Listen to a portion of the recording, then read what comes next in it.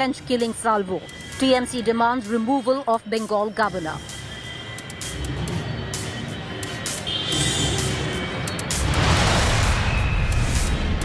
Big controversy over Kashmir Files in Karnataka. Congress's Siddaramaiah claims that BJP is forcing theatres to screen Kashmir Files over Puneet Rajkumar's last film, James.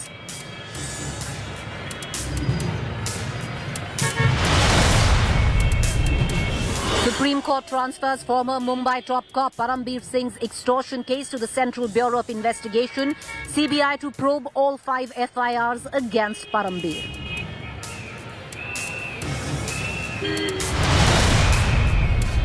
Crucial NATO summit in Brussels underway. Ukrainian President Zelenskyy calls for support amidst raging war. US President Joe Biden's address anytime now.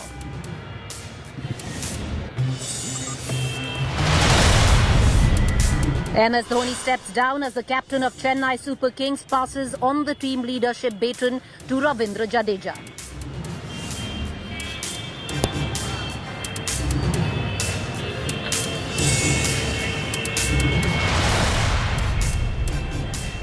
All right, viewers, like I said, Yogi Adityanath has just left this spectacular building, the Lok Bhavan, right behind me here.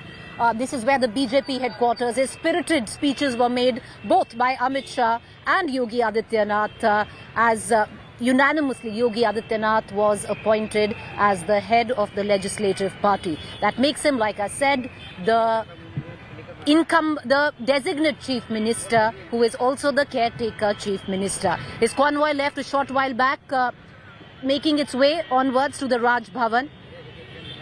In a meeting of BJP's legislatures attended by Amit Shah, Yogi was unanimously elected as the man who will lead the party in Uttar Pradesh for a record second term. Earlier this evening, Home Minister Amit Shah, along with Yogi Adityanath, Dinesh Sharma, who's the deputy, reached the Lok Bhavan. Dinesh Sharma is the deputy CM and paid tribute to BJP veteran and former Prime Minister, the late Atal Bihari Vajpayee. And tomorrow, Yogi Adityanath will be sworn in as the Chief Minister of UP for the second time. Preparations on in full swing at the Eknath Stadium, which is named after Bharat Ratna Atal Bihari Vajpayee in Lucknow. The BJP has made elaborate plans to mark the day tomorrow, when after 37 years, viewers, a party has returned to power for the second time. Preparations are being made by the local administration to tackle a crowd of more than 60,000. 50,000 is what the theatre capacity is, of what the stadium capacity is, but expected in terms of fervor is 60,000. All the 403 MLAs have been allotted houses already. Let's cut across to what Yogi Adityanath said right after being anointed as the legislative party chief. भाइयों बहनों, उत्तर प्रदेश के इतिहास में यह पहली बार हुआ है कि कोई मुख्यमंत्री 5 वर्ष तक कार्य करे और फिर वह पार्टी द्वारा सत्ता में आ जाए। अगर आप लगातार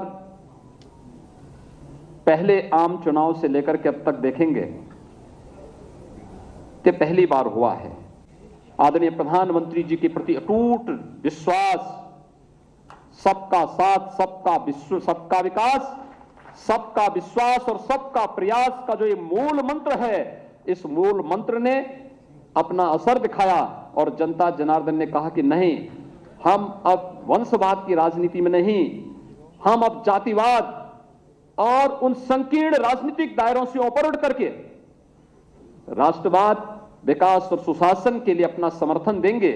और जनता जनार्दन ने आपने देखा होगा, गांव-गांव में गरीब की झोपड़ी से लेकर के एक सामान्य इंसान, माताएं बहनें हो, बेटियां हो या युवा या अन्नदाता किसान, सबने भारतीय जनता पार्टी को मुक्त कंठ से, खुले हृदय से समर्थन दे करके सारे के सारे उन दुष्प्रचारों को दरकिनार करते हुए केवल और केवल एक विश्वास के साथ कि मोदी है तो मुमकिन है, और इस भाव के साथ जनता जनार्दन ने अपना समर्थन भारतीय जनता पार्टी और सहयोगी दल को दिया। और इस चुनाव में भारतीय जनता पार्टी को तमाम दुष्प्रचार के बाद विपक्ष और जितने भी ऐसे लोग थे देश और दुनिया में जो भारत की सुरक्षा, भारत की संप्रभुता या फिर भारत के हित के संवर्धन में सदैव आड़े बनते हैं, वे सब किसी न किसी रूप में इस चुनाव को प्रभावित करने की दृष्टि से उत्तर प्रदेश में हस्तक्षेप करने की मुद्रा में थे।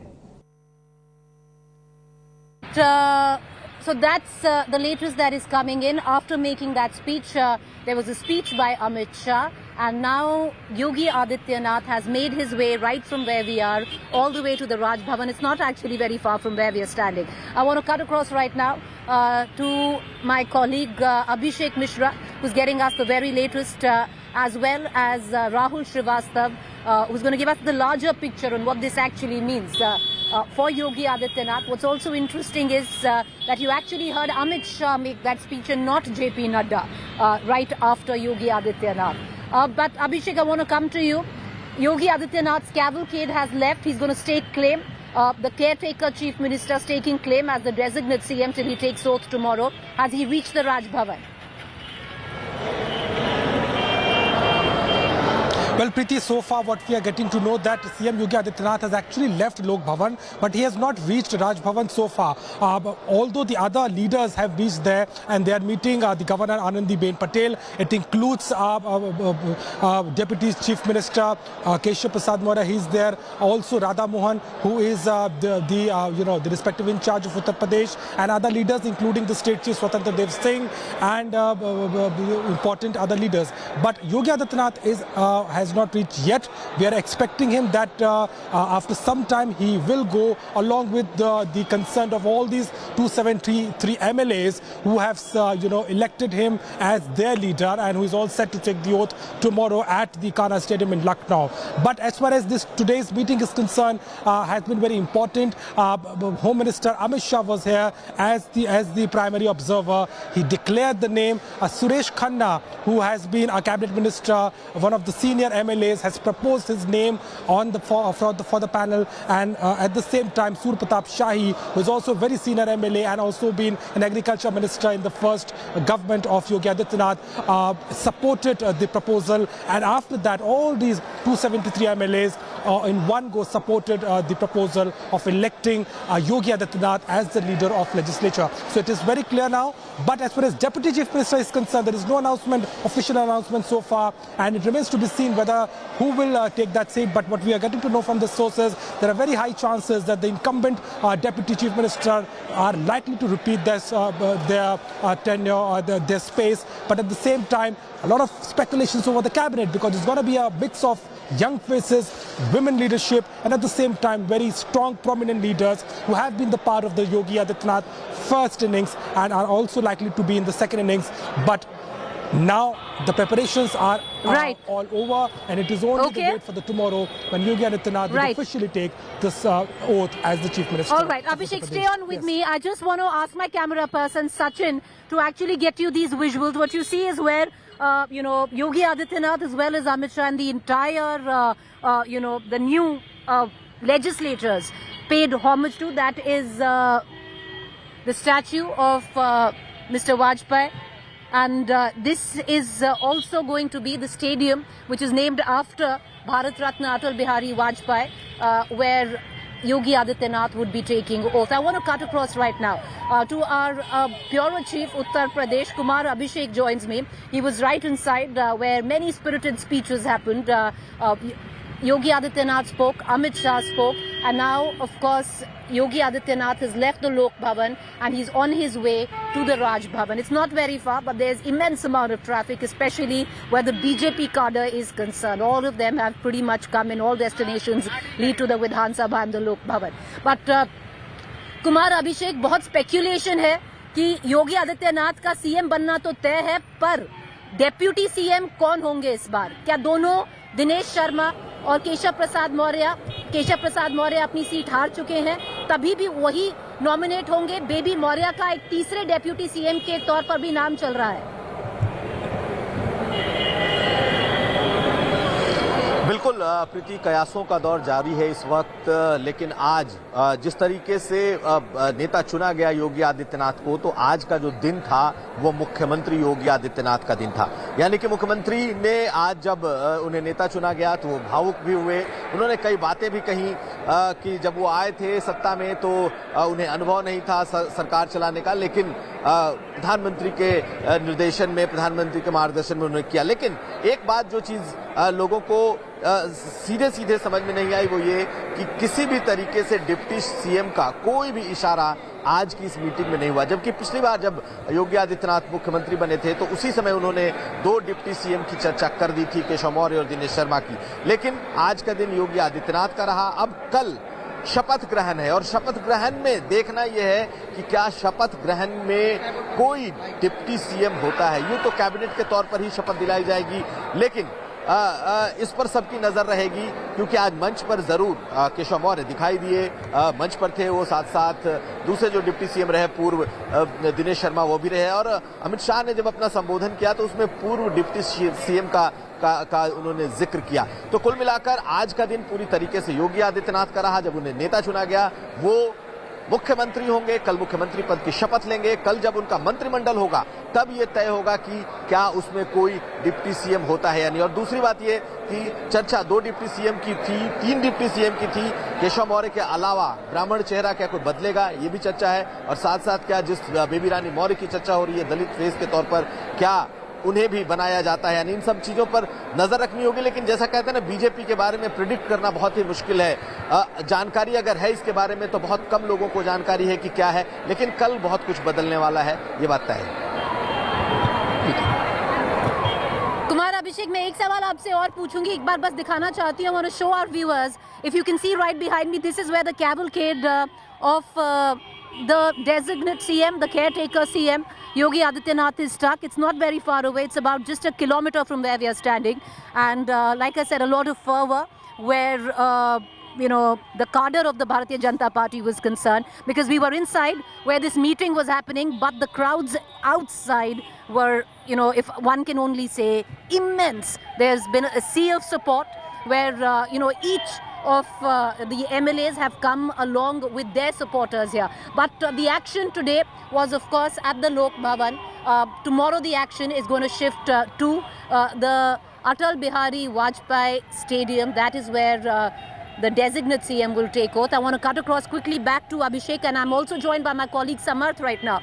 But Kumar Abhishek, एक और सवाल पूछेंगे आपसे। कल बहुत सारी तैयारी है, जो स्टेडियम है जहां पर सीएम ओथ लेंगे, स्पेशल इनवाइटीज, हमको ये तो मालूम है कि जो चीफ मिनिस्टर है नरेंद्र मोदी वो तो चीफ गेस्ट के तौर पर हैं, पर सुनने में आया है बहुत सारे सेलिब्रिटीज, बॉलीवुड स्टार्स, इंडस्ट्रियलिस्ट, सबको बुलाया गया है।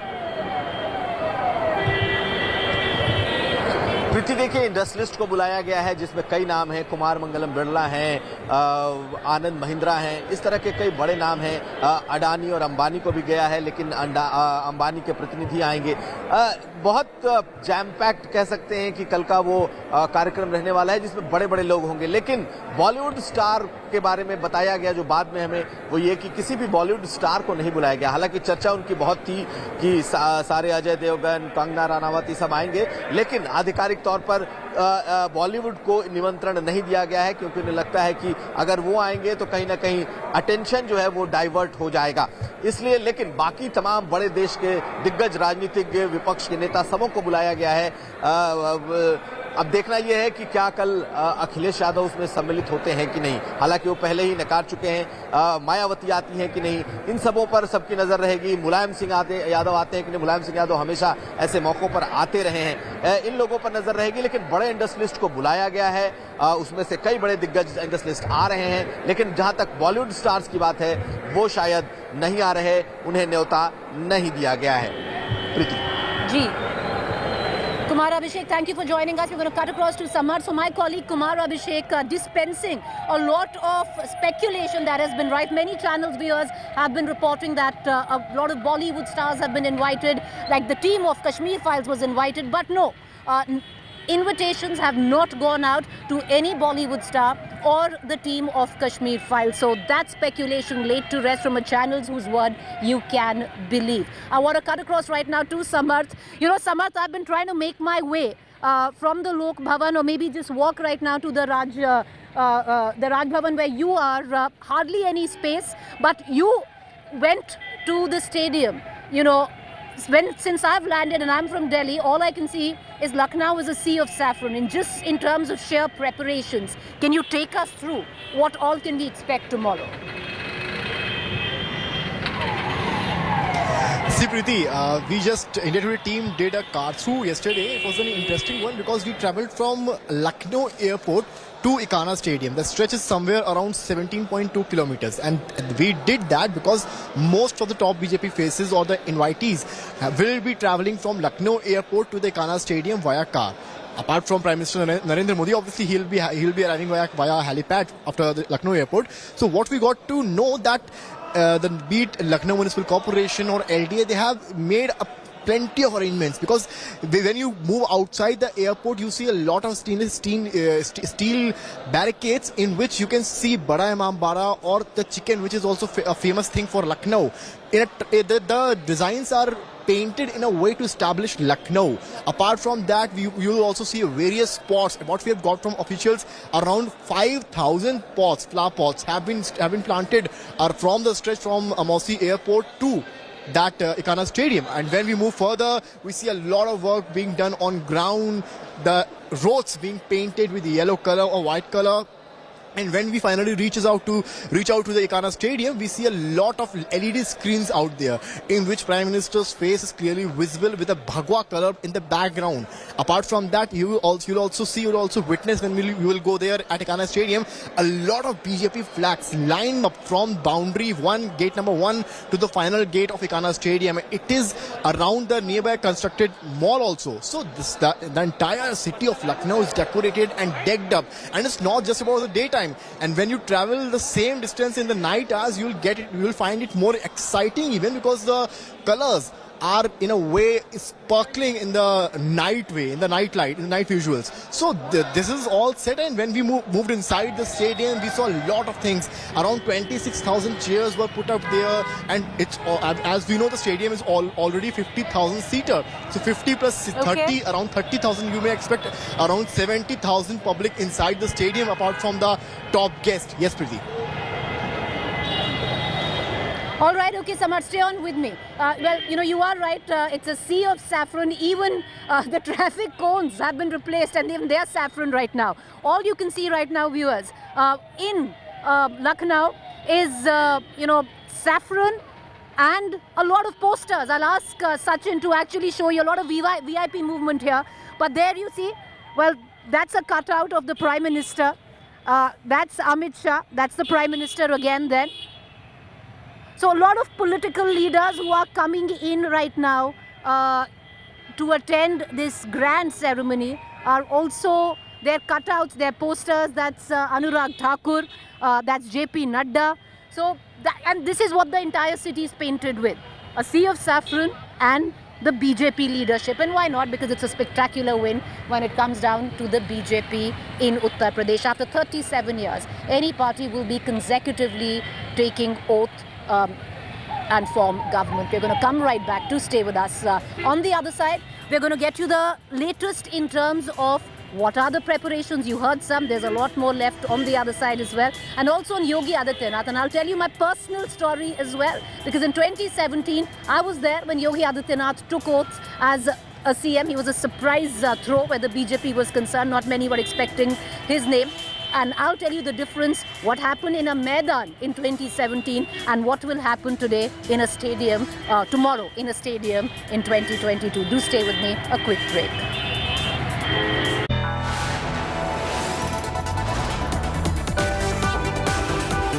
You are watching India Today.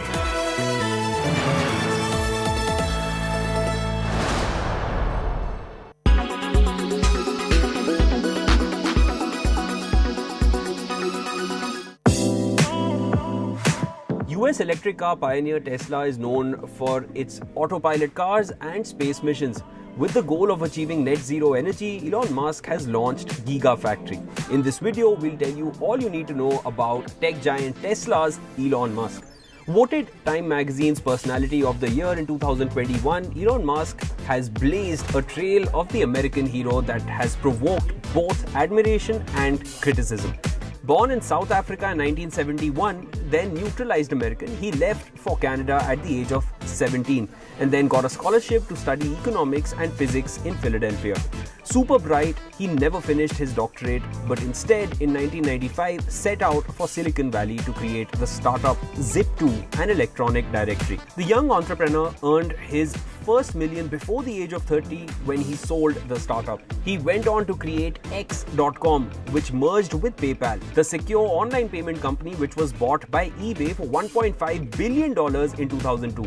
The same year, Musk pursued his dream of conquering space and created the space exploration company SpaceX. Since then, Musk has had a string of successes, from NASA's next moon landing probe to the first orbital mission in history without a professional astronaut on board. His goal is to build an autonomous city on Mars. He also wants to revolutionize the automobile market by producing electric cars at an affordable price. Since 2008, when Musk took over as CEO, Tesla has dominated the electric vehicle market. With a fortune estimated by Forbes to be more than $260 billion, he is one of the richest people in the world and uses Twitter to reach out to his millions of followers. He has Asperger's syndrome, a form of autism, and is interested in artificial intelligence and neurotechnology. He founded Neuralink, a company that designs brain-machine interfaces to connect humans and computers. He also founded the Boring Company, which is developing a system for transporting passengers aboard Tesla cars in underground tunnels. Of Musk's 8 children, 1 has died, and among the others, there is a son called X and a daughter named Y. International isolation aside, Russia is also facing allegations of war crimes. The International Criminal Court in The Hague is pointing towards similar allegations and possibly filing a lawsuit against Russia for war crimes committed in the ongoing fight with Ukraine. Amnesty International, which is a human rights organization, also analyzed digital evidence, including photographs, videos, and satellite imagery of these attacks in Ukraine. They have verified violations of international law which could amount to war crimes. There's horror in war, loss of human lives, and guns fired with practically no rule whatsoever. But accountability exists, and so does war crimes. But what are these violations we're really talking about? Isn't everything fair in love and war, as they say? Well, not quite. Modern warfare has certain laws to keep according to international law. It's usually referred to as the law of war by the international community. The laws of war regulate the conditions for initiating war and conduct of warring parties. The laws of war define sovereignty, nationhood, states and territories, occupation, and other critical terms of law. It was Henry Dunant, the founder of the Red Cross, who began the process of codifying these customs into international humanitarian laws. But can a war be justified really? Well, according to the international standards, a war is only just if it is fought for a reason that is justified and that carries sufficient moral weightage. The country that wishes to use military force must demonstrate that there is just reasons and cause to do so. Now, as we see in modern times, wars to defend the innocent are increasingly regarded as just. The clearest example of a just cause is self-defense against an aggressor. For example, when an enemy has crossed your borders and invaded your territory. And other justifications here include assisting a friendly nation which has been invaded, when there is human rights violations, and to punish an act of aggression. Laws of war also dictate what is considered as war crimes. There are international standards for war crimes which are outlined in international treaties like the Geneva Conventions of 1949 and the Rome Statute.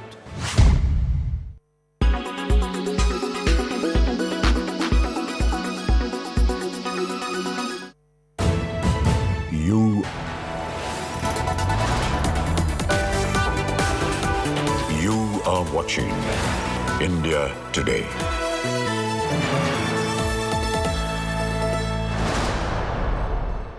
Welcome back, viewers. We come to you from the spectacular Vidhan Sabha. This is where the newly minted cabinet of Yogi Adityanath, after, of course, he takes oath, will be convening. That will be the new government right behind me. But having said that, when we focus on Yogi Adityanath, I remember in 2017, I was here when Yogi Adityanath took oath. You know, we were all standing there waiting for the CM and the other dignitaries and the other celebrities to come in. And strangely, Yogi Adityanath walked in and we were like, he's going to take oath. And he's already here, right? You know, an hour or two before the ceremony. And he himself was making sure where the Prime Minister Narendra Modi will sit, where Amit Shah will sit. He was actually taking charge of, getting things organized, the preparations, how things have totally turned. 2022, Yogi Adityanath then, who was a surprise candidate to be the Chief Minister, today has come back and this election fought under his name. Let's take you through his journey.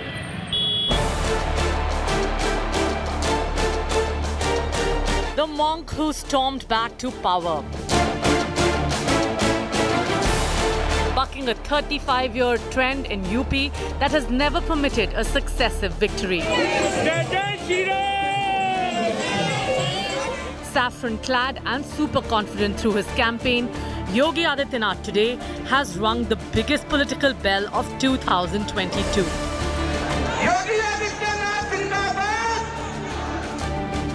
Branded a Hindutva icon, an image he invoked frequently through the campaign. जनता जनार्दन के आशीर्वाद से double engine की सरकार फिर से आएगी। 80 बनाम 20 की तरफ चुनाव जा चुका है।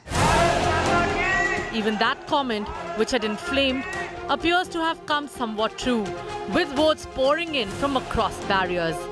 The victory today is testament to the far more solid work he was actually standing on. By recasting himself as the law and order headmaster of Uttar Pradesh with visible results on the ground, Yogi made deep inroads into the minds and hearts of a vote bank that so many have ignored: women. He gamely broke the famous Noida jinx, which dictates defeat for anyone who campaigns in this Delhi suburb, and carefully crafted a campaign that rode on a pro-incumbency wave. Fighting the very real issue of unemployment, the bottom line is, Brand Yogi was able to persuade UP's electorate that not only was he worth voting back to power, but that nobody else deserved that chance. The double-engine metaphor that projected Yogi as an extension of the enormously popular Prime Minister helped amplify welfare work done to fever pitch. जिस UP की छवि इन लोगों ने ऐसी बना दी थी कि हां कुछ बदल नहीं सकता, उस यूपी में योगी जी की सरकार ने कानून व्यवस्था को सुधार कर दिखाया है. With money in accounts, toilets in houses and safer towns and villages to live in, the unstoppable power of Roshan Shasan was too much for the BJP's rivals to surmount. Let's make no mistake, Yogi's victory immediately makes him a first among equals in the BJP's pantheon of chief ministers, and solidifies the wishful thinking among millions of BJP supporters that he now stands as next in line to the main engine Modi. Handpicked as a surprise choice to be CM 5 years ago, the phenomena of Yogi Adityanath is fully visible today. Bureau Report, India Today. Let's cut across right now to Rajat Sethi, political analyst. He joins us live right now. Rajat, you know, you and I were there on exit polling day as well, exit day and counting day as well. But Rajat, if you look at the rise of Yogi Adityanath, if you look at his trajectory from 2017, he was seen as a compromise candidate of sorts, and today actually coming full circle, this election being fought under his banner. I think it is a spectacular rise, and I think it would be, it would depend on him how he wants to, take forward his governance model that he established in Uttar Pradesh forward. His 5 years and the kind of priority he sets for his team, for his cabinet team, in terms of delivering into a state which is still working on a very low base. There is still a lot of potential to cover ground. And I think who better than Yogi Adityanath as the next chief minister, leading from the front and ensuring that he firmly establishes Uttar Pradesh model, which 5 years back nobody could have dreamt of. I come from UP. I never thought that UP model would be celebrated in India at a point in time. That's the future that I foresee 5 years from now.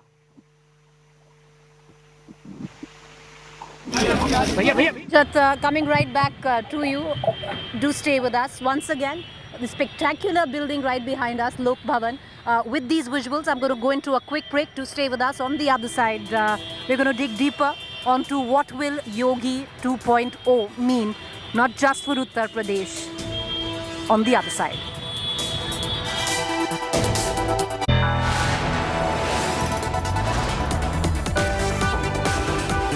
You are watching India Today.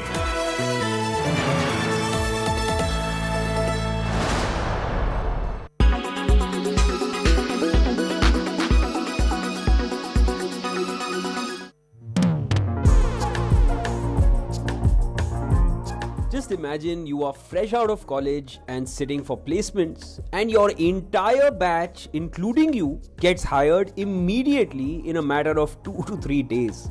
Sounds unbelievable, right? Well, top recruiters and companies are scooping up almost everyone, and that too at lucrative packages.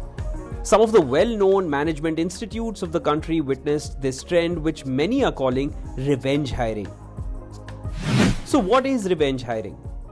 The economy is on a path of recovery after a 2-year lull. So the recruiters are on an all-out war to fish the best talents for these premier institutes. Revenge hiring is when companies are bulk hiring freshers with lucrative incentives in a bid to fetch the best talents. Some of these institutes also had to issue apologies to recruiters who returned empty-handed. Management institutions had to mail recruiters that there is no one, all students are gone. The businesses are coming out of the lull and they need all hands on deck to progress with the recovering economy. The last months of 2021 also saw a steady increase in hiring trends across all sectors, but with IT leading the drive.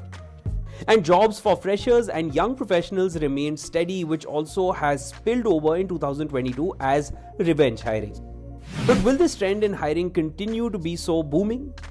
Co-powered by Ozone, अब चलेगी finger की, in association with Fujitsu General, the extreme machine. Mutual funds सही है.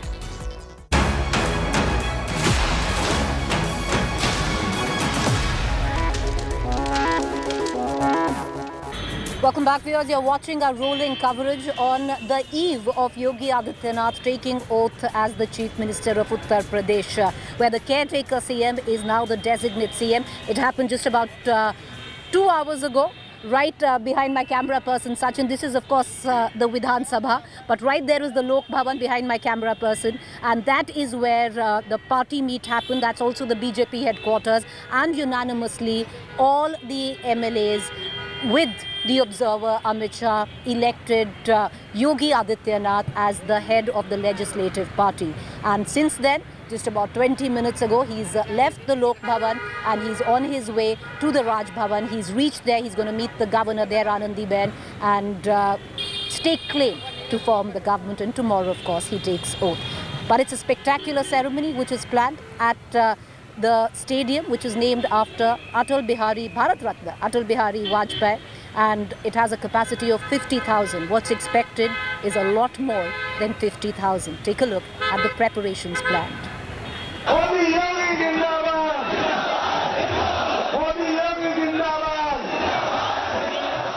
The monk who stormed back to power. Yogi Adityanath is set to take oath as Chief Minister for a second term after the party secured clear majority in the recently concluded assembly polls.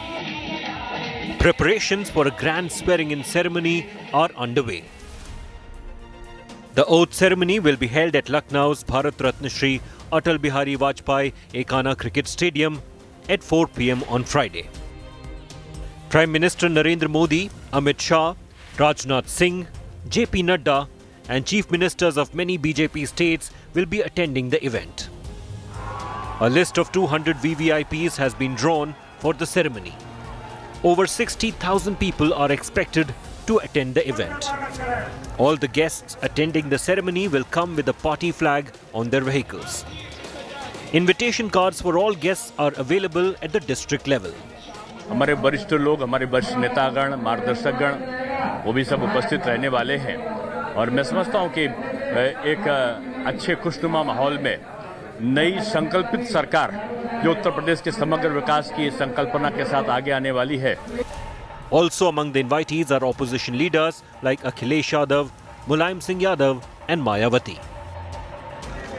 The high-profile ceremony is a security challenge for the police. They are using drones to monitor crowds. Anti-terrorism squad commandos are being deployed. Additional helipads are also ready. Police की जो तैयारियां हैं वो इस प्रकार से हैं कि ये स्टेडियम की जो कैपेसिटी है वो पूरी हो जाएगी. इसके कारण इसको हम बेंचमार्क मान के अपनी सारी व्यवस्थाएं कर रहे हैं.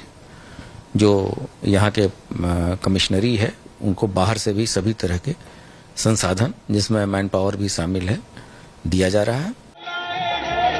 First CM to retain power after completing a 5-year term. First BJP Chief Minister to get a second term. Yogi Adityanath has shattered many records with a magnificent election victory. Yogi 2.0 will be closely watched. His governance could decide how easy or difficult Mission 2024 is for the BJP. Bureau Report, India Today.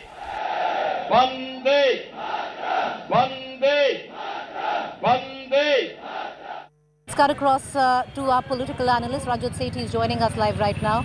You know, Rajat, for Yogi Adityanath, it really has come a full circle. 2017, and we just spoke about that before we dipped into a break. It was very different. I remember covering the oath-taking ceremony, and it was Yogi Adityanath himself who came in 2 hours prior to his own oath-taking, trying to make sure that, everything was going as planned. You've seen him come into his own. Even today, but I want to draw your attention to what happened today at the Lok Bhavan. You know, yes, Amit Shah was the observer, but the day today was, of course, Yogi Adityanath. But what did you find it a little strange that it wasn't JP Nadda who spoke after Yogi Adityanath, but Amit Shah? Well, I think there is a hierarchy when in a state you've sent a team from the center. So the same sort of a thing played out in the other states as well. So I think it's more of an internal party protocol than anything else. So I wouldn't read much into it. This is a day wherein BJP is sticking to all the procedures and everything that goes in terms of electing the legislature party leader. And it was formally done to elect Yogi Adityanath as the leader, and then he's going to step in. See, in all of this, you might wonder that BJP is going to lose out its set procedures, protocols, etc. But BJP as a party is stickler for rules. It's an organization built around core constitution, unlike many other parties. So it's going to stick around and ensure that every single procedure is followed, even if the end result is a mere formality. But they will ensure that all the formalities are taken care of. The same was true with Manipur. The same was true with Goa, Uttarakhand, every such state. And therefore, the same is true for UP as well. You know, Rajat, stay with me. I want to cut across to my colleague Samarth, who filed this report on the preparations of the oath-taking ceremony. Let's dip into this report. Ahead of the mega swearing-in ceremony of UP CM Yogi Adityanath, the stage is set at the Ekana Stadium, and India Today TV team has reached inside the stadium to show you the rich visuals out here, as cameraman Gaurav showing you the visuals right from the stage up front here. The stage where UP CM Yogi Adityanath will be enthroned as the Chief Minister of Uttar Pradesh once again. The stage will have the presence of Prime Minister Narendra Modi, JP Nadda, Amit Shah, Rajnath Singh and various other leaders. The theme of entire swearing-in ceremony is Naya Bharat ka Naya Uttar Pradesh, as you can see out here, written on the placards pasted out here. Apart from that, as you can see, the entire area covered with grass, as it's a popular international stadium, and it has been mentioned or assembled a lot of seats. Around 25,000 seats have been placed here. It's a day ahead of the big mega event for the Saffron Party, as yes, it is happening after 37 years when a CM face is repeating in the state of Uttar Pradesh. With cameraman Gaurav Gupta, Samarth Srivastav for India Today. All right, so these are the preparations. This was the report filed by my colleague Samarth. But I'll ask, our producer Japneet to actually play out the 2017 oath-taking ceremony of Yogi Adityanath. It was very different. For starters, it happened in a Maidan. This one is happening at a stadium. But like I also told you, I remember covering it and it was, a very underconfident, very new to the system at the level of being the CM, Yogi Adityanath there, and very, very different now of what we saw him just 2 hours ago when he spoke after being unanimously nominated as the head of the legislative party. All right, a lot of VIP movement from where we are, but from these visuals, viewers, 2017, it's taken him 5 years to earn the reputation of Bulldozer Baba. Why so, and why he's completely, known as Bulldozer Baba, and why do his followers actually carry a little bulldozer with them to celebrate his win, especially on the day of counting? Take a look at this report. Bulldozer चलता रहे, दंगाइयों को सख्त सजा हो। It all started with Yogi Adityanath mentioning the bulldozer in his campaign speeches. It gradually became the poll mascot for the BJP. हमारी सरकार केवल विकास ही नहीं कराती है, हमारी सरकार ने फिर बुलडोजर का भी उपयोग करना शुरू किया। और आज जब प्रदेश के अंदर विकास के साथ साथ बुलडोजर चल रहा है, तो भाइयों बहनों, आज ये सभी माफिया जो 4.5 वर्ष तक अपने बिलों के अंदर दुबके हुए थे, इनको ये लगा कि एक अवसर है कि फिर से किसी सत्ताधारी दल, किसी दल के साथ, सत्ताधारी ना भी हो, किसी दल के साथ जुड़ जाएंगे। Today, the bulldozer has become a symbol of BJP's mega mobility through the Uttar Pradesh election. As the results trickled in, the BJP workers erupted into a marathon celebration of sorts, and in focus was the Baba ka bulldozer that rampaged and teared through the opposition attack. The Baba bulldozer actually marking the thumping victory of the BJP, even as the workers didn't stop praising and actually praying that Baba ka bulldozer should be on a never-ending spree. The Samajwadi Party mentioned the bulldozer first as a jibe. The BJP decided to wear it as a badge of honor. With Yogi Adityanath winning a historic second term, the bulldozer has become an affirmation of both his government's tough on criminals and high on development image. The internet celebrated Yogi's return as UP Chief Minister with the hashtag Bulldozer is back. In Lucknow, a 1.5-year-old toddler in saffron robes and a toy bulldozer in hand made heads turn. And that has become the metaphor of Yogi and BJP's victory. The bulldozer has completely flattened the bicycle. Bureau Report, India Today. All right, let's cut across back to Rajat Sethi for a quick question. Rajat, the fact is, Bulldozer Baba represents a lot of different things to a lot of different people, a lot of different communities where Uttar Pradesh is concerned. That aside, do you see with what we were talking about, the UP model, for whatever it might stand for whichever people, actually assimilate and carry on in the next 5 years more aggressively? No, certainly. I think just sticking to the previous theme of Bulldozer Baba, understand that in very few elections, other than the Bihar election, where law and order was a wave issue, at least in the previous elections, law and order became such a vital issue, such a wave issue in Uttar Pradesh is something which is absolutely remarkable. That just shows how bad the law and order condition was. And it was principally the single issue which had held back the aspirations of the entire state, the entire people of more than 25 crores. So I think what the BJP was able to tag along was this image that law and order can essentially be a single biggest governance agenda on which it can ride on and register a thumping victory, a thumping 2/3 majority victory. And I think this is unprecedented. And I think if Yogi Adityanath wants to carry on and build on in his image, this is largely following the trails of Prime Minister Modi, who was seen as this strong leader who could ensure that in Gujarat, the rioting that used to be, the marker of that state for more than 3 decades, riots stopped. Development was brought in, companies were brought in, and I think Yogi ji is right on those tracks. He's just following, the agenda that was 20 years perhaps hence previously was set up by Prime Minister Modi. He's trying to ensure that first the law and order issue is resolved permanently, then he can attract the companies and the corporations to come in and invest in Uttar Pradesh. Okay. So I think we are going to see interesting 5 years Rajat, where governance will be on top of his agenda. Right. All right, Rajat, appreciate you joining us. Like I said, Bulldozer Baba means different things to different people, across the state of Uttar Pradesh. But what will the 4 years will bring to Uttar Pradesh? Let's hope all good things. For that, it's a wrap. Right outside the Vidhan Sabha, we are going to see you at the Vajpayee Stadium tomorrow starting 1 p.m. 4 p.m. is when Yogi Adityanath takes oath. Till then, it's a wrap right here from my camera person Sachin Ogai.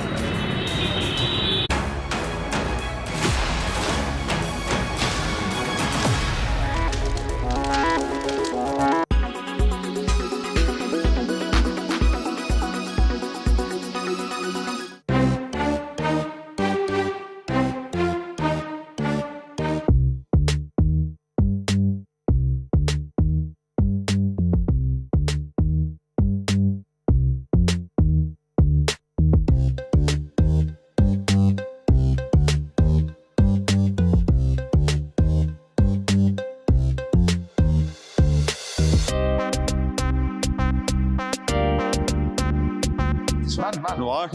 No way. Once he starts laughing, we have to break the shoot for at least 15-20 minutes before he can become himself.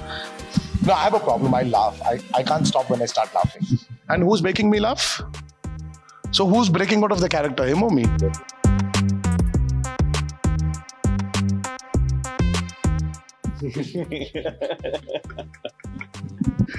Honest. Yeah, very. It's not because I want to eat, it's because I want to rest. Even now he wants to break for lunch. It's 1 o'clock.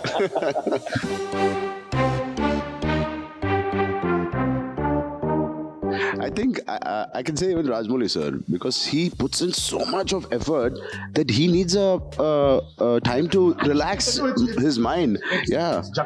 Once the cricket match going on. Yeah. You have this intense thing going on here. And also a cricket match going on here.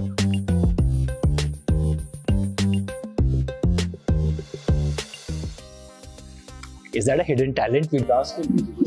He's a good singer. He's a good singer. Your directors asked for it. No, I'm a bathroom singer. So we...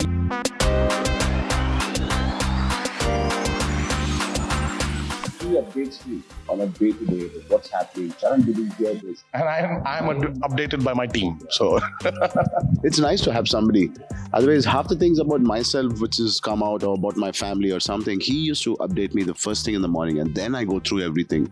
It's nice to have somebody so updated. Впевнений, ви розумієте, що переговори не є простими і приємними, але вони... The face of Ukrainian resistance, Volodymyr Zelenskyy has once again appealed for peace, but this time to also talk about renewing territorial integrity and fairness for Ukraine. Will there be a breakthrough this time at least? Well, this isn't the first peace talk between Russia and Ukraine. The first peace talk was held on the 28th of February on the 4th day of the Russian invasion. Officials from Ukraine and Russia met at Belarus and it ended without any resolution. Ukraine demanded an immediate ceasefire and withdrawal of Russian troops. The first peace talk lasted for about 5 hours. The second round of talks took place in Brest on the border of Poland on the 3rd of March. The talk was somewhat successful as humanitarian corridor was organized for civilians to flee the war-torn Kharkiv, Mariupol and the capital Kyiv. However, there was no ceasefire from Russia. Zelenskyy around the same time also asked Putin to sit down and negotiate. But Putin insisted otherwise, that is, to continue the demilitarization and neutrality of Ukraine. Then the third round of talks took place on the 7th of March amid accusations of Russia not keeping up with their end of the bargain, as Ukraine's foreign ministry said that Russian shelling was preventing evacuation of civilians. Ahead of third round of peace talks, Kremlin claimed that Russia wants Ukraine to meet a list of conditions. Spokesman Dmitry Peskov said that Russia will halt operations if at all, number 1, Ukraine stopped fighting, number 2, amended its constitution to declare neutrality, and number 3, recognize Crimea as Russian territory, number 4, recognize the independence of 2 disputed regions held by Russian-backed separatists. Virtually, this peace talk failed. And then the fourth round of peace talks was held on the 14th of March while Russia continued its efforts to capture Ukrainian capital city Kyiv, Mariupol, Kherson, Yavoriv and other prominent cities. The fifth round of peace talks followed the fourth one on the 15th of March. This time, President Zelenskyy said that both countries sounded more realistic in terms of negotiation, but more time was still required to consolidate best interests. Now the question remains how peace talks will fare.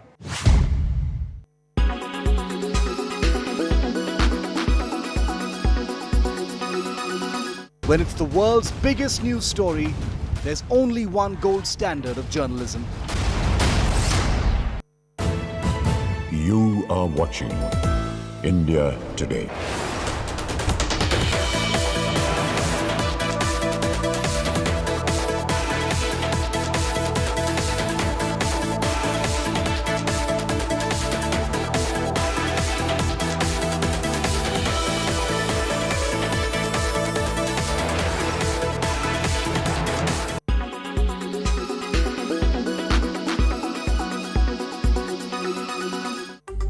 The BA2 variant of coronavirus, which is a sublineage of Omicron, has the entire world on the tenterhooks.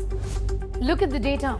China has imposed a lockdown several times in the past. The latest one is in Shenyang, which is an industrial town of 9 million people. COVID-19 cases have more than doubled in South Korea and Vietnam since March 2022. The WHO says that there has been a 7% increase in the last 1 week in COVID-19 cases, and Asia and Europe is actually leading the surge. The reason, mostly, is BA.2. What then is BA.2? BA1 and BA2 are sublineages of Omicron variant. BA2 is now implicated in surges in some of the European nations and also in Hong Kong. India had mostly BA1 and then we also had BA2. And is BA.2 more transmissible or is it more dangerous? The WHO says that BA.2 has a rather big growth advantage over BA.1, which also is a sublineage of Omicron. However, the WHO says that it is unclear or rather unlikely at this point in time to say conclusively that BA.2 causes more severe infection than any other sublineage of Omicron or than Omicron itself. It is among the 4 sublineages of Omicron, which is being tracked very closely by the World Health Organization. The WHO says it is tracking several sublineages of COVID variant Omicron, including BA.1, BA.1.1, BA.2 and BA.3 and BA.2.2. Meanwhile, Delta Cron, which is a recombinant variant and is a mixture of Delta and Omicron, is being seen in countries like Israel, Cyprus and France. Countries are seeing a surge in cases for different reasons, say experts. Older people in Hong Kong have low vaccination rates and unfortunately death rates were high in that age segment. In Europe, there are increasing reports of infections and deaths in people over the age of 65 reported by the European CDC. India, on the other hand, enjoys hybrid immunity, which is immunity from natural infection and vaccination. The Government of India and experts, which are not a part of the Government of India, have been saying that BA2 has been circulating in India since the beginning of this year, sometime around the month of February and end of January. So it is unlikely that BA2 is going to be the driver of a fourth wave in India.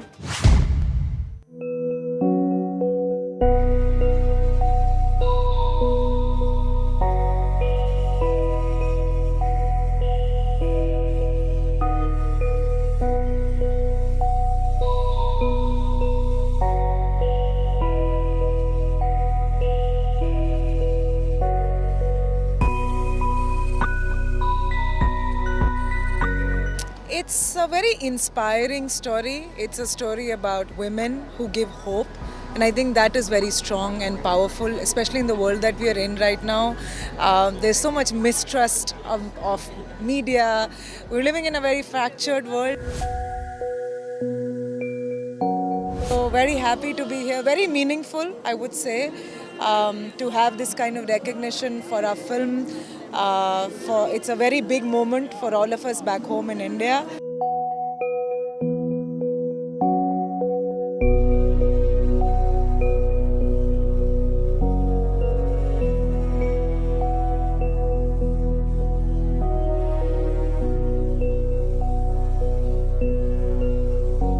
महिलाएं बुद्धू होती हैं। ये सारी जो सोच होती है ना, इन सब सोचों को मिटाने के लिए इनको चुनौती लेते हुए ही हम खबर लहरिया की शुरुआत किए हैं। और खबर लहरिया में ऐसी ही महिलाएं हैं जो ग्रामीण हैं, जो कम पढ़ी लिखी हैं, जो अल्पसंख्यक हैं, जो दलित हैं, जो मुस्लिम हैं और जो गांव से आती हैं। ऐसी ही महिलाओं को हमने लिया है, उनको ट्रेनिंग दिया है।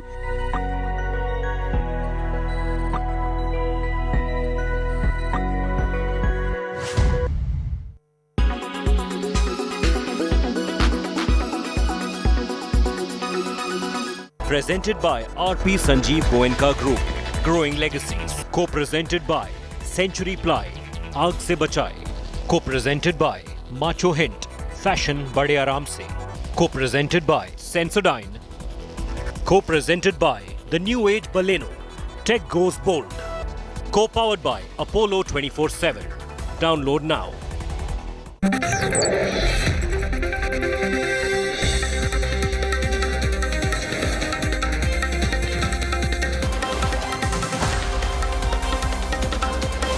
Come on board the news track. I'm Rahul Kanwal.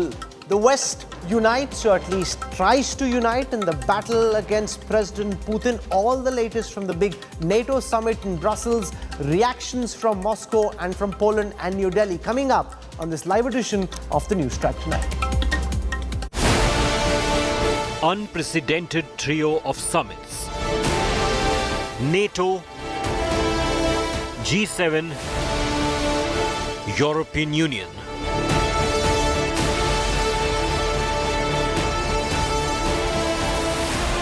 West unites against Russia. But Zelenskyy hits out at NATO.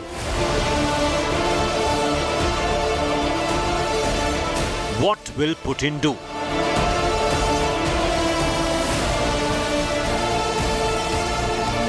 Will there be an escalation? Big focus on News Track.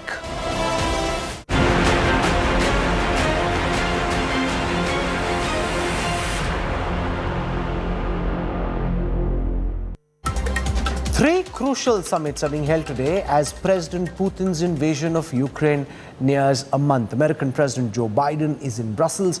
He will later be headed to Poland tomorrow. It's clear that more serious sanctions are coming Putin's way, with Western military, economic and diplomatic powers coming together in a show of solidarity against Russia.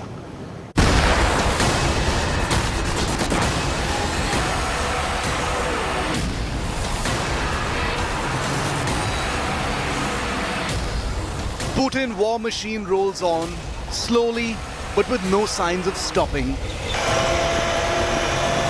The raging war has galvanized the West to get its act together. The urgency evident as United States President Joe Biden air dashed to Brussels for a power pack Thursday. 3 unprecedented back-to-back emergency summits of the North Atlantic Treaty Organization or NATO, G7 nations and the European Union. The aim is to take more punitive measures against Russia and add more muscle to Ukraine's defenses. We believe in democracy, in the rule of law, in the defense of human rights, in the values that underpin all of our societies. That's why this illegal, brutal invasion of a friendly democracy in Ukraine by Vladimir Putin is absolutely unacceptable. NATO and partners around the world are united in condemning and standing up to Russia. The West's options are limited. It has already declared it won't join the war. What their military alliance NATO would do is strengthen its defenses in Eastern European member nations by sending more troops and equipment. It will also supply more arms and ammunition to Ukraine to fight any escalation by the invading Russian forces. But they also need to calibrate a response to frequent nuclear saber rattling by Russia. The West's assistance, however, might not be enough to satisfy Ukrainian President Volodymyr Zelenskyy. He wants the West to be more proactive. На цих 3 самітах буде наша позиція, міцна позиція. На цих 3 самітах ми побачимо, хто друг, хто партнер, а хто продався і зрадив. Життя можна захистити тільки у єдності. Свобода, вона має бути озброєною. There are reasons for Zelenskyy to be disappointed. While the US and its allies have imposed many sanctions on Russia, Europe still buys gas from Moscow. Ukrainian voices have time and again complained that doing business with Moscow is as good as financing the war. Western nations, meanwhile, have announced fresh sanctions to corner Russia. The United Kingdom has slapped 65 more sanctions against Russian business groups and individuals, including the Wagner Group, described as Putin's private army, and Russian Foreign Minister's stepdaughter, Polina Kovaleva. But will all this be enough to stop the war? A top European Union diplomat, Josep Borrell, has warned Russia will not be serious about peace talks until it secures itself a position of strength. The war may not be ending anytime soon. With Gaurav Savant in Warsaw, Poland, and Geeta Mohan in Moscow, Bureau Report, India Today. Can the West meaningfully unite against Russian President Putin, and to what end? How can President Biden's visit to Europe and to Poland actually be a rallying point in this battle? You've got President Zelenskyy desperately asking for help. Can the world come to his rescue, and in what form? Joining us on this broadcast, I want to welcome first India's former ambassador to the United States, Ambassador Navteet Sarna. So welcome, great to have you with us. We've got with us on this broadcast live from Washington, D.C., Dakota Wood, Senior Research Fellow for Defense Programs at the Heritage Foundation. We've got Nanda Nunikrishnan, Distinguished Fellow at the Observer Research Foundation, one of India's top experts on all things to do with Russia. I want to go across to Navteet Sarna first. Sir, given that we're now 1 month into the battle, how hopeful are you that President Biden's visit to Europe will in some senses lead to more meaningful military and diplomatic pressure being made to bear on Russia, which could in some senses bring this mindless war to an end? Thank you, Rahul. Thank you for having me. I think 1 month down into the war, President Biden is doing what he needs to do. There is no promise of what this will result in, but he is making a visit which is very important in its symbolism of a US president flying down to Europe and doing 3 summits in a day, and also visiting Poland, which is at the front line with Ukraine. And this is a message of unity and strength that he will try to convey, that NATO stands together, that Europe stands together, that the G7 are together. From what is coming out of the first meeting, it looks they're keeping their cards close to their chest, but it looks like a strengthening of NATO's presence in terms of battle groups, in terms of air defense and naval defense, and also providing through individual countries more weaponry to the Ukrainians. There will be more discussions, I'm sure, on closing up the loopholes in the sanctions and possibly trying to get unity on the energy aspects, which has remained a divisive point in Europe because they're still importing coal, oil, and gas from Russia. So these will be some of the aspects. I think the message will be, we stand together. We will not take an escalation, and they do not want to escalate. I think the NATO Secretary General in his press conference, which has just concluded, was at pains, but more than one occasion, to say that they don't want to do something which will escalate the war. So I think this is very heavy on symbolism, and it will put as much pressure as they can without making it into an escalatory syndrome. But Ms. Dakota Woods, the fact is the United States so far has been urging others to helping out militarily and economically to some extent, but largely not wanting to do any of the heavy lifting through DC and the arms and equipment that Washington can provide. Is that likely the way it's going to stay, or do you see, to some extent at least, after President Biden's visit now to Europe, America getting more actively involved in trying to bring this to an end? I think the initial approach by the Biden administration has been very tepid and has been driven more by public pressure and media pressure that we needed to step up. The United States did. And I think that pattern will continue. So I agree with everything that the ambassador just said, that this is a high stakes game. NATO members, the United States in particular, does not want to get militarily involved in Ukraine because of the potential or the likelihood that you would see a military clash between NATO forces, United States forces, and Russian military forces. And so this escalation, a broadening of the war, is what everybody is trying to avoid. So the very sad truth of this assault on Ukraine is the Ukrainians are going to have to fight for themselves. So where the United States and others can really help is militarily continuing the provision of supplies and munitions that enable the Ukrainians to continue fighting. And then on other fronts, and Putin doesn't care about the diplomatic side of things these days, but economically, further constraining, more sanctions, really cutting off Russia from gaining funds, money, that would enable it to sustain its own economy and continue the war fight. So on this latter part here to your question, yes, the United States should be much more aggressive in imposing sanctions and providing more weaponry to the Ukrainians, but also Europe has gotten itself into a real bind at being so dependent on energy, natural gas and oil, as has already been mentioned, from Russia. So to cut themselves off completely would create a very onerous burden on the European economies, on the ability of companies to manufacture things and people to kind of live their daily lives. So becoming dependent on competitors for critical goods is a very high-risk strategy, which is what we're seeing today. So I think public pressure, political pressure will be on the United States and on President Biden to do more, and that would be economically and the provision of military support. Nandan Unikrishnan, looked at from President Putin's perspective, how would he view this NATO meeting, President Biden later going to Poland, and how is he likely to react to this call for greater pressure? Because we've seen over the past few days, as has been the case over the last several weeks, threats about using nuclear weapons, threats about using chemical weapons, and that is some kind of nuclear saber-rattling that the Russians continue to do. Rahul, thank you for inviting me. Firstly, I mean, let's be clear that I can't speak for Mr. Putin.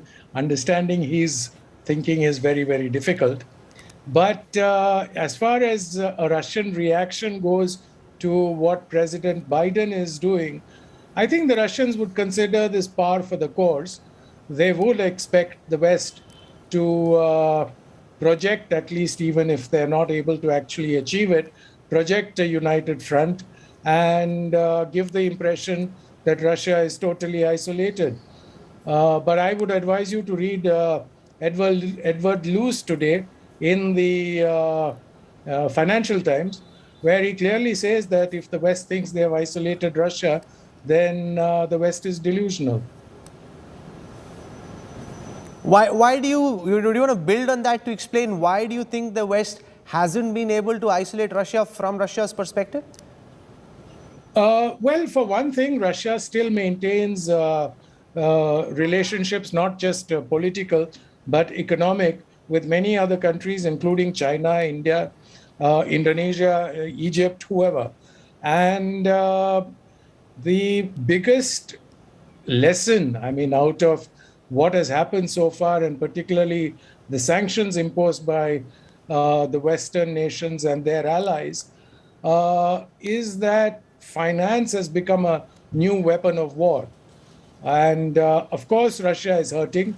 Half their sovereign funds have been confiscated, close to 300 billion. They will suffer, but as the Russians have repeatedly said, they are fighting for their, they're fighting an existential threat to their national interest. And this is a battle that they cannot escape. Now, we may agree or disagree with their understanding of the threats that they perceive, but this is the perception they have. Ambassador Sarna, we had President Biden make a potshot at India, saying that India is not steady in its response and obviously not doing what the Western nations would like. In fact, some oil companies continuing to buy oil from Russia, which again seems like a sore thumb from the perspective of the Western world. Given the unity that the West is trying to project, would India be under extra pressure, or do you think the world has now factored in that this is Delhi's view? The West can have a different view and Delhi isn't necessarily going to change its mind, or will there be more pressure now?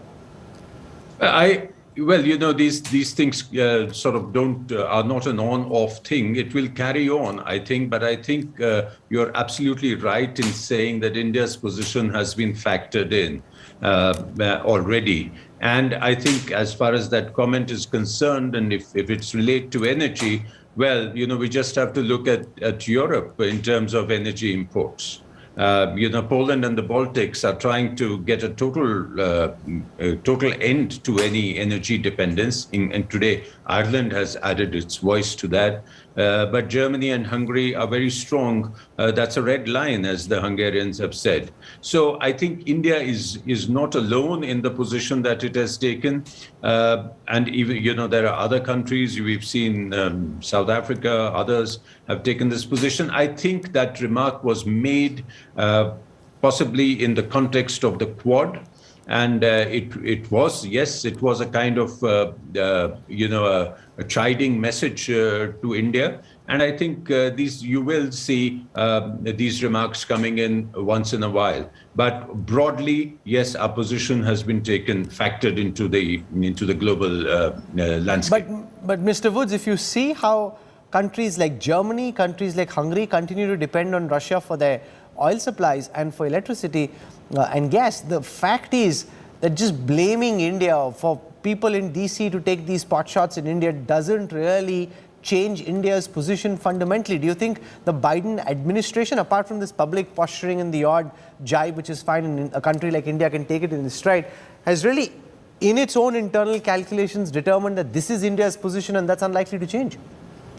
Well, I think there are three factors. One, we know that all politics is local, right? So as an aspect of that, there is a domestic audience and domestic interest. Two, nations act in their own best interest, and India is famous for striking a non-aligned, independent path, you know, throughout the Cold War and certainly today. And so India is going to act where it thinks its business interests are at and how it needs to respond to this situation. And then the third part is actually related to the first, is local politics and actually the news headlines, you know, where it has been reported that India and Russia are in an agreement to have a rupee sort of relationship to conduct trade outside of a U.S.-dominated market, which deals in U.S. dollars. And it's not unlike China, which has secured an agreement with Russia for 100 billion tons of coal and other sorts of economic measures. So this does provide some economic lifelines for Russia. But again, I think this important point that every country acts in its own interests. And so what the Biden administration is doing is responding to headlines, responding to U.S. domestic audience, making this case that, well, why is India or China or South Africa continuing to support Russia when Russia has done things so awful as to invade Ukraine? So this is the nature of diplomacy and international politics, and so it's not unexpected. But again, each one of these countries needs to assess, where are its interests at? So India has an export market of $70 billion US dollars to the United States, only $3 billion to Russia. So is it in India's economic interest? Is it in China's economic interest to continue these relationships? And we can't dismiss what's already been said, and that is the dependency of Germany and other countries on Russian energy. So they can make a moral argument about the horrific nature of this assault into Ukraine, and yet their response to that is going to be measured by their dependence and their need for Russian energy to continue to flow in those countries. So this is why these things are so messy, they're unsatisfying, and they're so difficult to resolve. So I don't think it's an unexpected message from Biden, but it's something we need to account for. Nandan Unnikrishnan, again from President Putin's perspective, 1 month into the war, his army hasn't been able to deliver the land victory he would have expected. From all of what you're picking up from Russian media, their strategists, pundits, people close to the Kremlin, is President Putin likely to escalate given the fact that he has no way of getting off the ramp, as it were, at this moment? Or do you think at some point in time he will be practical, realize that holding Kiev, holding Kharkiv is impossible, and after establishing some military victories in the southern part in areas around Mariupol, having a land bridge to Crimea, he'll finally realize that this is where this battle needs, that this is where this war needs to end? I am not sure it's wise at this point to speculate on how Putin and his coterie are looking at this war. But what I do pick up by talking to some of my acquaintances, friends, colleagues in Russia is that there are fairly mixed feelings about the progress of the war.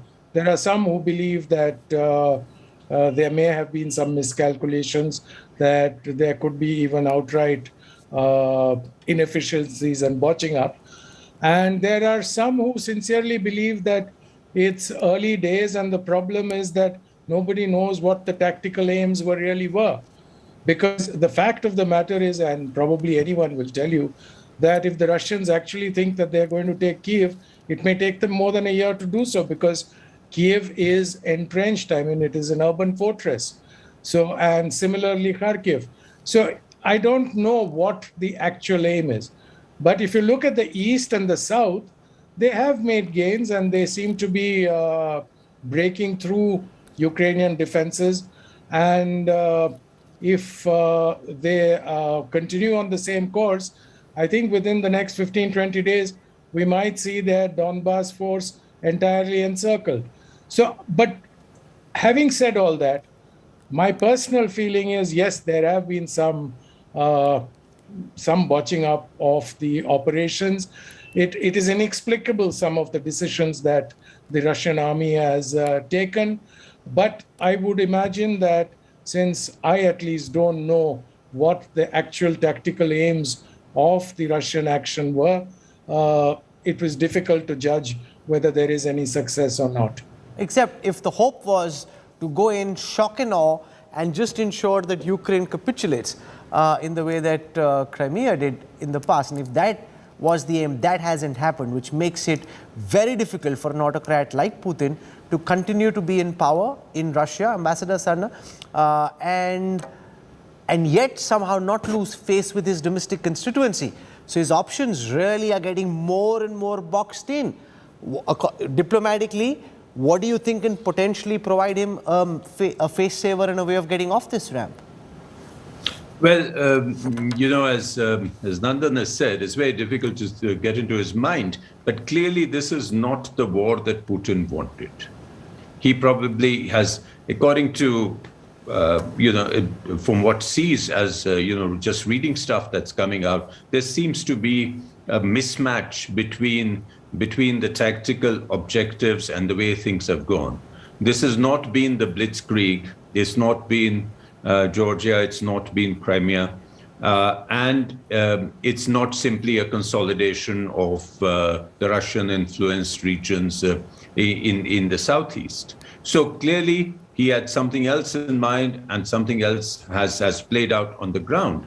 And there have been huge mistakes. I read somewhere that, for taking ground over forces, you need a ratio of 3:1, and the Russian ratio has been 0.8 to 1, which shows that they expected the Ukrainians, they did not expect the resistance they're getting from the Ukrainians. They did not expect the unity, the relative unity, I would say, of Europe and the United States. And they did not expect the kind of arms that are coming in to have come into Ukraine. So yes, I don't think Putin being Putin and Russia being Russia, this is a kind of situation where, palace coups would happen so quickly on such a thing. So I think diplomatically, Putin could go in any direction. He could go for an intensification of the war and then come to the diplomatic negotiating table, or he could wind down his tactical objectives and declare a victory and stop there. And the worst case scenario would be an escalation, a use of one of the weapons of mass destruction, even in a tactical sense. Now, let's not even go there, because that would mean something terrible for the rest of the world. So I think we are poised at a very critical moment, and I think in the next few weeks you will see how the Russians want to take this forward. The autocrat is boxed in. He's feeling collared. He's not being able to land the knockout blow he would have thought of, and that makes Putin a very dangerous person for the world at this moment. And it's a catch-22. You don't want him to win, but if he loses, he could get more crazy and do even more sinister stuff, as Ambassador Sarna points out. Thank you very much, Navteet Sarna, Nandan Unikrishnan, Dakota Wood, for joining us on the News Track. Deeply appreciate your insights. Thank you. As the West mounts pressure and his army tires down, President Putin isn't showing signs of backing down. But what really are the Russian president's options? With his nukes now on alert, is a furious and frustrated Putin about to escalate the war? That's the one question that's being asked globally.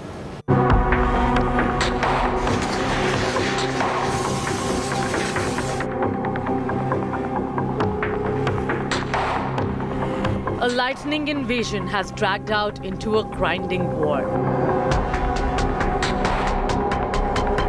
With Putin's giant military convoys crippled by logistics, Ukrainian cities ruined but still standing, and Russia in the death grip of global sanctions. Fears are rising that Putin has been pressured so much that he may actually climb the escalation ladder. On the ground, there are already signs that a tireless Putin is not prepared to dial things down, but rather intensify his operation. Consider the following from just the last 4 days.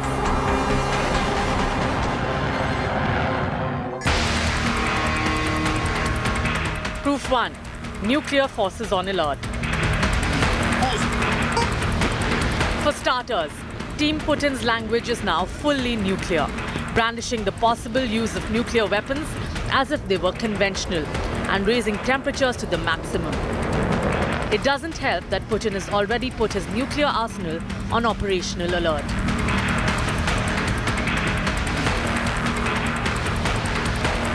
Proof 2. Nuclear-capable weapons. Russia has debuted its long-range Kinzhal nuclear-capable air-launched strike weapon against Ukrainian targets. This was the first use of the weapon in combat, and it signals a definite escalation in the strength being brought to the battlefield.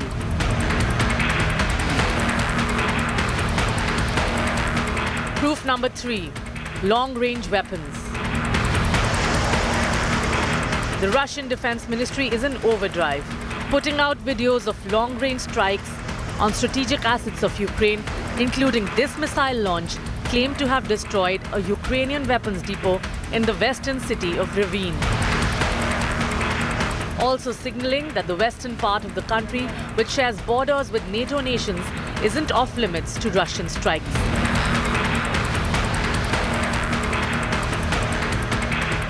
Proof 4. Creating case for more damage. Over the last week, Russia has been building a case for greater damage, but pointing out on a daily basis that Ukraine has been using civilian areas for military operations, like this drone video of a Ukrainian shopping center being used to reload missiles and rockets during a firing exchange. I don't think Russia needs to defend anything at this point. I mean, we have our own, again, national security interests. Mind you, doing what no NATO member has ever done, protecting the civilian population inside that same country, that was a threat to our national security interests. Proof number 5. NATO arms flooding Ukraine. The fifth indicator is that delaying an escalation would mean Ukraine gets even better armed with NATO weapons. The country is already awash with new generation anti-tank and anti-air weaponry, and much more is clearly inbound, as India Today's Gaurav Sawant personally witnessed in this world-exclusive report. Are these American troops here as part of a North Atlantic Treaty Organization country NATO military exercise? They started coming here. The initial troops or the pioneers came in between mid to end February, and the larger number of troops are still coming in. Putin is under pressure, and with each passing hour, that pressure to act is spiraling. For a month, the world has held its breath, and it's holding its breath even harder now. With Geeta Mohan in Moscow and Gaurav Sawant in Warsaw, Bureau Report, India Today. To get a sense of the key takeaways of this big NATO summit, I'm joined live on this broadcast from Warsaw in Poland by our Strategic Affairs Editor Gaurav Sawant. Joining us from Moscow live tonight is our Foreign Affairs Editor Geeta Mohan. Gerda Kaskelis joins us from the NATO headquarters in Brussels. I want to go across to Gerda Kaskelis first to understand from her the message you think President Putin and other NATO world leaders are sending to the world, and most importantly to President Putin, in terms of how they hope to unite in putting more pressure on the Russian army and the Russian state at this juncture in the war. Yeah, thank you. Good evening, everyone. And just 1 month after Russian invasion of Ukraine, NATO, the G7 and the European Council are meeting to take further measures against Russia and, of course, its president, Vladimir Putin. And the meeting started today at 10 a.m. and brought together the world's top leaders, including the president of the United States, Joe Biden, and the president of Ukraine, Volodymyr Zelenskyy, who will participate in all meetings telematically. During his speech, Zelenskyy stressed that while NATO is not guilty at all of what is happening right now, it can help the Ukrainian people from Russian missiles by giving them everything they ask for, which is fighter aircraft and non-flying zone.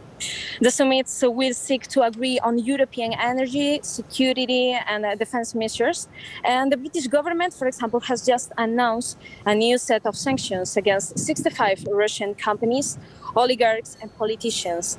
And on the other hand, for example, Poland has blocked all the bank accounts of the Russian embassy in Poland on the grounds that they were used to finance terrorist activities.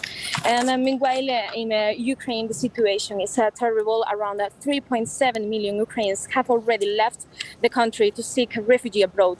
NATO has doubled its military deployment in eastern countries in response to the presence of the Russian military in Ukraine.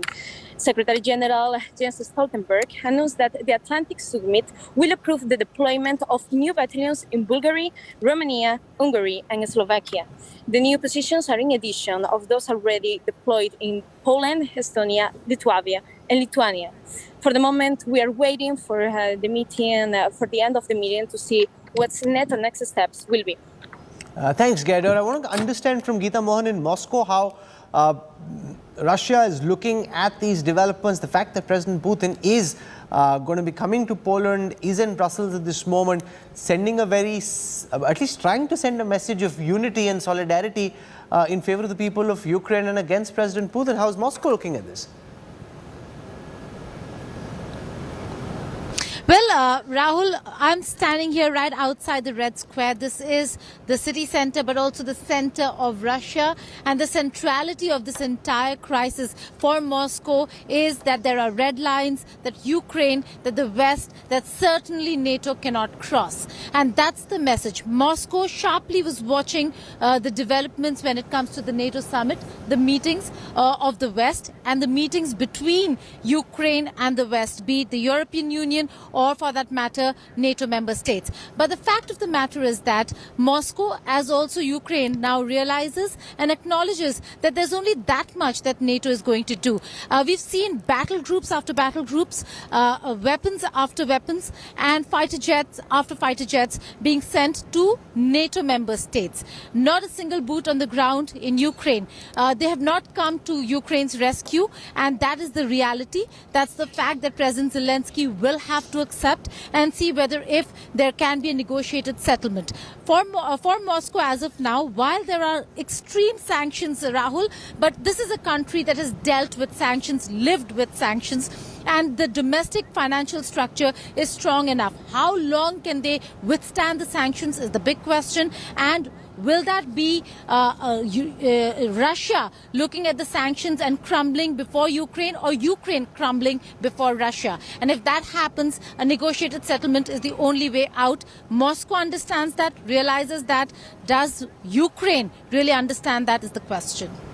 Gaurav Sawant, what will be President Biden's agenda when he's at Poland? You're in Warsaw. How are people there looking at President Biden's visit, and sitting where you are at this moment, standing where you are at this moment, your sense of the significance of this NATO summit and the messages of unity and solidarity that are emerging from Brussels?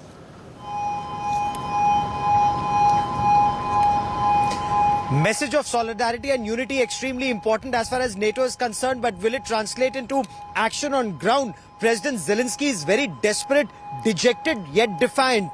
He wants virtually a blank check of military hardware. He says, are we any inferior to any of the NATO armies the way that they've held the Russian forces for 29 days and counting? He wants anti-ship missiles. He wants anti-aircraft guns. He wants anti-aircraft missiles. How much of this will he continue to get in the days ahead remains the big question, because he wants them in very large quantities, given the fact that a part of his country has virtually been torn off. Russia controls the Black Sea, and European Union now saying that those huge supplies of wheat, ships laden with wheat for the 3 million internally displaced people in Ukraine is not being permitted by Russia to come into this country. So he requires a lot. President Zelenskyy requires a lot. Is he getting only lip service, lip sympathy and some military hardware, which may just be too little and too late to protect his country, given that the Russian army continues at its advance, Rahul? But it's not just Ukraine now. Countries like Poland, where I am right now, they are apprehensive. They are apprehensive about what Russia will do in the years ahead. Some of the measures that they are taking are for stronger defense of their country. For example, they want more American boots on ground. They want more American missiles on ground, more American hardware on ground than what is already available here to be able to effectively counter Russia in the years to come. Because in case Ukraine actually collapses, then Poland will be sharing a border with a very pro-Russia regime, and that would be Poland's worst nightmare. That is why Poland, while willing to offer its MiG-29s to Ukraine, is apprehensive about giving it directly, would rather park them at Germany. But that is where it becomes a non-starter, and that perhaps is the crux of the problem right now for Ukraine. A lot of promises, brave words, a pat on the back, but not much else apart from humanitarian assistance and missiles. And so they require a lot sums more. it up well, that you've got a lot of expression of solidarity, patting on the back, you're doing well, we want to be with you, we want to support you, but not as much real, concrete military support, which is what President Zelenskyy and his people need at this time. We'll keep tracking this visit. Geeta is in Moscow. She'll be traveling to the forward areas where this war is taking place on the Russian side. Gaurav is currently in Poland. He also will be heading back into Ukraine. We'll bring you the reportage. But for the time being, thank you. It's been 1 month since President Putin launched a full-scale invasion of Ukraine in the early hours of the 24th of February, sparking the biggest war on a European state since the Second World War. In the months since the invasion began, more than 10 million people have been displaced. Several Ukrainian towns and cities besieged and bombarded beyond recognition, and hundreds of civilians have been killed as Ukraine braces for a second month of bombing, destruction and deaths. Here is what's left behind. I decided to conduct a special military operation. It aims to protect people who have been bullied and subjected to genocide by Kyiv regime for 8 years. It all started with an early morning broadcast that stunned the world.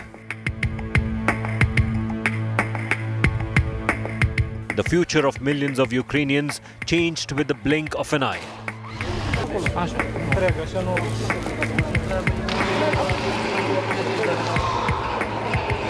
Now, a month and counting, Ukraine has survived ruthless bombing, brutal attacks, and endless hellscape.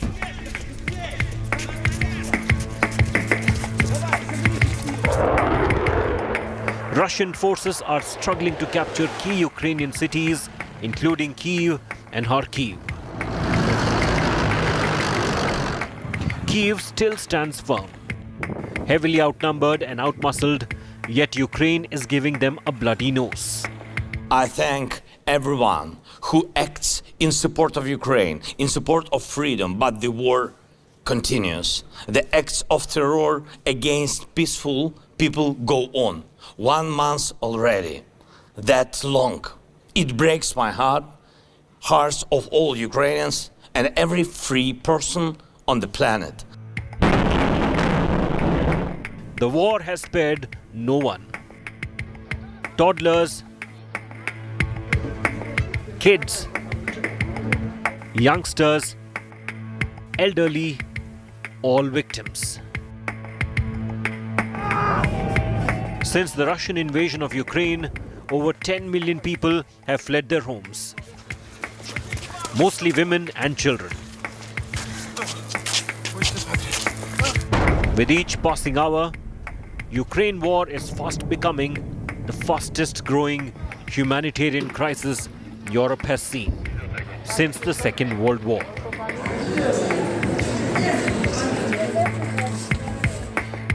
Diplomatic efforts are on to secure a ceasefire, and yet reports of civilian deaths in Ukrainian cities continue to make headlines. Once a bustling, lively and colorful country, many Ukrainian cities are becoming ghost towns. Bureau Report, India Today.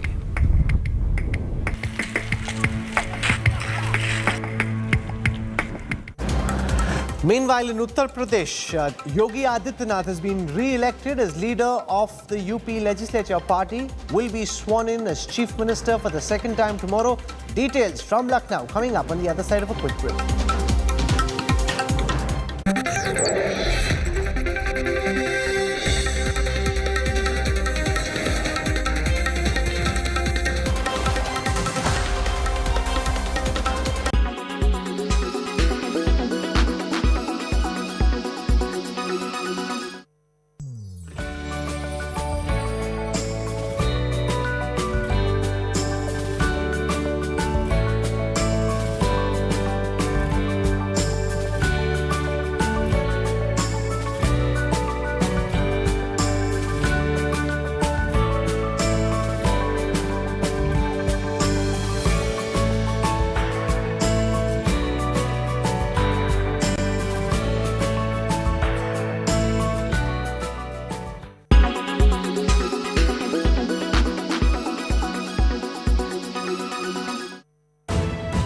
You are watching.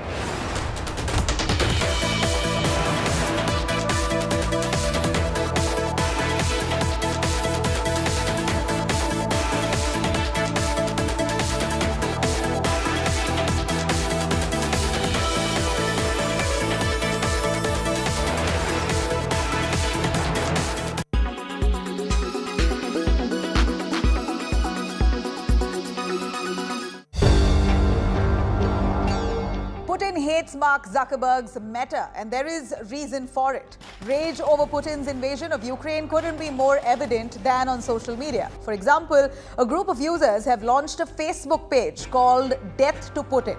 Angry messages, caricatures, or just simple hashtags of death to Putin are widely circulated on social media. And Facebook didn't lift a finger over it. Instead, it rolled out a change in policies allowing for once banned content to be accepted under revised hate speech rules in the context of war. Meta has said that as a form of political expression, violent speech such as death to the Russian invaders would be allowed, but not credible calls for violence against Russian civilians. Posts calling for the death of Putin or Belarusian President Alexander Lukashenko will also be allowed. The countries Meta now allows to call for Putin's death are mostly Russia's neighbors itself. The permitted list includes Armenia, Azerbaijan, Estonia, Georgia, Hungary, Latvia, Lithuania, Poland, Romania, Russia, Slovakia, and Ukraine. As a response, Russia took down Instagram, cutting off at least 80 million users from the service and also banned Facebook. Просто это ужасно. Ну, это странно и ужасно. Это, наверное, самая популярная соцсеть вообще во всем мире. Не говоря уже то, что там в России, в Москве им пользуются, наверное, подавляющее большинство всех прогрессивных людей, скажем так. Все люди, которые прогрессивны, которые приносят, кстати, экономическую пользу, я думаю, что пользуются как раз-таки Фейсбуком и Инстаграмом. Поэтому это ужасно. But as the Russia-Ukraine war moved to social media, Russian courts found it befitting to label Meta as an extremist platform. Barring WhatsApp, which still will function as it normally would, applications under Meta will now be labeled extremist in Russia. The Russian court has said that Meta deliberately allowed hate speech against Russians, which created an alternative reality in which any pro-Russian position was suppressed and hatred was incited. As a way to bypass these restrictions here, Russian citizens have been using VPNs. Ну, это было ожидаемо, поэтому я скачал VPN и пользуюсь VPN. Since February 24th, an average of 16,000 per day to 700,000 daily downloads were reported for the top VPN software in Russia.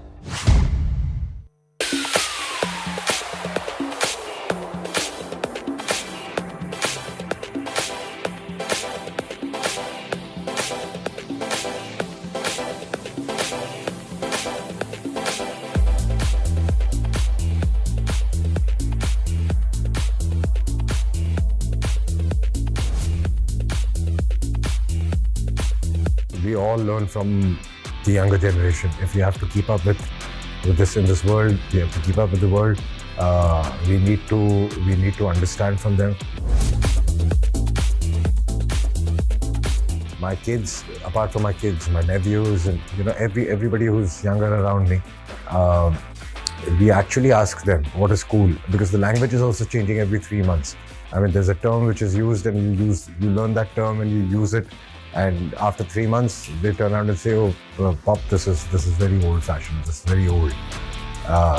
So yeah, you need to keep up, and to keep up with such things, you need to have a lot of conversation with them. You need to learn from them.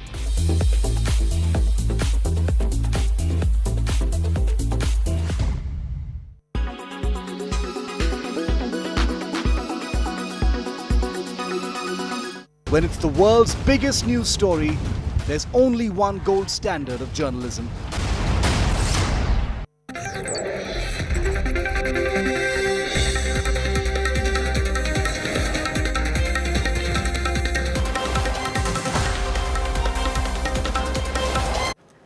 You're on board the news track. The stage is set for the return of Bulldozer Baba Yogi Adityanath, who's been elected leader of the legislative party in Uttar Pradesh. Yogi has taken claim to form the government. In a meeting of BJP legislators attended by Home Minister Amit Shah, Yogi Adityanath was unanimously elected as the man who will lead the party in Uttar Pradesh for a record second term. Earlier this evening, Home Minister Amit Shah, along with Yogi Adityanath and Dinesh Sharma, reached the Lok Bhavan and paid tribute to BJP veteran and former Prime Minister, the late Atal Bihari Vajpayee. Tomorrow, Yogi Adityanath will be sworn in as the Chief Minister of UP for the second time. Preparations are on in full swing at the Eknath Stadium in Lucknow. The BJP has made elaborate plans to mark the day tomorrow, when after 37 years, a party has returned to power for the second time. भाइयों बहनों, उत्तर प्रदेश के इतिहास में ये पहली बार हुआ है कि कोई मुख्यमंत्री 5 वर्ष तक कार्य करे और फिर वह पार्टी द्वारा सत्ता में आ जाए। अगर आप लगातार पहले आम चुनाव से लेकर के अब तक देखेंगे तो पहली बार हुआ है। आदरणीय प्रधानमंत्री जी के प्रति अटूट विश्वास, सबका साथ, सबका विकास, सबका विश्वास और सबका प्रयास का जो ये मूल मंत्र है, इस मूल मंत्र ने अपना असर दिखाया और जनता जनार्दन ने कहा कि नहीं, हम अब वंशवाद की राजनीति में नहीं, हम अब जातिवाद और उन संकीर्ण राजनीतिक दायरों से ऊपर उठ करके राष्ट्रवाद, विकास और सुशासन के लिए अपना समर्थन देंगे। और जनता जनार्दन ने आपने देखा होगा गांव-गांव में गरीब की झोपड़ी से लेकर के एक सामान्य इंसान, माताएं बहनें हो, बेटियां हो या युवा या अन्नदाता किसान, सबने भारतीय जनता पार्टी को मुक्त कंठ से, खुले हृदय से समर्थन दे करके सारे के सारे उन दुष्प्रचारों को दरकिनार करते हुए केवल और केवल एक विश्वास के साथ कि मोदी है तो मुमकिन है, और इस भाव के साथ जनता जनार्दन ने अपना समर्थन भारतीय जनता पार्टी और सहयोगी दल को दिया। This is where we wrap up the news track tonight. I'm going to be proceeding on a month-long sabbatical. It's good to get off the news treadmill, learn, immerse, study, come back refreshed. So I'll see you on the other side. Wish you all the best. My colleagues will continue bringing you the news track every night at 8 p.m. Thank you very much for joining in, and I'll see you once I'm back. Goodbye. Good night.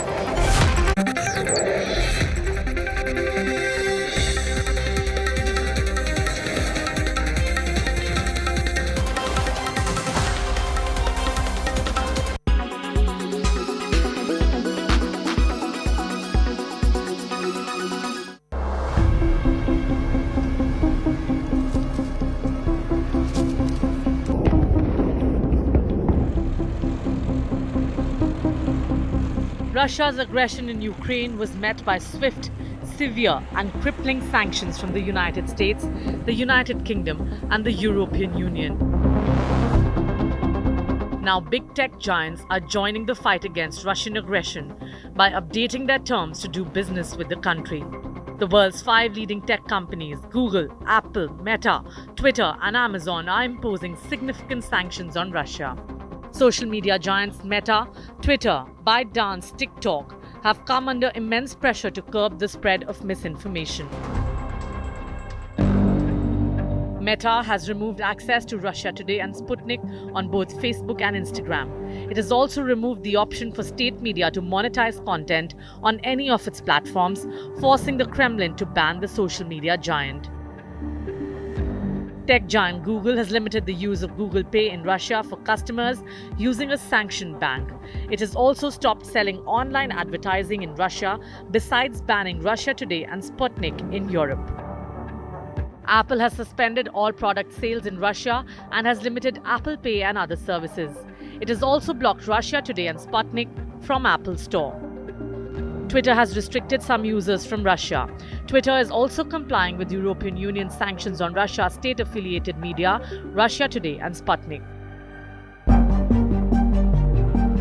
YouTube has banned the Russian state media outlet Russia Today and other Russian channels from receiving advertisements. It is said that videos from Russian creators will come up less often in its recommendations. Other tech companies taking a stern stance on Russia are Netflix and Amazon. Netflix has temporarily stopped future projects and acquisitions in Russia.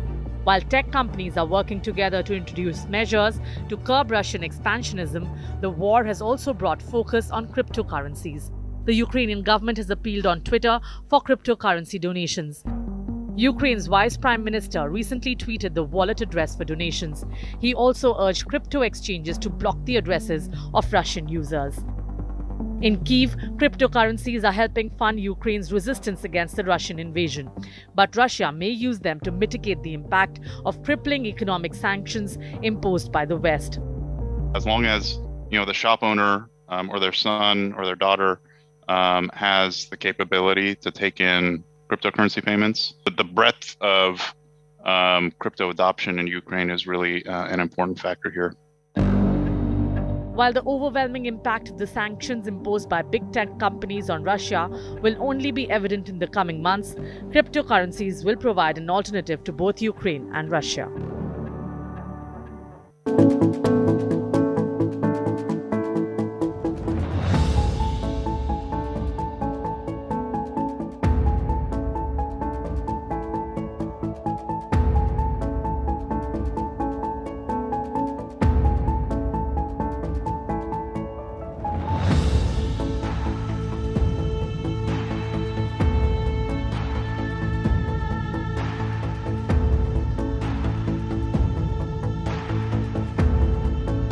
So we would have a base of organics.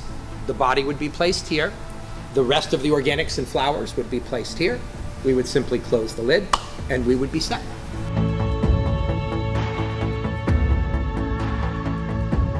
The microbes, when given heat and moisture, become super active.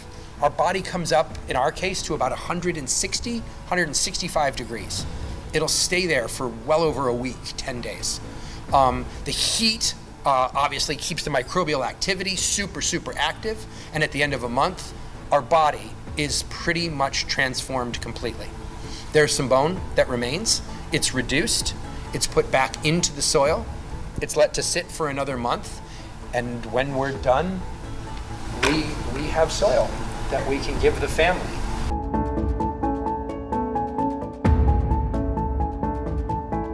Cremation takes 30 gallons of fuel and pumps about 540 pounds of CO2 into the atmosphere, every cremation. So we've devised a system that runs about 90% cleaner than that.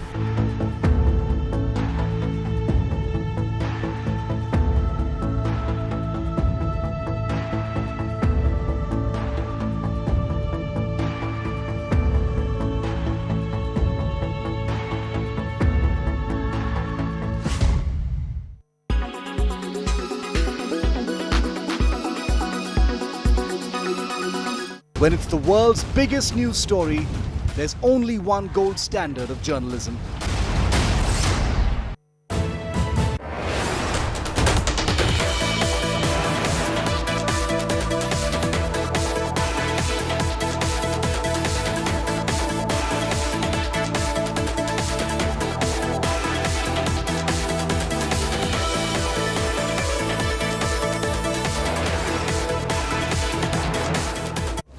Russia-Ukraine war enters its most decisive phase. As Putin moves towards an elusive endgame, This is one of the frontline areas. Is this a betrayal by NATO? India's most watched conflict reporter That's the church right behind me. Absolutely burned. It is a scary scenario, and for security reasons, lights have not been turned on. is now the first Indian reporter in Moscow. Fearless frontline reporting. Geeta Mohan for India Today.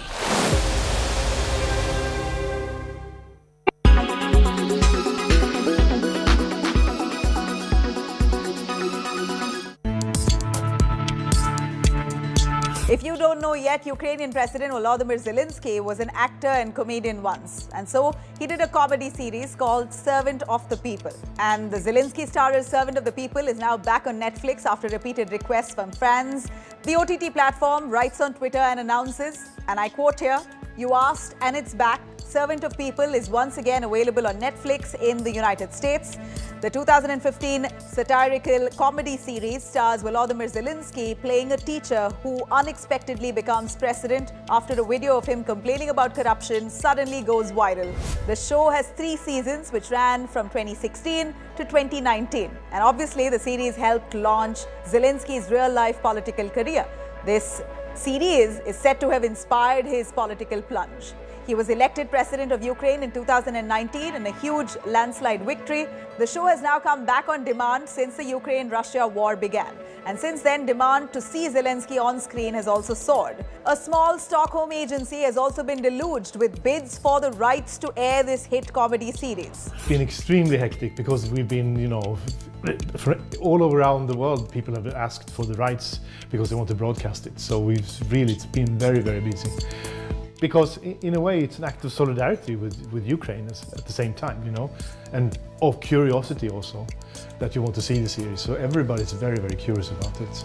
Since the start of Russia's invasion of Ukraine, broadcasters such as Britain's Channel 4, Greece's ANT1 and Romania's Pro TV have rushed to join those who have already snapped up the rights to 7 of the people. I think the last week we do maybe 15 deals and we are in negotiations with another 20 countries, something like that. So it's been really hectic. And in some countries I had four proposals from Italy today. So it's very, very sought after. In Italy alone, 3 or 4 broadcasters are currently vying for the rights, while in Greece, the show is airing nightly on premiere time. Sorolin first met Zelenskyy 10 years ago when Zelenskyy, the Ukrainian, was developing a game show called Crack Them Up. In the show, ordinary people try to make comedians laugh. The concept was later sold to Vietnam, China and Finland. The president's popularity has now soared on the international stage since the start of this invasion, impressing the world with his fearless determination in the face of the Russian onslaught. Few people who would do the same, I think, who could have managed to do the same thing as he has done. And he stays in Kyiv. He knows that people are trying to kill him, but he still stays. I think it's fantastic. The details of the rights and contract being negotiated are confidential, but the rights cost around €1 million. In fact, Echo has rights to another series produced by Zelenskyy in its catalogue called Swati, which means in-laws. The company has donated €50,000 to the Ukrainian Red Cross and plans to donate more as more contracts are signed.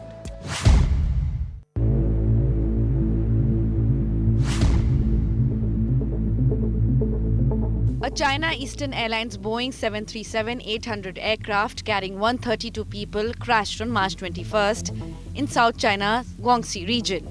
An official statement on the cause of the accident and the number of dead is still awaited. Amid this, a video of an aeroplane crashing down vertically was circulated on social media with claims that it showed the ill-fated Chinese plane. The India Today anti-fake news war room found the claim, along with the video, to be misleading. This is an old video that has also been circulated as from the ongoing Russia-Ukraine conflict. We ran a reverse image search of the keyframes of the video in question and found the same video uploaded by several social media users at least since March 13, 2022. This confirmed that the video is old and not related to March 21st plane crash in China. As per these posts, the video shows a Russian jet shot down by Ukraine forces in Kharkiv. Berlin-based journalist Julian Rocky tweeted the same video on March 13th, as from the Ukraine-Russia war. He also tweeted a second video saying it showed the 2 pilots of the jet on their way down on parachutes.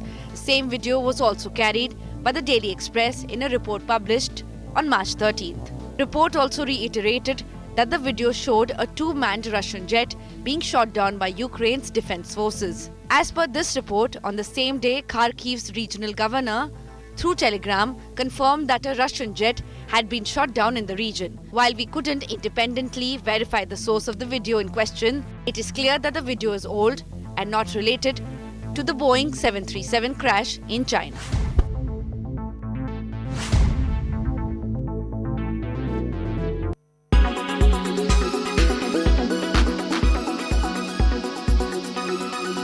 When it's the world's biggest news story, there's only one gold standard of journalism. When it's the world's biggest news story, there's only one gold standard of journalism. Co-presented by Star Health Insurance, the health insurance specialist. Co-presented by JK Pancharghat Tire, Ab Hawa Nahi Niklegi. Co-presented by Fujitsu General, the extreme machine. Powered by Greenply, India's first zero-emission plywood. In association with Kia Carens, it's from a different world.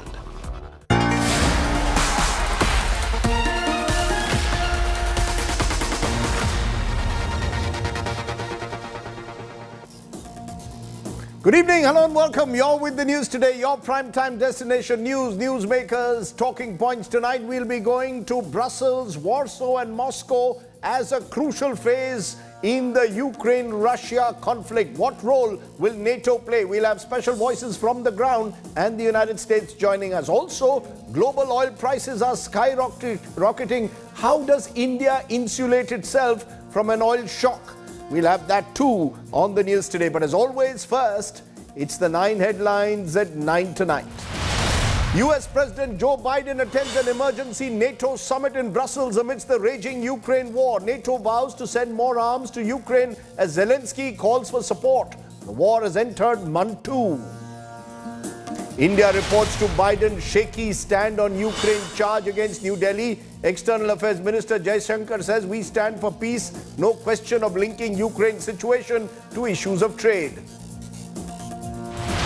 The BJP formally announces Yogi Adityanath as its Chief Minister of Uttar Pradesh for the second time. Grand preparations for a swearing-in the capital, Lucknow, tomorrow.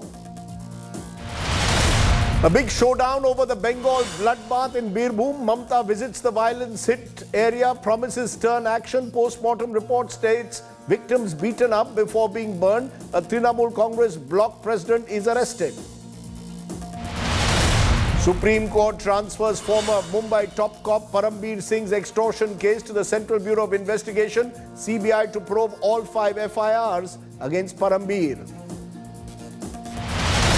Major controversy over Kashmir Files in Karnataka. Congress claims BJP is forcing theatres to screen Kashmir Files over Puneet Rajkumar's last film, James, claiming the film is being used as propaganda. Supreme Court declines to give urgent hearing into a plea against Karnataka High Court hijab ban verdict. Says don't sensationalize the matter. Says exam should be delinked from hijab. MS Dhoni steps down as the captain of Chennai Super Kings. Passes on the team's leadership baton to Ravindra Jadeja. An educational technology company, Byju, is named as the official sponsor of the FIFA World Cup in Qatar in 2022. Byju is the first Indian firm to sponsor a football World Cup.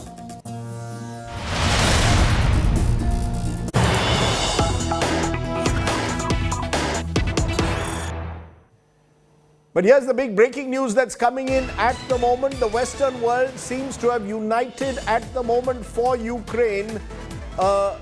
Emergency NATO summit in Brussels this evening, attended by top world leaders, including US President Joe Biden. NATO says it will send more arms to Ukraine after Zelenskyy called for support.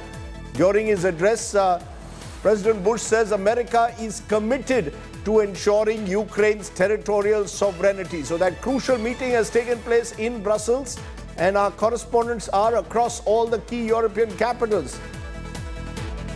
Joining us now, Gaurav Sawant is joining us from Warsaw. We also hope to be joined by Geeta Mohan from Moscow. But Gaurav, President Biden, Brussels today. He's going to be in Warsaw tomorrow. What's the sense you're getting? The Americans saying they will send arms to support the Ukrainians. Is it too little, too late in your view there?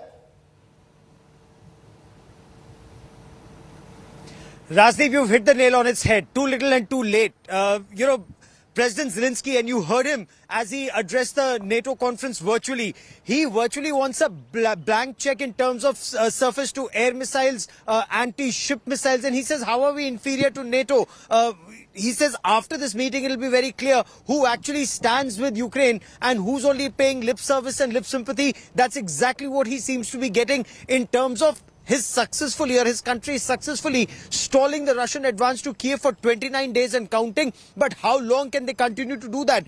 Two major demands he had so far. One was declaration of a no-fly zone and the enforcement of a no-fly zone by NATO. That clearly didn't happen. He also sought peacekeepers on ground. That again didn't happen because Russia's nuclear saber rattling has not just Europe but the world on edge, especially America and that is why President Joe Biden had to fly in to Brussels, hold 3 summits, G7, European Union and NATO, all in an effort to rally support. But how tangible is that support on ground when both Germany and Hungary have a polar opposite view on saying no to gas and energy from Russia? So this is where the crux of the matter is. There is a lot of support, sympathy and a pat on the back for President Zelenskyy.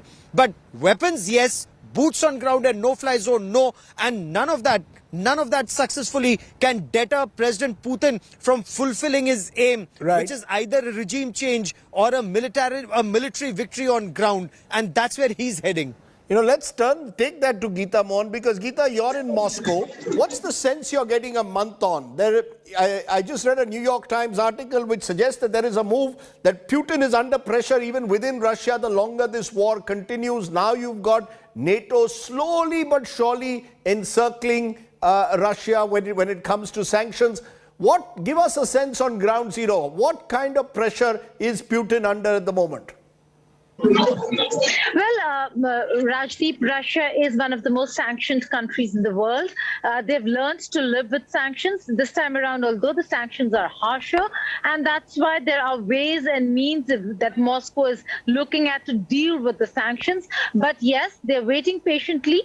A month-long conflict in modern times is long enough. Whether if it is going to be sustainable for Moscow or not, we'll have to wait and see. But for now, it just seems, Rajdeep, like Moscow has an advantage, an upper hand. Why? Because Europe and the West are a divided house. They're not united, apart from the fact that they need to send humanitarian aid and stand by Ukraine. They're not united on how to stand by Ukraine, on how to ensure a Ukrainian win. For now, it seems like Russia is headed towards a settlement that would be advantage Russia rather than advantage Ukraine. Therefore, the pressure being only felt at a macro level, at a micro level over here on the ground in Moscow, in Russia.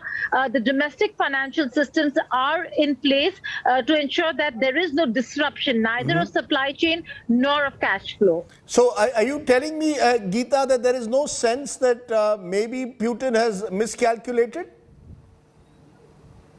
Well, in certain quarters, they still are befuddled, Rajdeep, and I ask them as to why this timing, why now, and why the kind of move that Putin has made into Ukraine. But none of them really saying that it's miscalculation. It just seems like a lot of people are saying that, yes, Ukraine entering or going beyond Donbass was something that took everybody by surprise. But quite a few of them saying that in all probability, Putin knows and has a plan in place. Look at the strategic and military planning of Russia, Rajdeep. Over here, if it is advantage Russia, and the fact that NATO and the West are not coming into Ukraine in itself goes to show that the calculation is not absolutely a miss. Right. Very quickly, Gaurav, on the ground, what's the sense you're getting about the Russian advance? Has it been stalled completely now across large parts of Ukraine? It's been stalled in Kyiv, no doubt, and Kyiv is very heavily fortified and defended. But as far as the Donbass region is concerned, Russia has made major inroads. Even the European Union has said that when it comes to the Black Sea, the Sea of Azov, that entire region, Ukraine is virtually cut off. The European Union has a lot of wheat supplies for the 3 million displaced people, and they are complaining that Russia is not permitting, the Black Sea Fleet of Russia is not permitting even that humanitarian aid to come in. That shows Russia controls the seas, Russia controls Kherson, Russia controls the Donbass region. Its tanks are now in Mariupol. So major parts of this country, in the south, in the east, in Russian control. As far as the north is concerned, beyond Chernobyl, Russia completely in control. So they are in control of major parts of Ukraine. Ukraine is now quite truncated. Right. They can sustain an urban fight, but can they sustain the missile attacks, and to what end, to what advantage, what is the end game? President Zelenskyy will cling on to power, stay on in power, but for how long will he do that if his country and the people are being devastated day in and day out, Rajdeep?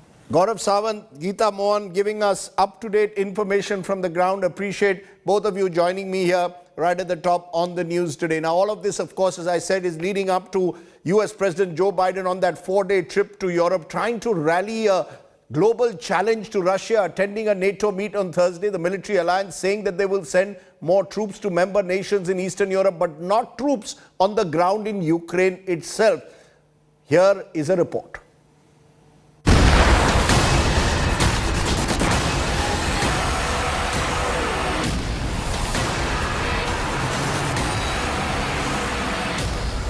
Putin war machine rolls on, slowly, but with no signs of stopping.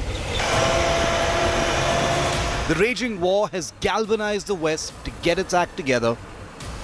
The urgency evident as United States President Joe Biden air dashed to Brussels for a power-packed Thursday. 3 unprecedented back-to-back emergency summits of the North Atlantic Treaty Organization or NATO, G7 nations and the European Union. The aim is to take more punitive measures against Russia and add more muscle to Ukraine's defenses. We believe in democracy, in the rule of law, in the defense of human rights, in the values that underpin all of our societies. That's why this illegal, brutal invasion of a friendly democracy in Ukraine by Vladimir Putin is absolutely unacceptable. NATO and partners around the world are united in condemning and standing up to Russia. The West's options are limited. It has already declared it won't join the war. What their military alliance NATO would do is strengthen its defenses in Eastern European member nations by sending more troops and equipment. It will also supply more arms and ammunition to Ukraine to fight any escalation by the invading Russian forces. But they also need to calibrate a response to frequent nuclear saber-rattling by Russia. The West's assistance, however, might not be enough to satisfy Ukrainian President Volodymyr Zelenskyy. He wants the West to be more proactive.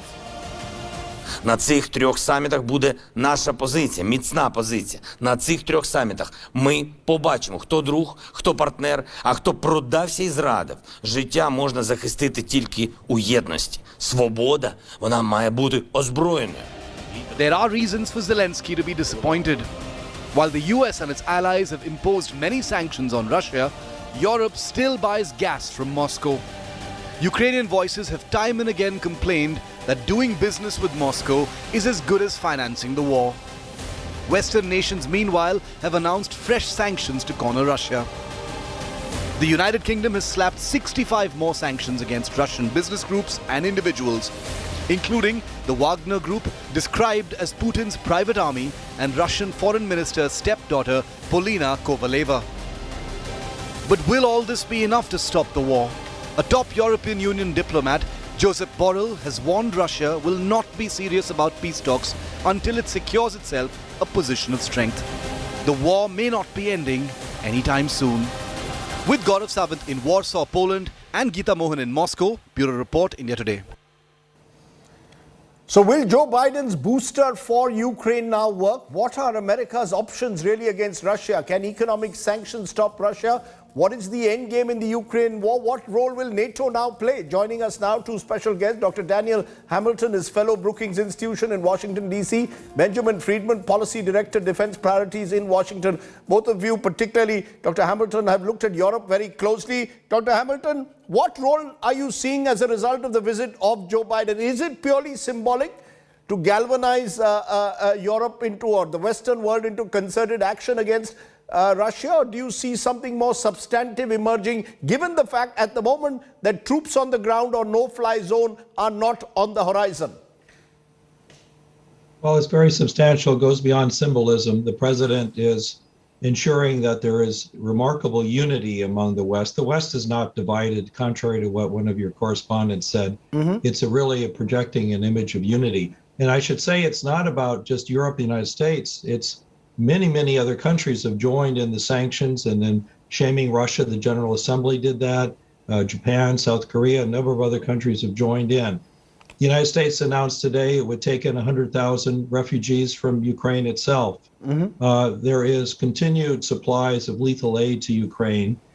The opposition to the no-fly zone is not about the notion, it's that it's not the most effective thing to do to help Ukraine, because those planes would have to fire on sovereign Russian territory. We would simply widen the war. The more effective support are lethal aid, surface to air, missiles which are being supplied, lots of other types of things like that, anti-tank. These are all having an effect. You can see the Russian offensive is actually stalled. They haven't taken any major city. There's probably going to be an operational pause coming up in which either Russia works to our ceasefire and some type of settlement, or doubles down and tries to escalate Either way, the West needs to be provided. And as you said, what's the end game? Unfortunately, win, lose, or draw for Putin, the end game is going to be a persistent confrontation with Russia across the European continent, and a Central Europe that's going to remain turbulent, uncertain, and sporadically violent for the next decade or more. And that's the new Europe that we're looking at. Benjamin Friedman, what's your say? Are you as optimistic that President Biden's effort to bring together this Western alliance can put sufficient pressure on the Russians, can enable the Ukrainians to hold out long enough? As our reporters are saying on the ground, increasingly, bit by bit, parts of Ukraine are falling into Russian hands. Well, I think that the Russians have indeed stalled. I don't think it's fair to say they're winning at a rapid pace, but I do think there's nothing happening right now to Russia that is unfortunately unsustainable, and that I think they can continue the war despite the financial and military pressure they're under. And if things keep going the way they are, they will probably win in the sense of taking more territory and potentially Kyiv, although it's uncertain. So I hope what the United States and President Biden is doing with this NATO summit is to try to press the NATO allies to do things that will encourage diplomacy to settle the war. We're kind of at a crossroads here where we can decide, well, we're just going to keep up pressure on Russia and flood more weapons into Ukraine and see if we can bleed Russia, which will be good for us in the long term. Or it's something that I think would be better for Ukraine in the long term. We can press for a settlement and do things like relaxing sanctions in the event that Russia pulls out and making it clear that we'll do so. No, but what's sorry to intervene, Mr. Friedman, what's the basis of what kind of settlement can be achieved? Here is a country which has gone and bombed Ukraine out of sight. What is that settlement? Can Russia now, having done what it's done, stop short of a regime change? Yes, I think that the settlement would be basically U.S. and NATO European countries relax sanctions. In the event that Russia pulls out its troops, Ukraine declares neutrality, changes its constitution to do that. It recognizes, unfortunately, Russian control of Crimea and settles the Donbass region in some way that it either gives autonomy or completely lets it go. I think that's the unpleasant reality that a settlement would entail. Dr. Hamilton, do you see that a real possibility, a settlement now, the longer this continues? Or do you see the Russians digging their heels in, that Putin, having gone so far, has no option, irrespective of what NATO and the US does at the moment? Well, as I say, I see two scenarios. One is we do head to a ceasefire. The other is the Russians double down, but they will need time to do that. So in terms of an ultimate settlement, I think anytime you negotiate and settle something with a gun to your head, that's not going to be sustainable. So even if the settlement is as Ben just outlined, that won't be sustainable over time. The Ukrainian people will never accept that over time. And that's my point. This will remain an area of persistent confrontation and instability, regardless of that type of settlement. The only settlement I see is what I would call a process settlement. That is, you agree to a political process to try to arrange things over time. Neither side really backs down, but you agree to a political process. We had that before since 2014 called the Minsk process. It didn't work. But I think no Ukrainian president is going to be able to stay in office and agree to the Russian annexation of Ukrainian territory. It's just not going to happen. Okay. So if they sign something like that, it won't be sustainable and it'll just revert back to instability later. Dr. Hamilton and Benjamin Friedman, I appreciate both of you joining us, giving us a perspective there from Washington. Thank you so much for joining me here tonight on the news today. Appreciate that. Now, as our guests are saying, this looks like a prolonged fight at the moment. And because it's a prolonged war, the immediate effect is being faced by global economies. Global oil prices rose once again today. They've almost hit their highest level in the last 10 years. In India, remember, the Narendra Modi government has hiked petrol and diesel prices twice this week, and today CNG prices were also hiked. The opposition is alleging that the centre held back prices for the last 4 months because of the elections. The BJP insists that it's the ongoing Russia-Ukraine war and soaring crude oil prices that are responsible for the price hike. In a moment, that's going to be my political focus. But first, take a look at the macro picture as the oil and be prepared for an oil shock. March 21, 2022. Petrol and diesel prices hiked by 80 paisa per litre. March 22, 2022. Petrol and diesel prices hiked by 80 paisa per litre for the second consecutive day. March 22, 2022. Domestic cooking gas price hiked by 50 rupees per cylinder. March 24, 2022. Piped natural gas price hiked by 1 rupee and compressed natural price hiked by 50 paise in Delhi and National Capital Region. Back-to-back blow to the Aam Aadmi that ended more than 4 months of price freeze that coincided with assembly elections in 5 states. महंगाई है, अब जो है मजदूरी वही है, तो अगर मजदूरी तेल पे 10 रुपए बढ़ रहे हैं तो पब्लिक पे ही पड़ रहा है। इस बात का असर तो सरकार देखे इस बात को। चेंजिंग रेट तो बढ़ गया, लेकिन मेरा किराया तो नहीं बढ़ रहा है ना। किराया तो वही है, मजदूरी तो कोई बढ़ नहीं रही है। गवर्नमेंट को चाहिए ये भी ध्यान दे, मजदूरी बढ़ाए। हर चीज में इतनी महंगाई बढ़ रही है, यूक्रेन और उसमें रूस में युद्ध हो रहा है, तो इससे क्या मतलब इतनी महंगाई क्यों बढ़ रही है हर चीज में? The opposition is up in arms, holding protests across the country against the fuel and LPG price hike. The TRS in Telangana on Thursday organized protests across the state. NCP workers also hit the streets against the Modi government. In Goa, Congress MLAs held a march against the price hike. Both houses of parliament witnessed opposition protests and ruckus this week. Opposition MPs demanded a discussion on fuel price hike in Lok Sabha and Rajya Sabha. उनका agenda है एक के बाद एक items के ऊपर prices बढ़ाते जाना, कभी 80 पैसे, कभी 40 पैसे, कभी 1 रुपया। ये ऐसा बढ़ा कर लोगों को तंग और तबाह कर रहे हैं और गरीब लोगों की जिंदगी से वो खेल रहे हैं। ये सरकार का रवैया दिखाता है कि इतनी अहंकार से भरी है कि महंगाई चरम सीमा पर है, जनता की पॉकेट पे वैसे ही मार है, बेरोजगारी बढ़ती जा रही है और आप लोग उन पे और चोट लगाए जा रहे हो। तो हर चीज आप अपने पॉलिटिकल एम्स के हिसाब से कर रहे हैं, जनता की आप सोच ही नहीं रहे हैं। The Narendra Modi government has defended the hike, citing the Russia-Ukraine war. महंगाई बढ़ी हुई है, इससे हमने कभी नहीं कहा कि महंगाई नहीं बढ़ी हुई। हम उनकी तरह जो है कुतर्क नहीं करते, लेकिन महंगाई क्यों बढ़ी है?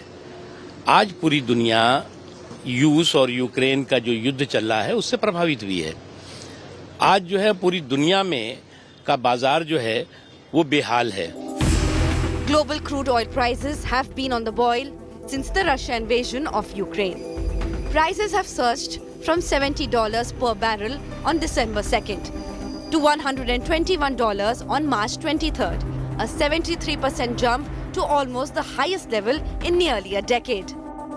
The challenge for the Modi government would be to insulate India as much as possible from the oil shock that is bound to worsen further.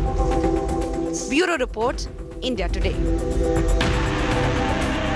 So how should India navigate a potential oil shock? Joining me now first, Vikram Mehta, Chairman, Distinguished Fellow, Center for Social and Economic Progress, also been former chairperson at Shell India, so knows a thing or two about oil. Direct question, Mr. Mehta, how should India navigate the oil crisis as prices continue to rise globally? There is no silver bullet answer to that question. We have to put it in the proper context.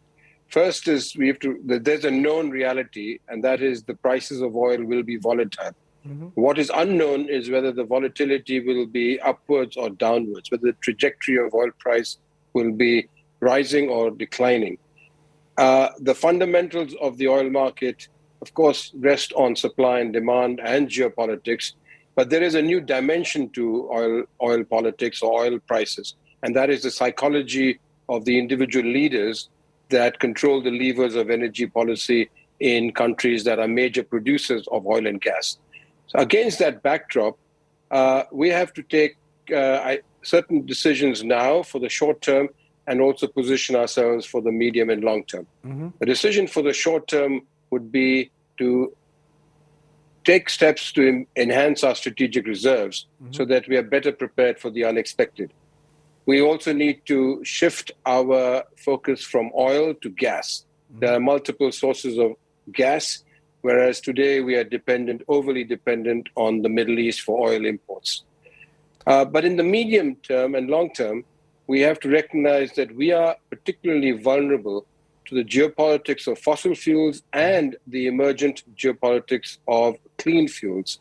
And as we transit from the fossil fuel economy to a clean fuel economy, we will have to take steps to navigate these two geopolitics. The geopolitics of fossil fuels is kind of known to us.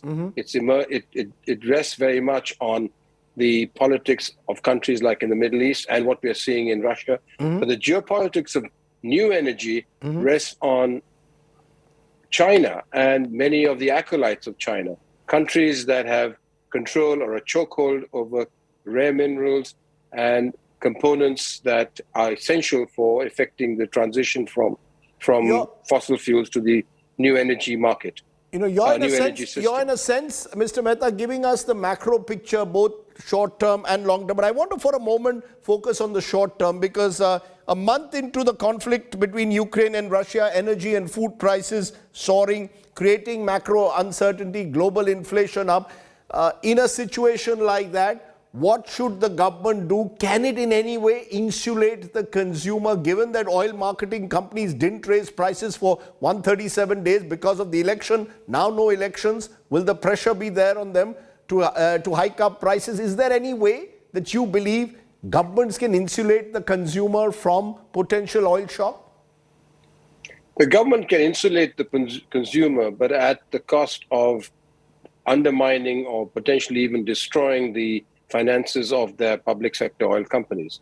They sought to insulate the consumer in 2008, and that led to the ratcheting up of debt of Indian Oil, HPCL and BPCL, to the extent that many of the investment programs of these companies had to be suspended.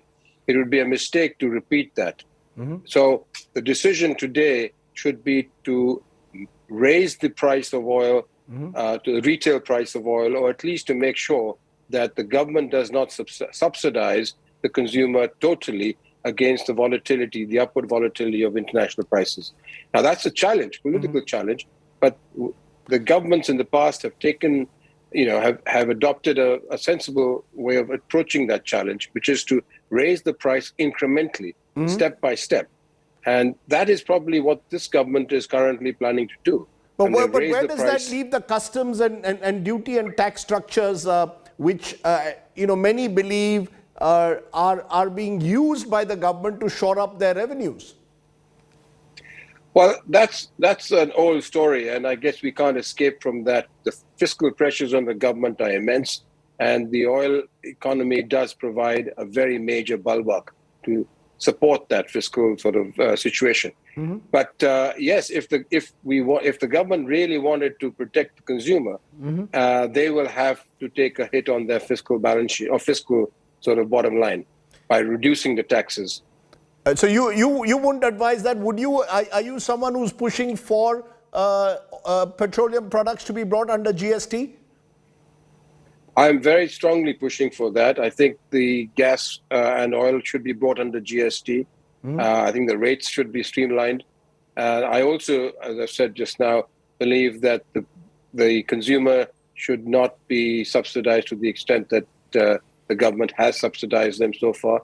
It is very important that the oil companies are able to actually plan for the medium and long term, which they will not be able to do if their balance sheet is totally eroded. A final question, therefore. We are importing 85% of our oil needs, making us the world's third biggest oil importer and consumer. You said that in the medium term, we need to discover alternative sources of fuel, fossil fuel. We need to move beyond this complete dependence on oil. Do you see that happening?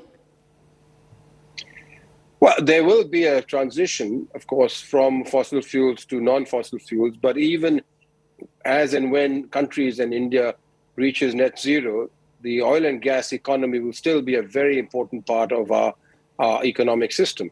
So that's one very hard truth that we better accept.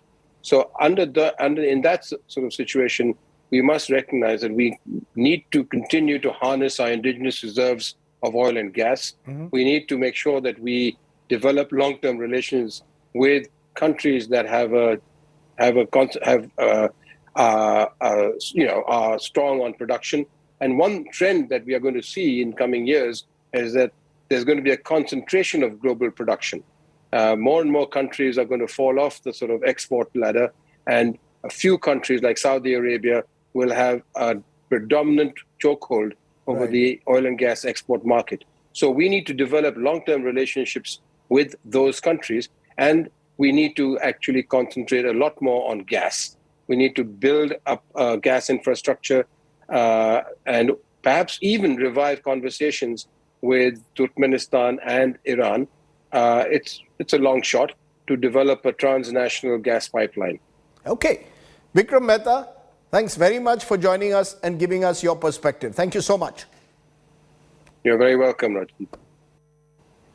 Okay, that's the expert perspective on oil prices. Let's open it up now for politics, because ultimately these decisions have to be taken by our politicians, both at the center and in the states. How will they insulate us from the oil shock? What will it take to keep oil prices in check? Joining us now on our face-off today are Shama Mohammed of the Congress Party and Sanju Verma, the BJP spokesperson. Appreciate both of you joining us. Shama Mohammed, it's all very well for the opposition to protest and say it's the Modi government that is responsible for hiking oil prices after 137 days. The fact is, and I have the figures here, Rajasthan, Chhattisgarh, Maharashtra, Jharkhand, Tamil Nadu, all ruled by opposition, but particularly the first four, and Mumbai, Maharashtra in particular, petrol at 111.67 paise per litre, diesel at 95.85 per litre.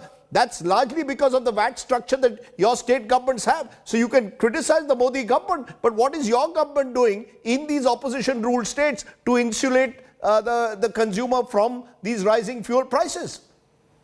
Okay, Rajdeep, you have to give me some time. Let me give you my reply on that.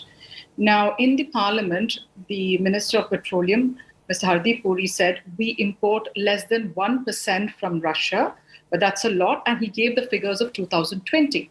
But in 2022, in February itself, we have imported at discounted rate 3 million barrels, right? That is much way ahead of 2021.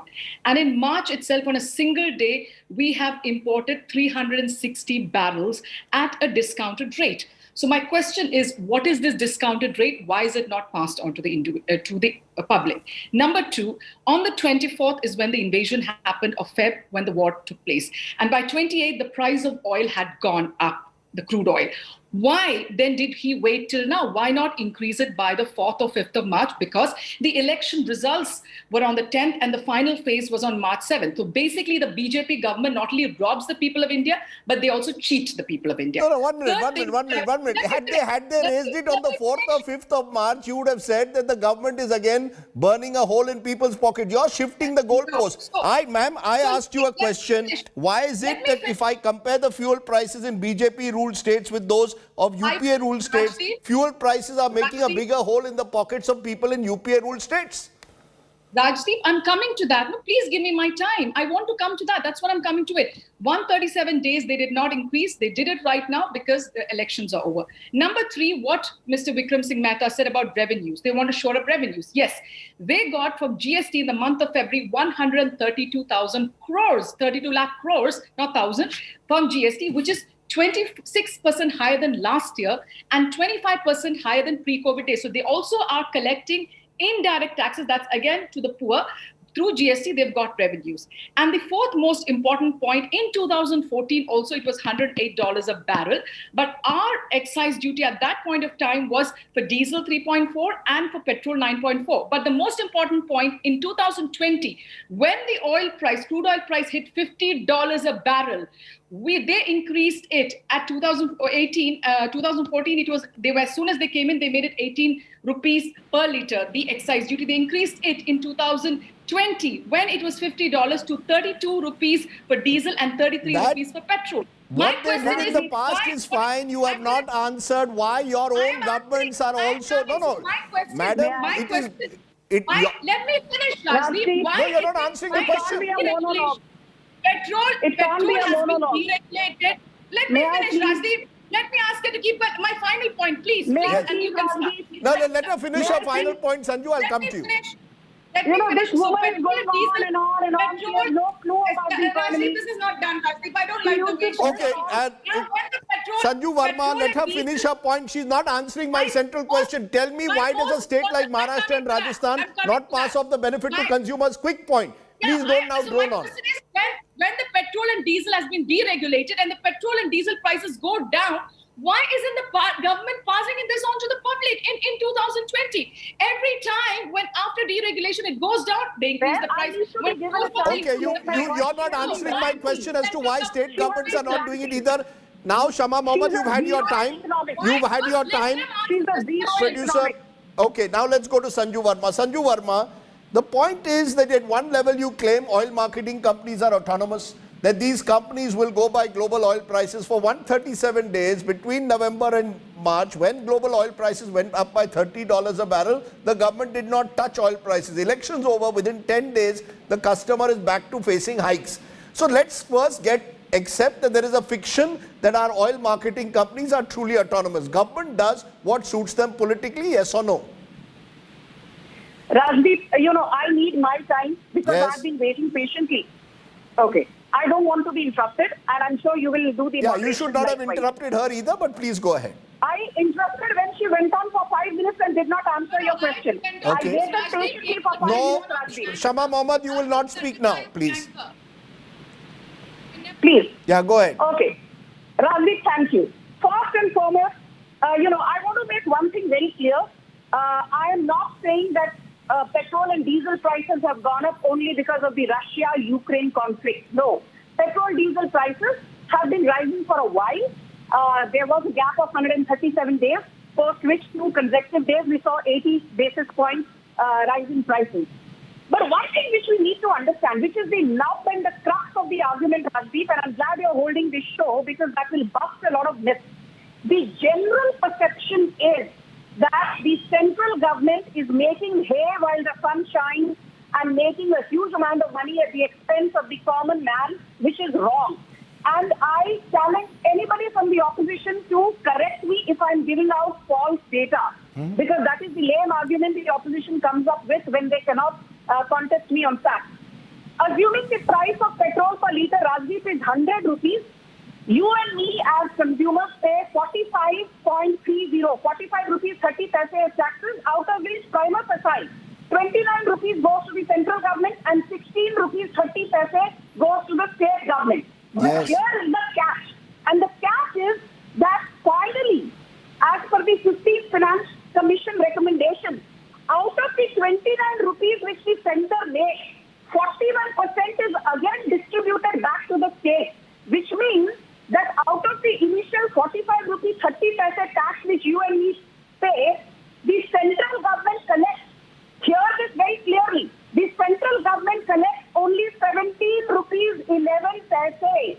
The state government eventually end up making 28 rupees 19 paise. Ma'am, you did not, like Shama Mohammed, you also escaped from answering the question I asked. Ma'am, I asked you a question that do you concede that oil prices were hostage to electoral politics for 137 days? While global oil prices were rising, the government did not touch the consumer. The moment the elections are over, you're passing on the burden to the consumer. Yes, eventually part of the benefit does go to the states, but the fact is the government needs to find a more rational way of ensuring that deregulation truly takes place.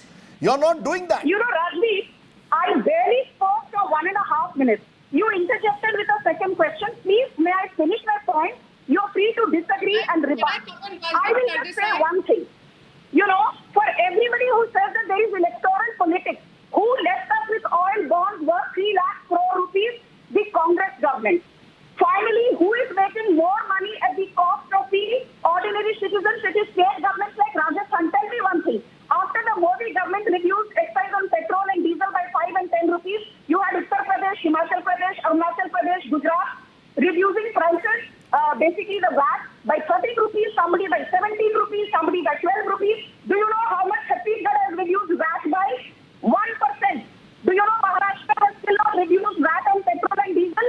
Do you know how much has Chhattisgarh, how much has Rajasthan reduced VAT by? Only 4%. Why can't Rajasthan reduce VAT on petrol by 17% like Uttar Pradesh? Why can't Chhattisgarh reduce VAT on petrol and diesel by 13% like Gujarat? Why can't Jharkhand, which is supported by the Congress, reduce VAT on petrol and diesel by 12% like Himachal Pradesh? So sitting here in television studios and saying we feel for a common man, but your Ashok Gehlot government, your Bhupesh Baghel government in Chhattisgarh, the Vikas Ma'am, Adani, the difference is marginal. These people have not reduced VAT on petrol and diesel. Okay. They are making hay while the sun shines. And one more thing, Rajdeep, I'll just quickly wrap up. Rajdeep, may I quickly wrap up? Please do. Please do. Okay. Rajdeep, one thing you must ask, which I think no television channel has asked till date. You know that many cars today, including public transport, be it buses, even auto rickshaws. In auto rickshaws, every day 30 million, 3 crore people travel in India. Do you know that most auto rickshaws run on CNG? And CNG prices are highest in Maharashtra, Rajasthan, Chhattisgarh. Do you know why? These states charge 13 to 15% VAT on CNG. Now ask the Congress spokesperson, what is the VAT on CNG in Gujarat? Ma'am. What is the VAT on CNG in Uttar Pradesh? Okay, you made your point. Now, Sanju Verma, you made your point. Let her answer. Let her answer.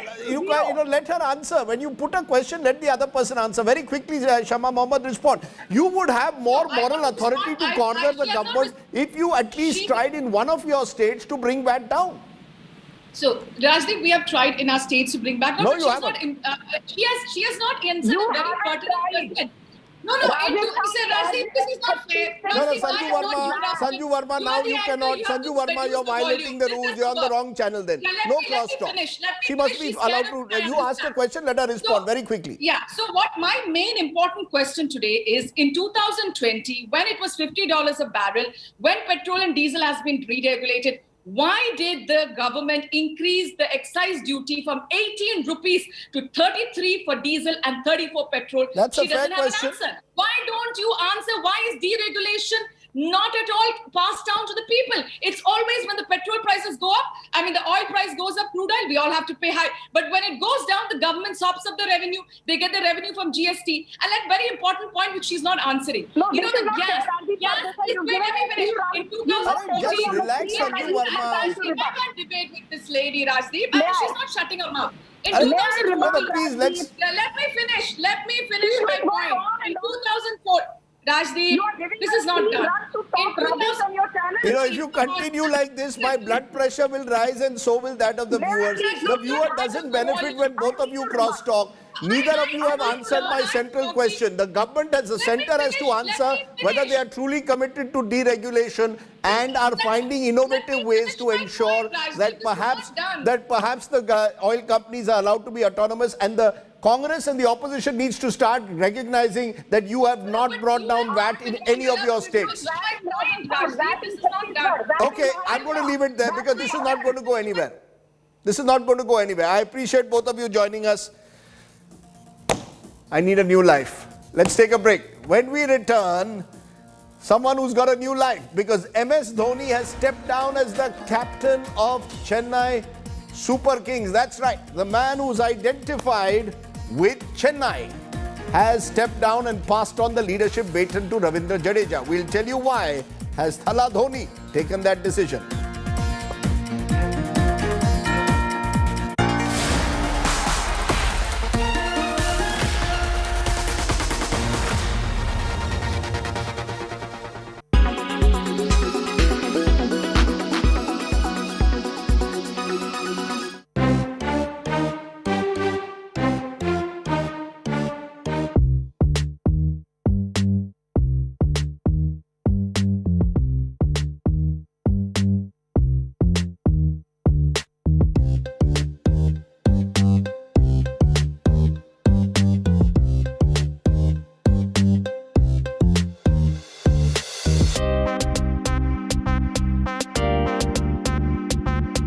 What? No way.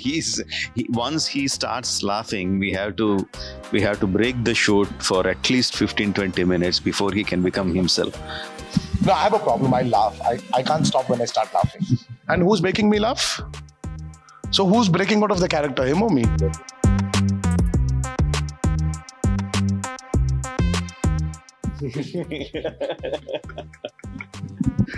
Honest. Yeah, very. It's not because I want to eat, it's because I want to rest. Even now he wants to break for lunch. It's 1 o'clock.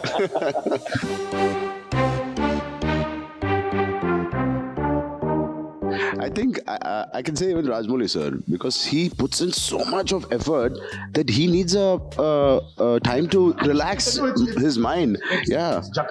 Once the cricket match going on. Yeah. You have this intense thing going on here. And also a cricket match going on here.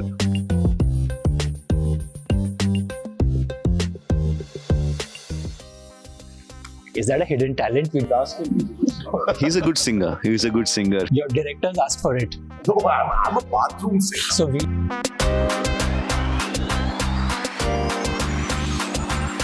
He updates me on a day-to-day basis. What's happening? Charan, did you hear this? And I am updated by my team. So it's nice to have somebody. Otherwise, half the things about myself which has come out or about my family or something, he used to update me the first thing in the morning and then I go through everything. It's nice to have somebody so updated. Should you upgrade to 5G? Are you still wondering if you should get a 5G compatible phone? Well, it'd be a future-proof upgrade, especially with what 5G can really offer. 5G is faster, exactly 20 times faster than 4G. Experts are saying now that it's likely to bring a technological revolution. Unlike its predecessor 4G, which used longer airwaves, 5G uses millimeter waves, which makes it much faster. So, say goodbye to annoying buffering when watching your videos. Why is 5G so fast? The millimeter waves are short, which means they have limited range and higher penetration. 5G also carries the promise of making latency disappear, which means that there's going to be less delay between sending and receiving information. So, downloading heavy file sizes, of course, will take a few seconds. Can 5G make our cities smart? The idea is that 5G can create smart cities with more connected devices. For instance, increased use of connected or autonomous vehicles will impact lifestyle choices. This also begs the question of enormous amount of data it will generate. So, digital security will be an area of concern, of course, especially since 5G network is more difficult to protect than its predecessors. So, are you ready for the next upgrade?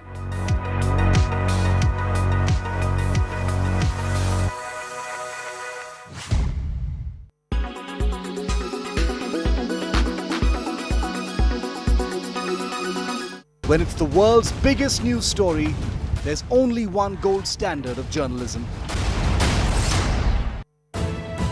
You are watching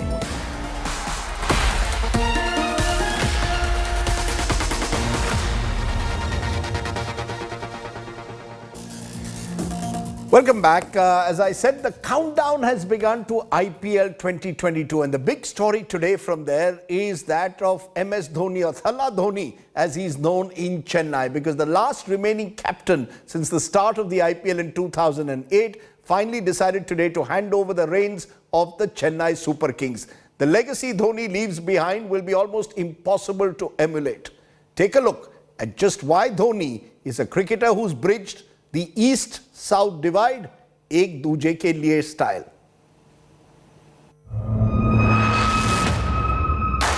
End of an era. The last man standing among the captains since the inception of the IPL has finally stepped down. MS Dhoni will no longer be leading the men in yellow out on the field. CSK fans must have felt an outpouring of emotions when the news broke.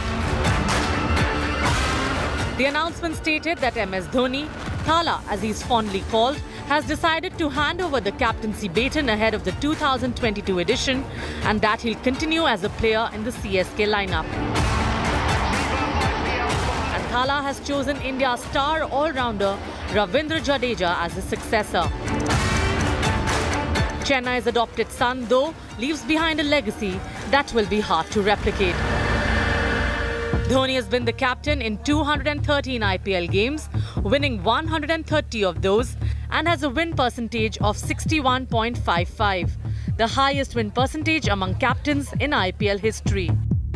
Dhoni's supreme record as skipper looks even more formidable when you count the number of times he has reached the final with CSK. Since the beginning of the IPL in 2008, Dhoni has taken the Super Kings to 9 finals, winning 4 titles in the process. CSK are the reigning champions, and such has been their dominance over the years that they have reached the knockouts every single year except on one occasion. Dhoni is a superstar. His popularity is still sky high despite not playing a single game for India since the 2019 World Cup. After all, he is the only captain ever to win all 3 ICC titles as well.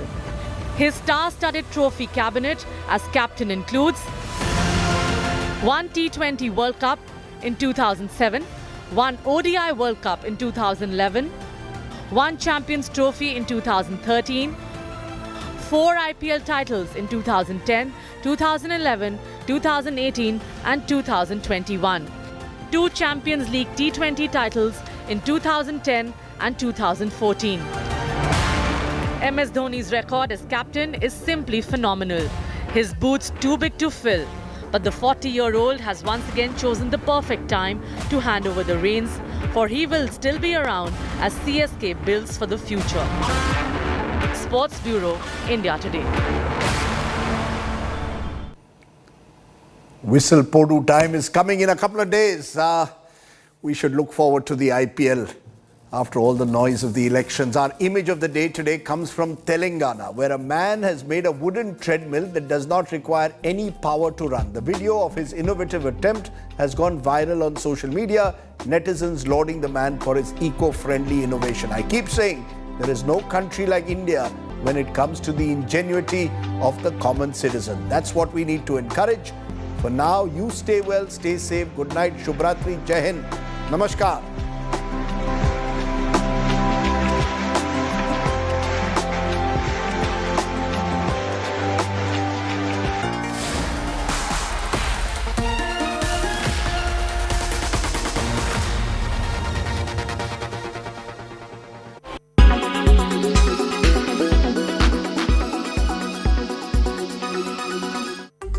The BA2 variant of coronavirus, which is a sublineage of Omicron, has the entire world on the tenterhooks. Look at the data. China has imposed a lockdown several times in the past. The latest one is in Shenyang, which is an industrial town of 9 million people.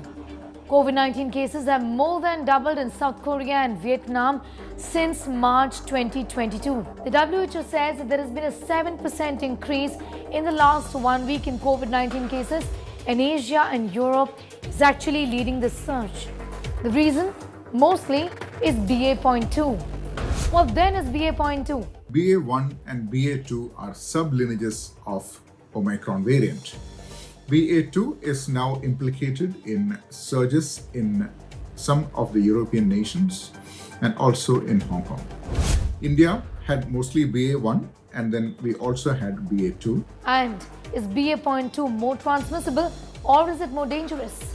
The WHO says that BA.2 has a rather big growth advantage over BA.1, which also is a sublineage of Omicron. However, the WHO says that it is unclear or rather unlikely at this point in time to say conclusively that BA.2 causes more severe infection than any other sublineage of Omicron or than Omicron itself. It is among the 4 sublineages of Omicron, which is being tracked very closely by the World Health Organization.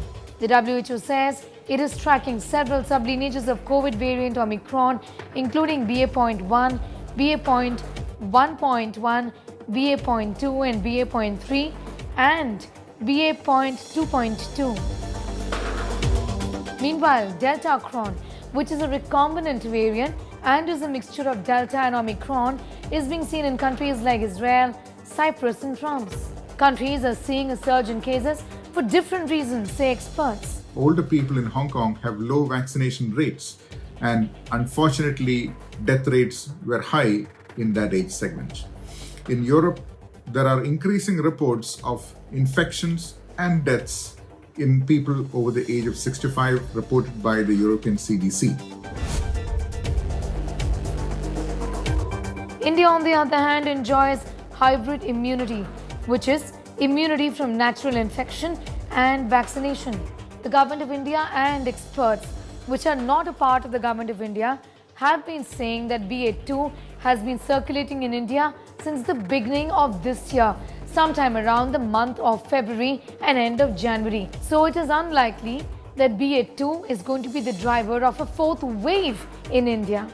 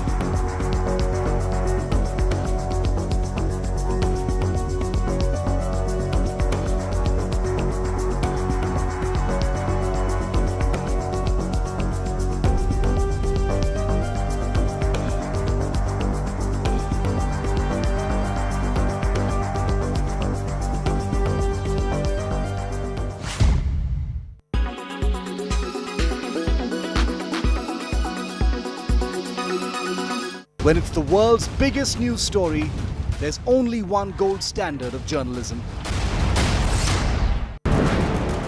This is Ukraine's true danger zone.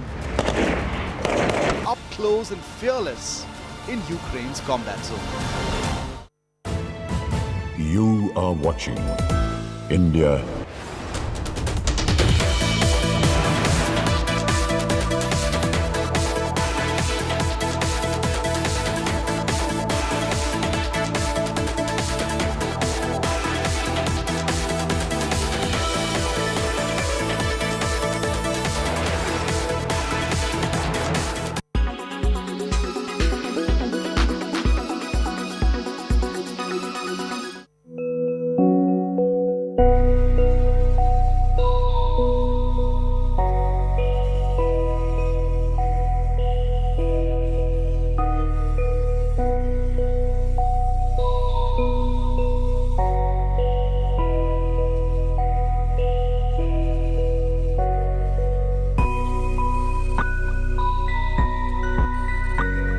It's a very inspiring story. It's a story about women who give hope.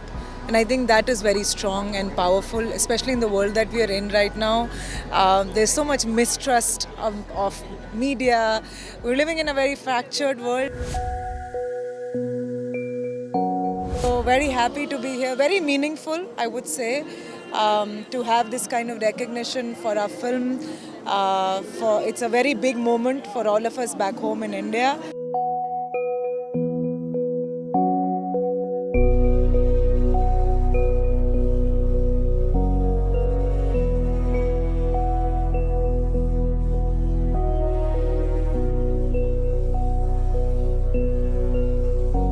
महिलाएं बुद्धू होती हैं।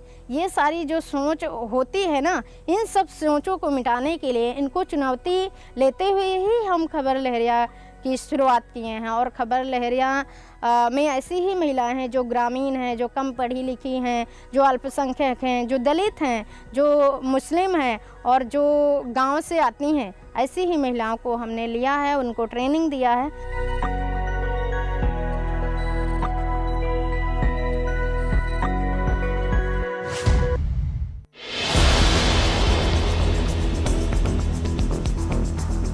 Protège la queue de détente à l'intérieur, qu'il faut être le plus réactif possible.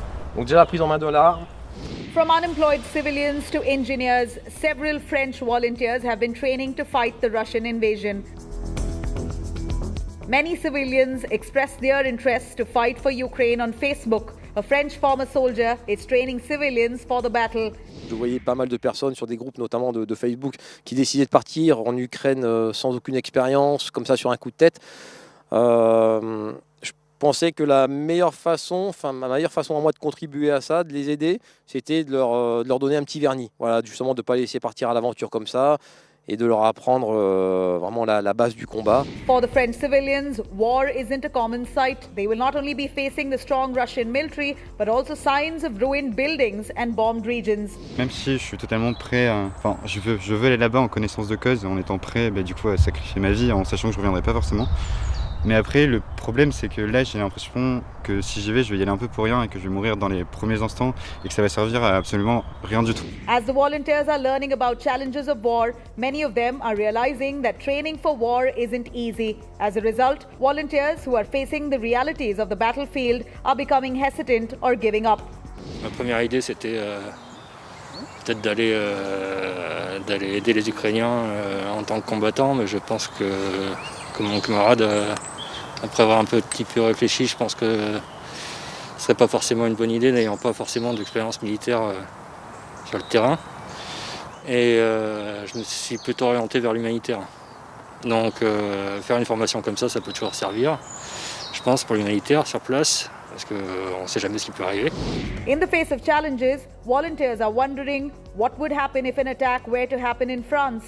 Malgré les attentats, malgré le fait que la France soit engagée sur différents terrains à l'extérieur, j'ai jamais eu, en tout cas jamais ressenti ce besoin de me former. C'est simplement la situation actuelle, ce climat géopolitique actuel qui m'a fait me poser des questions en me disant effectivement c'est arrivé en Ukraine, même si les choses sont un peu différentes, mais c'est arrivé en Ukraine très rapidement. On s'interroge aujourd'hui sur la capacité militaire de la France. Since the war in Ukraine broke out, more than 20,000 foreigners have signed up to be part of the International Legion and International Army, and this serves as an indication of the world uniting against the Russian invasion.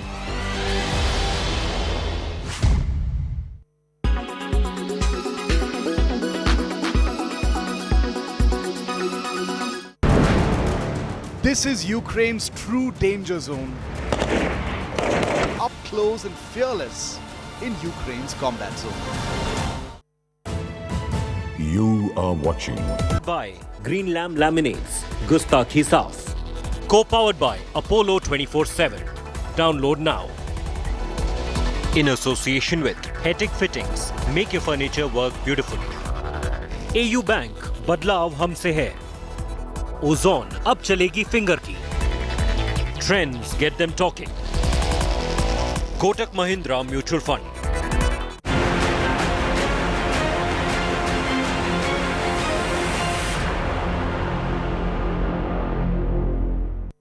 Hello and welcome to an India Today special broadcast that comes to you from Warsaw in Poland. I'm Gaurav Sawant. US President Joe Biden heads to Warsaw after a crucial meeting in Brussels and a crucial meeting of the North Atlantic Treaty Organization, the European Union and G7, all aimed to checkmate Russia.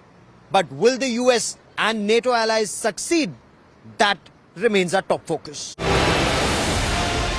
Biden rallies help for Ukraine.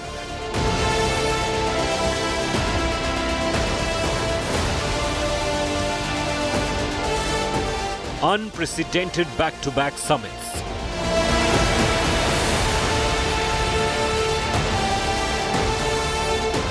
Three summits, one message.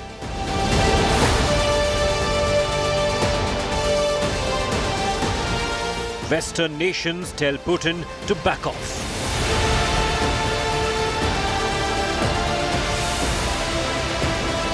Zelenskyy seeks more support.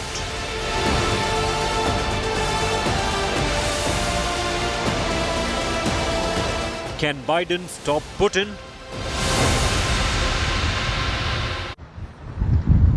US President Joe Biden's attempt is to ensure that there are stronger sanctions against Russia's President Putin and the war-enabling machine, as the West calls it.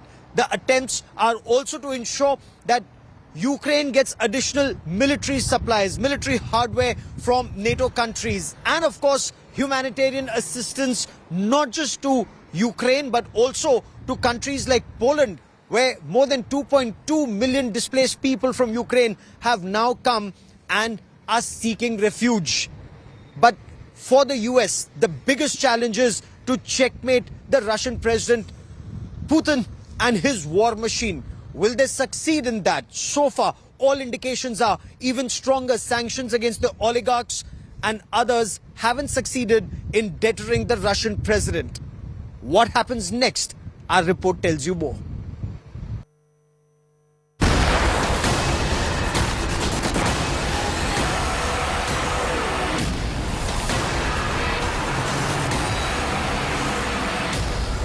Putin war machine rolls on, slowly but with no signs of stopping.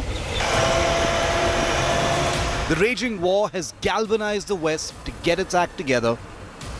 The urgency evident as United States President Joe Biden air dashed to Brussels for a power-packed Thursday. 3 unprecedented back-to-back emergency summits of the North Atlantic Treaty Organization or NATO, G7 nations and the European Union. The aim is to take more punitive measures against Russia and add more muscle to Ukraine's defenses. We believe in democracy, in the rule of law, in the defense of human rights, in the values that underpin all of our societies. That's why this illegal, brutal invasion of a friendly democracy in Ukraine by Vladimir Putin is absolutely unacceptable. NATO and partners around the world are united in condemning and standing up to Russia. The West's options are limited. It has already declared it won't join the war. What their military alliance NATO would do is strengthen its defenses in Eastern European member nations by sending more troops and equipment. It will also supply more arms and ammunition to Ukraine to fight any escalation by the invading Russian forces. But they also need to calibrate a response to frequent nuclear saber-rattling by Russia. The West's assistance, however, might not be enough to satisfy Ukrainian President Volodymyr Zelenskyy. He wants the West to be more proactive. На цих 3 самітах буде наша позиція, міцна позиція. На цих 3 самітах ми побачимо, хто друг, хто партнер, а хто продався і зрадив. Життя можна захистити тільки у єдності. Свобода, вона має бути озброєною. There are reasons for Zelenskyy to be disappointed. While the US and its allies have imposed many sanctions on Russia, Europe still buys gas from Moscow. Ukrainian voices have time and again complained that doing business with Moscow is as good as financing the war.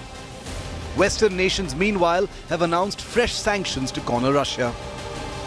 The United Kingdom has slapped 65 more sanctions against Russian business groups and individuals, including the Wagner Group, described as Putin's private army, and Russian Foreign Minister's stepdaughter, Polina Kovaleva. But will all this be enough to stop the war? A top European Union diplomat, Josep Borrell, has warned Russia will not be serious about peace talks until it secures itself a position of strength. The war may not be ending anytime soon. With Gaurav Sawant in Warsaw, Poland, and Geeta Mohan in Moscow, Bureau Report, India Today. On ground in Ukraine, President Putin's war machine continues to create havoc across Ukraine. It's not just limited to rocket strikes and missile strikes in Kyiv, but Mariupol, for example, a series of missile strikes in Mariupol have reduced major parts of the city to just rubble and a ghost town. And it's not just about Mariupol. Kharkiv is being targeted, Kherson is being targeted, and the Black Sea. Ukraine has almost lost control of the Black Sea, so much so that the European Union had to say that wheat supplies for the internally displaced people isn't being permitted by Russia to reach those who desperately need it. On day 29 of the Russia-Ukraine conflict, we get you this ground report.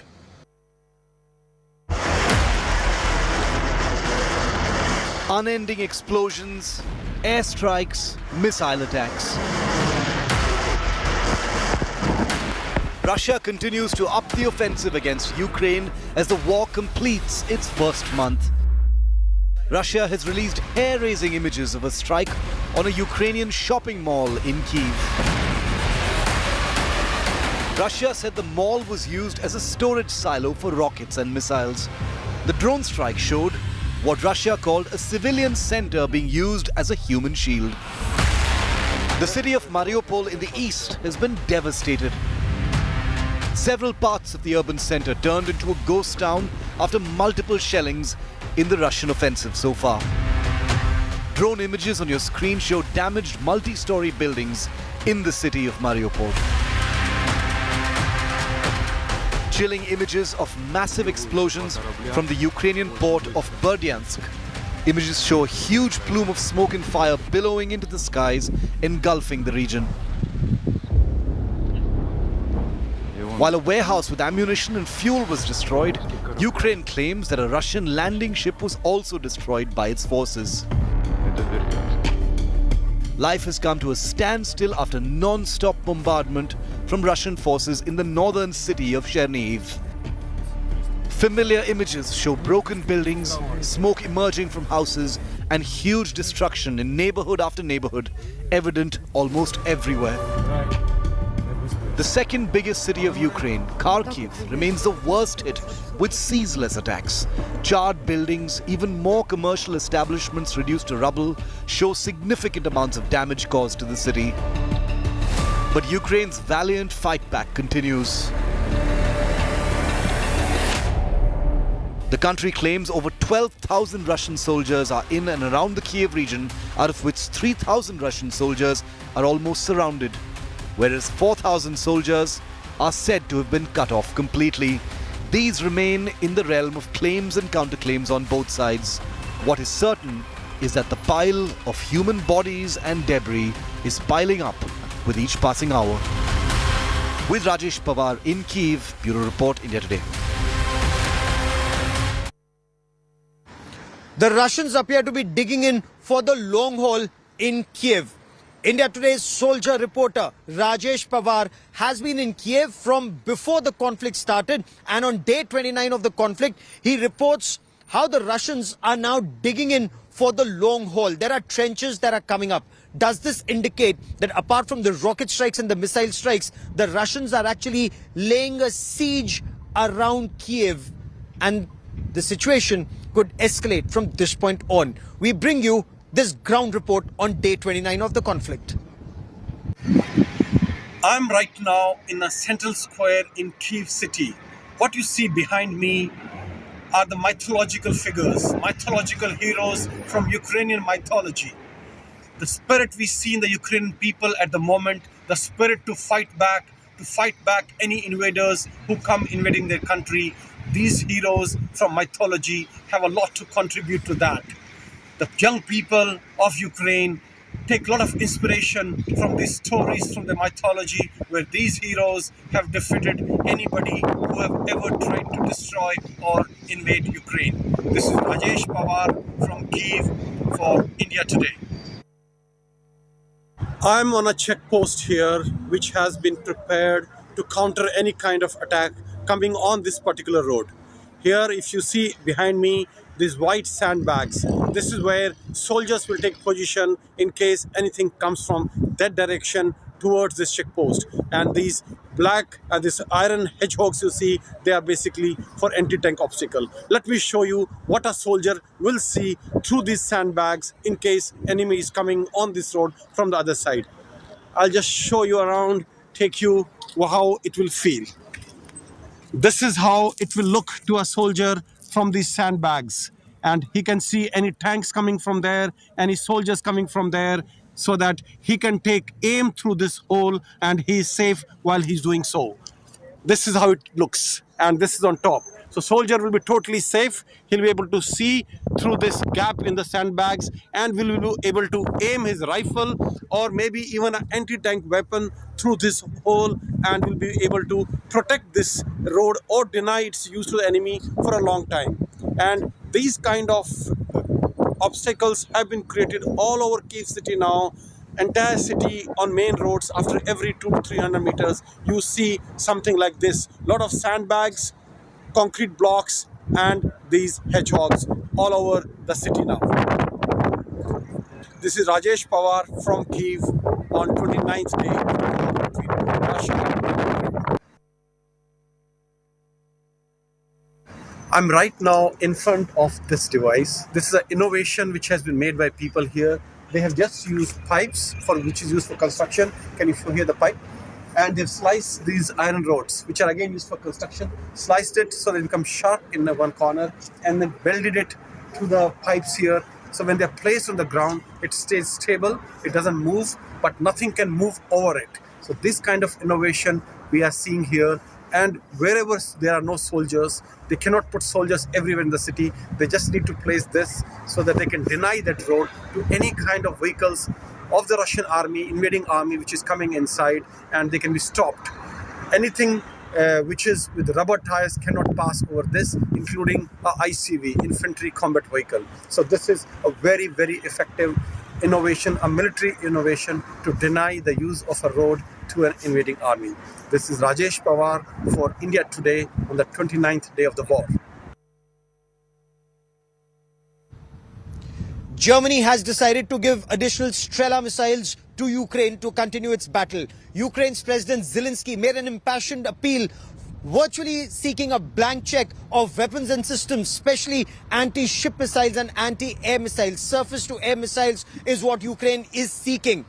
One thing is clear, Ukraine will not get either boots on ground as far as North Atlantic Treaty Organization countries are concerned, or even a peacekeeping force or a no-fly zone. But after that, NATO countries are reassuring Ukraine, given the strong stance and fight Ukraine has put up in the past 29 days and counting, military hardware will continue to pour in.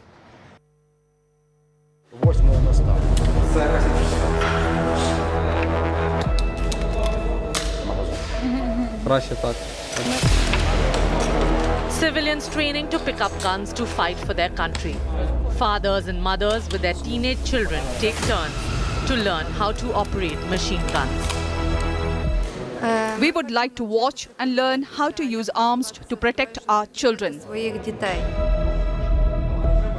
Ukraine has been training its citizens since the first week of March. They are all preparing for a lengthy war. I believe that it is just in case, and I won't need this knowledge, but in case like the Russian invasion move further to Lviv, or maybe in case they will launch some missiles to Lviv, and maybe I would join some medical, medicine stuff, and do medicine. While ordinary Ukrainians train and prepare to defend their country, the world has gradually but steadily been helping the defender. Faced with the mighty aggressor, Ukraine looks severely out of favor from a military point of view. Yet a country with just 2 lakh active military personnel has been able to stand up to a behemoth Russian army that has sophisticated weaponry at its command. A large part of that fierce resistance comes from the swift transfer of military equipment by NATO and other allied countries. In a first, the 27-country bloc of the European Union signed off a $551 million package to help arm Ukraine. Germany has rewritten its long-standing policy that barred exporting weapons into war zones. Germany sent 1,000 anti-tank weapons, 500 Stinger anti-craft defense systems to Ukraine.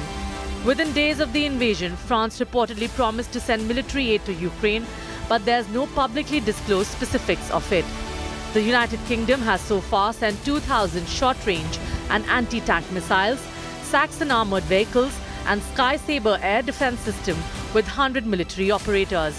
The US so far has been the largest contributor, with 1,400 Stinger anti-aircraft missile systems, 4,600 Javelin anti-tank missiles, 5 Mi-17 helicopters, 3 patrol boats, 4 counter-artillery and counter-drone tracking radars, 2,000 light anti-armor weapons, 300 grenade launchers and ammunition. They've also sent 600 shotguns and 600 machine guns, 5,000 rifles, 1,000 pistols, 25,000 sets of body armor, 25,000 helmets. The US has so far sent nearly 40 million rounds of small arms ammunition, over 1 million grenades, mortar and artillery rounds, along with 70 Humvees and other vehicles, 6,000 at 4 anti-armor systems, and 1,000 switchable drones. I'm grateful to US President Biden for new effective aid for our country. You should understand that I can't reveal all the details of this package of aid and others. This is our defense tactic when the enemy doesn't know what to expect from us. Justin Trudeau has been the next big military aid contributor in arming Ukraine after Joe Biden. Canada has sent nearly 4,500 M72 rocket launchers, 1,600 fragmentation vests, nearly 7,500 hand grenades. Other than that, it has also contributed $1 million to buy commercial satellite high-resolution and modern imagery, machine guns, pistols and carbines. Canada has sent 1.5 million rounds of ammunition, sniper rifles and various related equipment worth $7.9 million to Ukraine so far. It has also contributed $19.9 million in military aid that could include helmets, body armor, gas masks and night vision gears. From Asia, Japan has sent bulletproof vests and helmets to Ukraine, and South Korea too has contributed to the war effort. The next door neighbor for both Russia and Ukraine, Poland has reportedly contributed tens of thousands of shells and artillery ammunition, anti-aircraft missiles, light mortars and reconnaissance drones. All three Baltic and Scandinavian countries too have contributed with military aid to arm Ukraine, as has other European countries. Australia and New Zealand have come with major military donations for Ukraine. But for now, all this help from around the world has not been able to convince Putin's army to back down. The war continues and destruction abounds.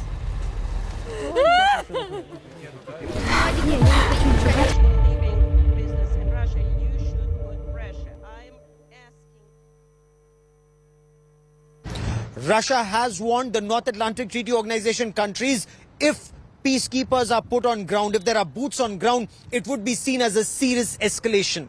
1 month into this conflict, a very clear message has been given to the West. This is a war between Russia and Ukraine, and the West should keep away from this. 1 month into this conflict, there is talk of a nuclear escalation. There is talk of nuclear, chemical and biological weapons being used. But amidst all of that, what's the situation on ground 29 days into this conflict? Our next report gets us more.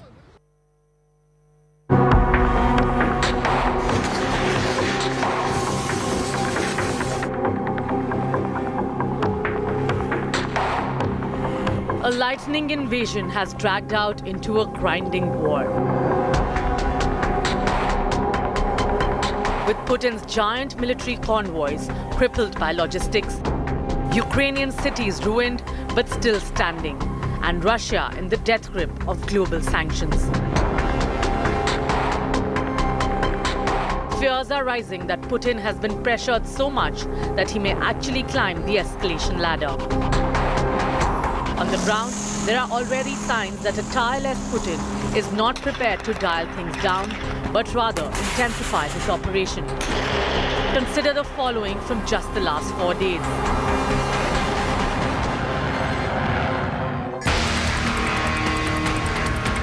Proof 1. Nuclear forces on alert.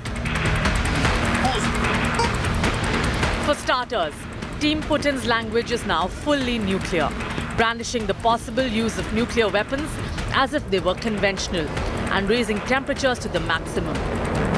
It doesn't help that Putin has already put his nuclear arsenal on operational alert.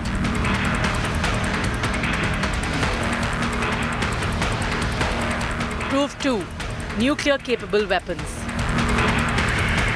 Russia has debuted its long-range Kinzhal nuclear-capable air-launched strike weapon against Ukrainian targets. This was the first use of the weapon in combat, and it signals a definite escalation in the strength being brought to the battlefield.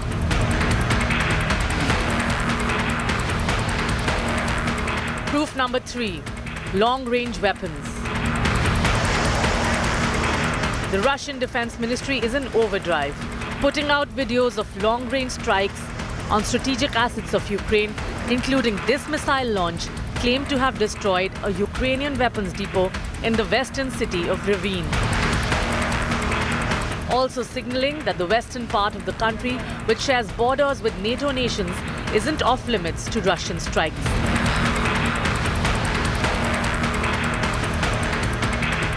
Proof 4. Creating case for more damage. Over the last week, Russia has been building a case for greater damage, but pointing out on a daily basis that Ukraine has been using civilian areas for military operations, like this drone video of a Ukrainian shopping center being used to reload missiles and rockets during a firing exchange. I don't think Russia needs to defend anything at this point. I mean, we have our own, again, national security interests.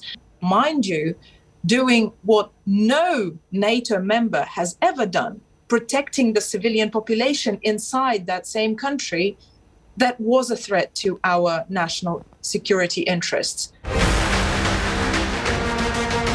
Proof number 5. NATO arms flooding Ukraine. The fifth indicator is that delaying an escalation would mean Ukraine gets even better armed with NATO weapons. The country is already awash with new generation anti-tank and anti-air weaponry, and much more is clearly inbound, as India Today's Gaurav Sawant personally witnessed in this world-exclusive report. Are these American troops here as part of a North Atlantic Treaty Organization country NATO military exercise? They started coming here. The initial troops or the pioneers came in between mid to end February, and the larger number of troops are still coming in. Putin is under pressure, and with each passing hour, that pressure to act is spiraling.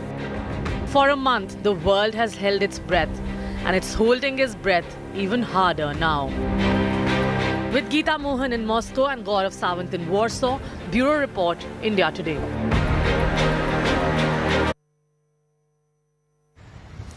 Hours from now, US President Joe Biden will be in Warsaw. He will be meeting President Duda. He's likely to visit a humanitarian assistance camp. He will pat Poland on the back for helping more than 2.2 million refugees who've come from Ukraine and are living here. But the bigger threat that even Poland faces is from Russia. In case this situation is not controlled, Poland would be sharing its borders not with Ukraine, but with a regime very close to President Putin. And that is a threat being faced not just by Poland, but by several other countries in this region. The question remains, how will this situation be diffused? We will be tracking that story very closely, but that is all that cameraman Lalit Joshi and I have for you on this special broadcast from Warsaw. Many thanks for watching.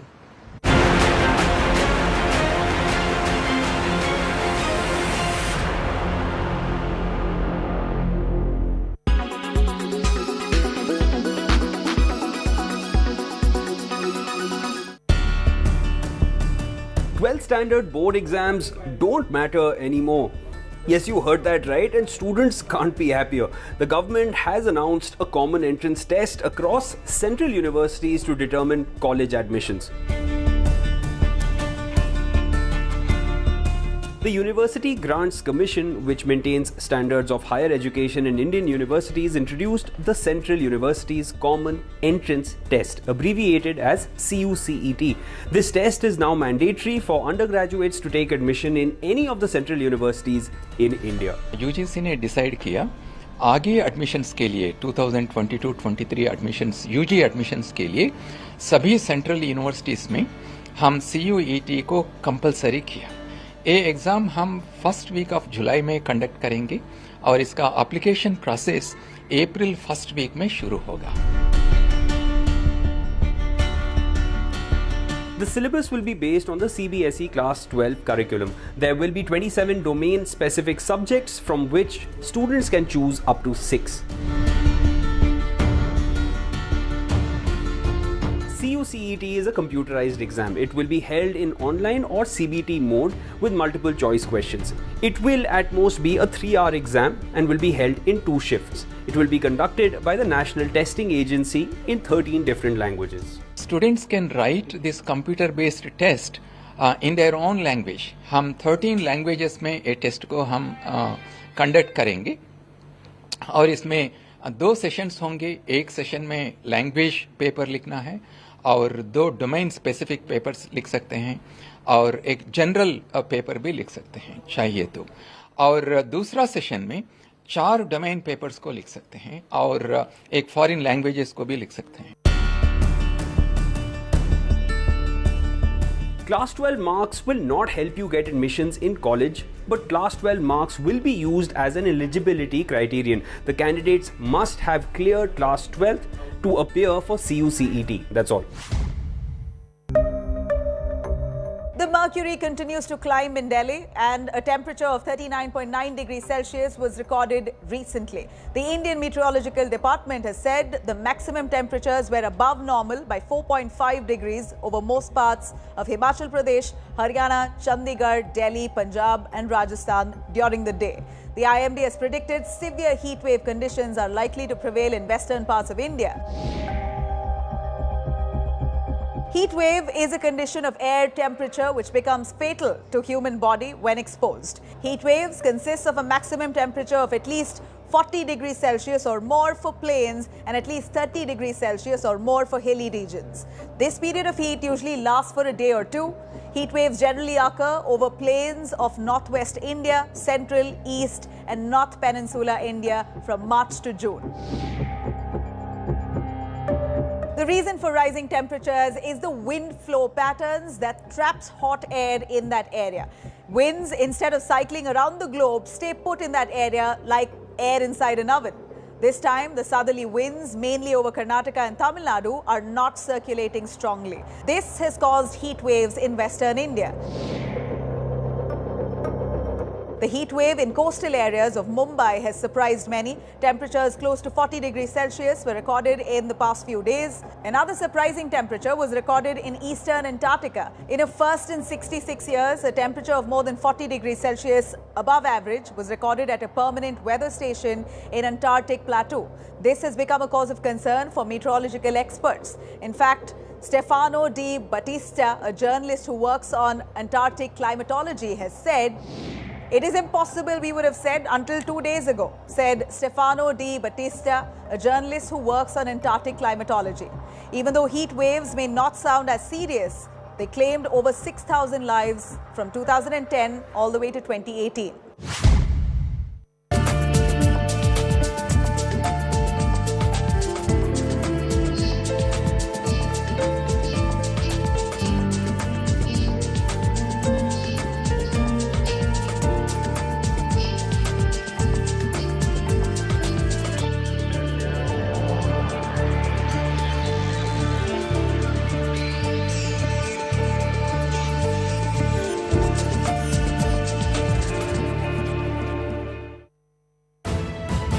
You are watching. Presented by eBix Cash. हर खुशी के लिए काफी है. Co-presented by CoinDCX, your gateway to crypto. Co-powered by Green Lamb Laminates, Gustakhi Saaf.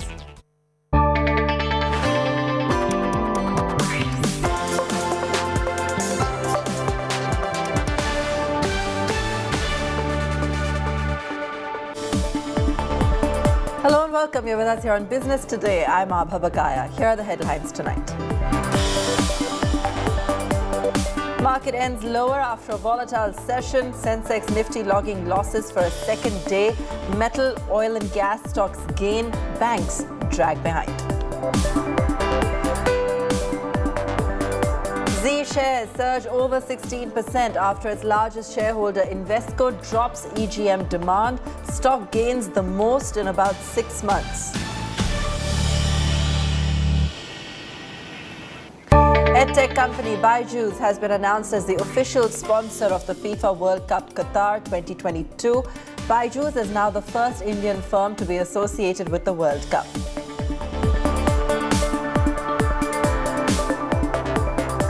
Patanjali-backed Ruchi Soya's 4,300 crore rupee follow-on public offer hits capital markets.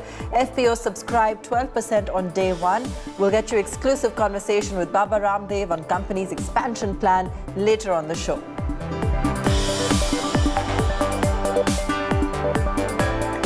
Well, another choppy session on Dalal Street. Benchmarks that took a beating as a surge in global crude oil prices and tensions between Ukraine and Russia remained unabated. Sensex gyrated 690 points intraday before settling at 57,596. That's down 89 points. The Nifty, on the other hand, ended at 17,223, down 23 points. The broader markets, on the contrary, held their ground and outperformed the headline indices. Financials were a major drag today, with 4 of the top 5 Nifty losers from the financial sector. Kotak Mahindra Bank, HDFC, ICICI and HDFC Bank, some of the top laggards. Dr. Reddy's, Aurobindo Pharma leading the Nifty Pharma Index. Dr. Reddy's, in fact, the top Nifty gainer, up nearly 5%, followed by Coal India, Ultratech Cement, Hindalco and JSW Steel. While markets are in turbulent waters for now, in the past 2 years, bulls have been on a rampage on Dalal Street. The charge commenced after a huge crash owing to the uncertainty brought about by the COVID-19 pandemic. Nifty, which had plummeted the most in a single day, hit a low of 7,500. 2 years from that black day, Nifty has now breached the 17,000 mark. Sensex 2 defying gravity to reach 60,000 from 50,000 in just 245 days. In fact, Nifty has performed better than its global peers in the past 2 years. Even among emerging markets, Nifty has defied all odds to reach the top. India's market cap has touched a whopping $3.3 trillion, up over 150% from COVID lows. In fact, since the pandemic hit, there's been an exponential rise in the number of new investors heading to Dalal Street. While just 49 lakh new demat accounts were opened in the years 2019-20, a whopping 142 lakh new accounts were opened in the financial year 2021. But the figures from this year beat them all. In this fiscal so far, 317 lakh new traders have jammed Dalal Street. Now let's take a look at how sectors have performed in the past 2 years. Nifty Metal, IT, Energy, Realty and Infrastructure have been the top 5 performers, rallying between 130 to 323%. While in the past 2 years, investors have filled their pockets with gains from Dalal Street, the volatility due to geopolitical tensions, rising inflation has led to a sea of red in the past few days. Is the market correction here to stay? Ruchi Soya's 4,300 crore rupee follow-on public offer opened for public participation today. A total of 35% of the issue is reserved for retail investors and another 15% for high net worth individuals. Ahead of the FPO, the company raised 1,290 crore rupees from anchor investors. The offer is entirely a fresh issue of shares. The company was bought by Patanjali Ayurved after going through insolvency. Most analysts tracking Ruchi Soya Industries FPO said that investors can apply for shares with a long-term view, given the price band is at a significant discount. Our managing editor Siddharth Zarabi spoke exclusively to Baba Ramdev on the FPO, expansion plans, and where Baba Ramdev said that his first goal is to make Ruchi Soya debt-free. Listen in. आपने लोगों को अपने स्वास्थ्य सुधारने के लिए योग और श्रम का एक प्रकार से पथ सिखाया। अब आप रुचि सोया का स्वास्थ्य सुधार रहे हैं। ऐसी रुचि आप में क्यों आई कि रुचि सोया जैसी एक कंपनी का स्वास्थ्य सुधारे हम? बीमारों का इलाज करना हमारा काम है और इसलिए सिद्धार्थ भाई एक बीमार कंपनी का भी हमने इलाज किया, उसका टर्नओवर किया, करीब डबल टर्न अराउंड किया, उसमें प्रोफेशनल मैनेजमेंट, कॉर्पोरेट पूरा गवर्नेंस और पूरा का पूरा एक जिसको कहते हैं ना ट्रांसपेरेंसी, अकाउंटेबिलिटी, प्रॉफिटेबिलिटी, हर चीज़ को हमने उसको एक लेवल पर लेकर के आए। और इसीलिए जो एक बीमार कंपनी थी उसका चलो टर्नओवर बढ़ाना, उसको करीब दुगुणित कर देना और उसके साथ उसका जो एबिटा था उसको भी कई गुना बढ़ा देना साधारण बात नहीं होती है जी। और निरंतरता के साथ उसको एक मेंटेन करना बिना रिस्क मैनेजमेंट के साथ, क्योंकि ऑयल जो कमोडिटी वाला बिजनेस होता है इसमें इंपोर्ट पर बहुत डिपेंडेंसी है, करीब 65% ऑयल बाहर से आता है, तो उसको भी रिस्क मैनेजमेंट के साथ उसको लेकर के चलना और फिर इस रिस्क से बाहर निकालने के लिए इसके 3 और बड़े पिलर खड़े कर देना कि इसमें न्यूट्रिला जो सोया चंक आता था उसमें Nutrela nutraceuticals, vitamin D, B12, calcium, iron, omega, vitamin C, जो कोलेजन प्रास और वेव प्रोटीन, आइसोवेदा, माने सब चीज़ें जो केमिकल एनिमल बेस्ड सिंथेटिक थे उनकी जगह नेचुरल विकल्प दे देना, क्योंकि ये कैसे कहते हैं ना प्रीमियम प्रोडक्ट है, एक अच्छा एबिटा वाला जो पोर्टफोलियो है पूरा का पूरा। फिर इसके अंदर पाम प्लांटेशन, उसमें तो कोई रिस्क ही नहीं है, उस बिजनेस को जोड़ देना। फिर उससे भी बड़ी बात, हमने कहा कि कोई रिस्क हमें चाहिए ही नहीं, हमें लोगों का जो हम पर भरोसा है उसको आगे लेकर चलना है। जी। तो पतंजलि का अंदर हमने जो हमारा नॉन जो फूड का बिजनेस है, जिसमें personal care, hair care, dental care, हमारे दंत कांति, केश कांति और एलोवेरा, तमाम तरह के जो हमारे ब्रांड्स हैं, बाकी मेडिसिन हमारी BP, sugar, thyroid, asthma, arthritis, जो हेपेटाइटिस आदि के लिए, वो उधर रहेंगे। इधर रुचि सोया में पूरा फूड पोर्टफोलियो हम ट्रांसफर कर रहे हैं पतंजलि का। तो नॉन फूड पतंजलि में, फूड पूरा रुचि सोया में। जी। ये हमारा एक पूरा लॉन्ग टर्म विजन है और इसको हमने अपने आरएसपी प्लान में भी डाला है और इसको हम एग्जीक्यूट भी करना शुरू कर देंगे लिस्टिंग के अगले दिन से ही। जी। रुचि सोया के फ्यूचर के बारे में बात करने से पहले आपने एक बहुत बड़ा इंपॉर्टेंट एक विषय छेड़ा, और दर्शक अगर इस बात को समझें जो स्वामी जी कह रहे हैं, अपने देश में 2/3 से अधिक खाद्य तेल बाहर से आता है।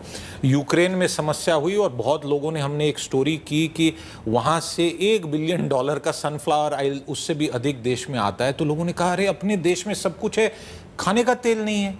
स्वामी जी ये क्यों है? आपको खुद जानकारी ये जब मिली होगी तब आपको कितना अचंभा हुआ? ₹250 से ज़्यादा, ₹250 से ज़्यादा जो है, माने 250-300 रुपए तक MRP पहुंच गया सनफ्लावर का। जी। घी के बराबर पहुंचने वाला। बिल्कुल। और बात खाली सनफ्लावर की नहीं है, पाम ऑयल इंडोनेशिया, मलेशिया से आता है, तो बीच बीच में भारत के खिलाफ बकवास करते रहते हैं। कोई भी देश आत्मनिर्भरता के बिना आगे नहीं बढ़ सकता। तो तेल में हम आत्मनिर्भर क्यों नहीं है? तो इसमें किसी ने कोई बड़ी पहल की नहीं। पहली बार मोदी जी ने अभी 1200 करोड़ रुपए का ऑयल पाम मिशन लॉन्च किया है और खाद्य तेलों में आत्मनिर्भरता के लिए पूरा एक स्पेशल एक टास्क फोर्स बनाई है और इसमें बड़ी भूमिका पतंजलि रुचि सोया निभाएगा। तो ये एक बहुत बड़ा कदम होगा। करीब 1.5 लाख करोड़ रुपए इस साल गया है, 1.5 लाख करोड़ रुपए फॉरेन करेंसी का नुकसान हुआ हमारा। आपने बिल्कुल सही कहा। और आप जब कह रहे हैं कि बड़ी भूमिका निभाएंगे तो केवल पोस्ट प्रोडक्शन में निभाएंगे, क्या आपको लगता है कि कहीं उपजाने के लिए भी प्रयास करना पड़ेगा? वही तो पाम प्लांटेशन का मतलब ही ये है कि यहीं पैदावार करना, यहीं फैक्ट्री लगाना और किसानों को जो ट्रेडिशनल खेती कर रहे थे उससे करीब डबल उनकी इनकम करना और इससे लाखों किसानों को और उससे जुड़े हुए लाखों कृषि मजदूरों को जोड़ना। ये बहुत बड़ा, लाखों एकड़ जमीन पर ये काम होगा। ऑलरेडी काम शुरू कर चुके सिद्धार्थ भाई। स्वामी जी, कई लोग कहते हैं कि पाम ऑयल प्लांटेशंस जो हैं वो हमारे एनवायरनमेंट के लिए बड़े खराब हैं। इसका बड़ा विरोध होता है कि जंगल कट जाते हैं, जमीन खराब हो जाती है। एनवायरनमेंट के नाम पर हमारे यहाँ पर कुछ ठलवे लोग हैं। ठलवे मतलब जिनके पास कोई काम धाम तो है नहीं और सोच है नहीं। मेरे से भी एक बार काफ़ी जो एग्रीकल्चर के नाम पर, एनवायरनमेंट के नाम पर काम करने वाले, मैंने कहा भाई इसका एग्रीकल्चर का कैसे नुकसान होगा, एक भी आप तर्क तथ्य युक्ति प्रमाण के साथ बात करो। बड़े जी जंगल कट जाएंगे। मैंने कहा मूर्खो, भारत में एक भी ऐसी जगह नहीं है जहाँ जंगल काट करके पाम लगाए हो। ये तो इंडोनेशिया, मलेशिया की और दूसरे उन देशों की समस्या है जहाँ पर जंगल काट के पाम लगाए गए थे। तो इन्वायरमेंट की समस्या एक भी नहीं। दूसरी, इसके अंदर पानी कम लगता है, ड्रिप इरिगेशन से होता है और बंजर जमीन पर होता है, बिल्कुल उपजाऊ जमीन पर नहीं करते। और जो नॉर्मल खेती में जो तेल पैदा होता है सरसों का, मूंगफली का, जो भी नारियल का, कोई भी सोयाबीन का, उससे 4 गुना ज्यादा इसमें पैदावार होती है प्रति एकड़ में। तो पेड़ जो बंजर भूमि थी वहां पेड़ लगेंगे, 40 साल तक हरियाली रहेगी। इन्वायरमेंट का कहाँ इशू आ गया? तो कुछ लोग बिना सोचे समझे एक बात उठा ली कहीं विदेश से कि वहां जंगल काट के पाम लगाए गए थे, विदेशी मॉडल ला के। तो और अब एक बात और बताना चाहता हूं, इसमें तो जो है इतना अच्छा काम किया है मोदी सरकार ने कि 3 साल तक उसमें क्रॉप नहीं आती, 3 साल के बाद उसमें फल आना शुरू होता है, 5 साल में पूरे फ्रूटिंग आ जाती है। अब जब वो फ्रूटिंग होती है उससे उसके बीच में जो किसान का नुकसान होता है उसकी भरपाई के लिए गवर्नमेंट सब्सिडी दे रही है किसानों को, बीज के लिए और खाद के लिए, नर्सरी के लिए। तो इतना बड़ा काम होगा आने वाले 5-10 सालों में, यहाँ पर एक बूंद भी बाहर से ना लाना पड़े, इस संकल्प के साथ हम आगे बढ़ रहे हैं। उसमें बड़ी भूमिका रुचि सोया निभाएगा। हमारा बहुत बड़ा सपना है सिद्धार्थ भाई।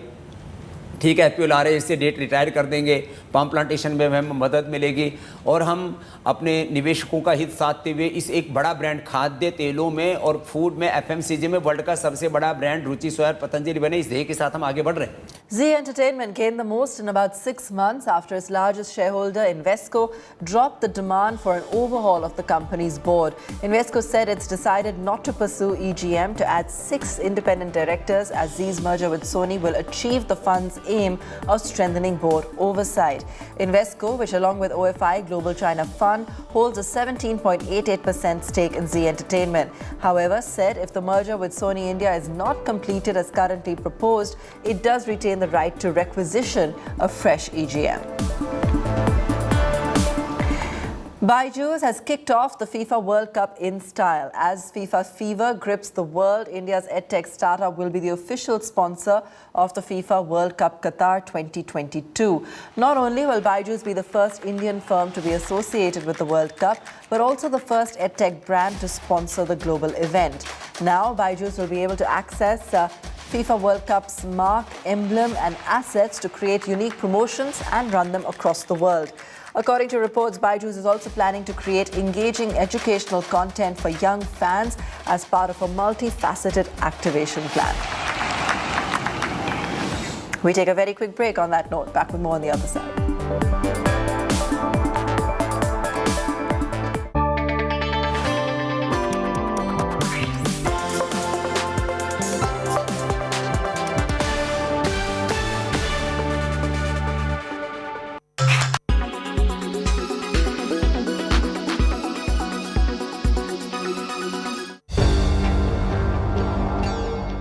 Hates Mark Zuckerberg's Meta, and there is reason for it. Rage over Putin's invasion of Ukraine couldn't be more evident than on social media. For example, a group of users have launched a Facebook page called Death to Putin. Angry messages, caricatures, or just simple hashtags of Death to Putin are widely circulated on social media, and Facebook didn't lift a finger over it. Instead, it rolled out a change in policies allowing for once banned content to be accepted under revised hate speech rules in the context of war. Meta has said that as a form of political expression, violent speech such as death to the Russian invaders would be allowed, but not credible calls for violence against Russian civilians. Posts calling for the death of Putin or Belarusian President Alexander Lukashenko will also be allowed. The countries Meta now allows to call for Putin's death are mostly Russia's neighbors itself. The permitted list includes Armenia, Azerbaijan, Estonia, Georgia, Hungary, Latvia, Lithuania, Poland, Romania, Russia, Slovakia, and Ukraine. As a response, Russia took down Instagram, cutting off at least 80 million users from the service and also banned Facebook. Просто это ужасно. Ну, это странно и ужасно. Это, наверное, самая популярная соцсеть вообще во всем мире. Не говоря уже то, что там в России, в Москве им пользуется, наверное, подавляющее большинство всех прогрессивных людей, скажем так. Все люди, которые прогрессивны, которые приносят, кстати, экономическую пользу, я думаю, что пользуются как раз-таки Фейсбуком и Инстаграмом. Поэтому это ужасно. But as the Russia-Ukraine war moved to social media, Russian courts found it befitting to label Meta as an extremist platform. Barring WhatsApp, which still will function as it normally would, applications under Meta will now be labeled extremist in Russia. The Russian court has said that Meta deliberately allowed hate speech against Russians, which created an alternative reality in which any pro-Russian position was suppressed and hatred was incited. As a way to bypass these restrictions here, Russian citizens have been using VPNs. Но это было ожидаемо, поэтому я скачал VPN и пользуюсь VPN. Since February 24th, an average of 16,000...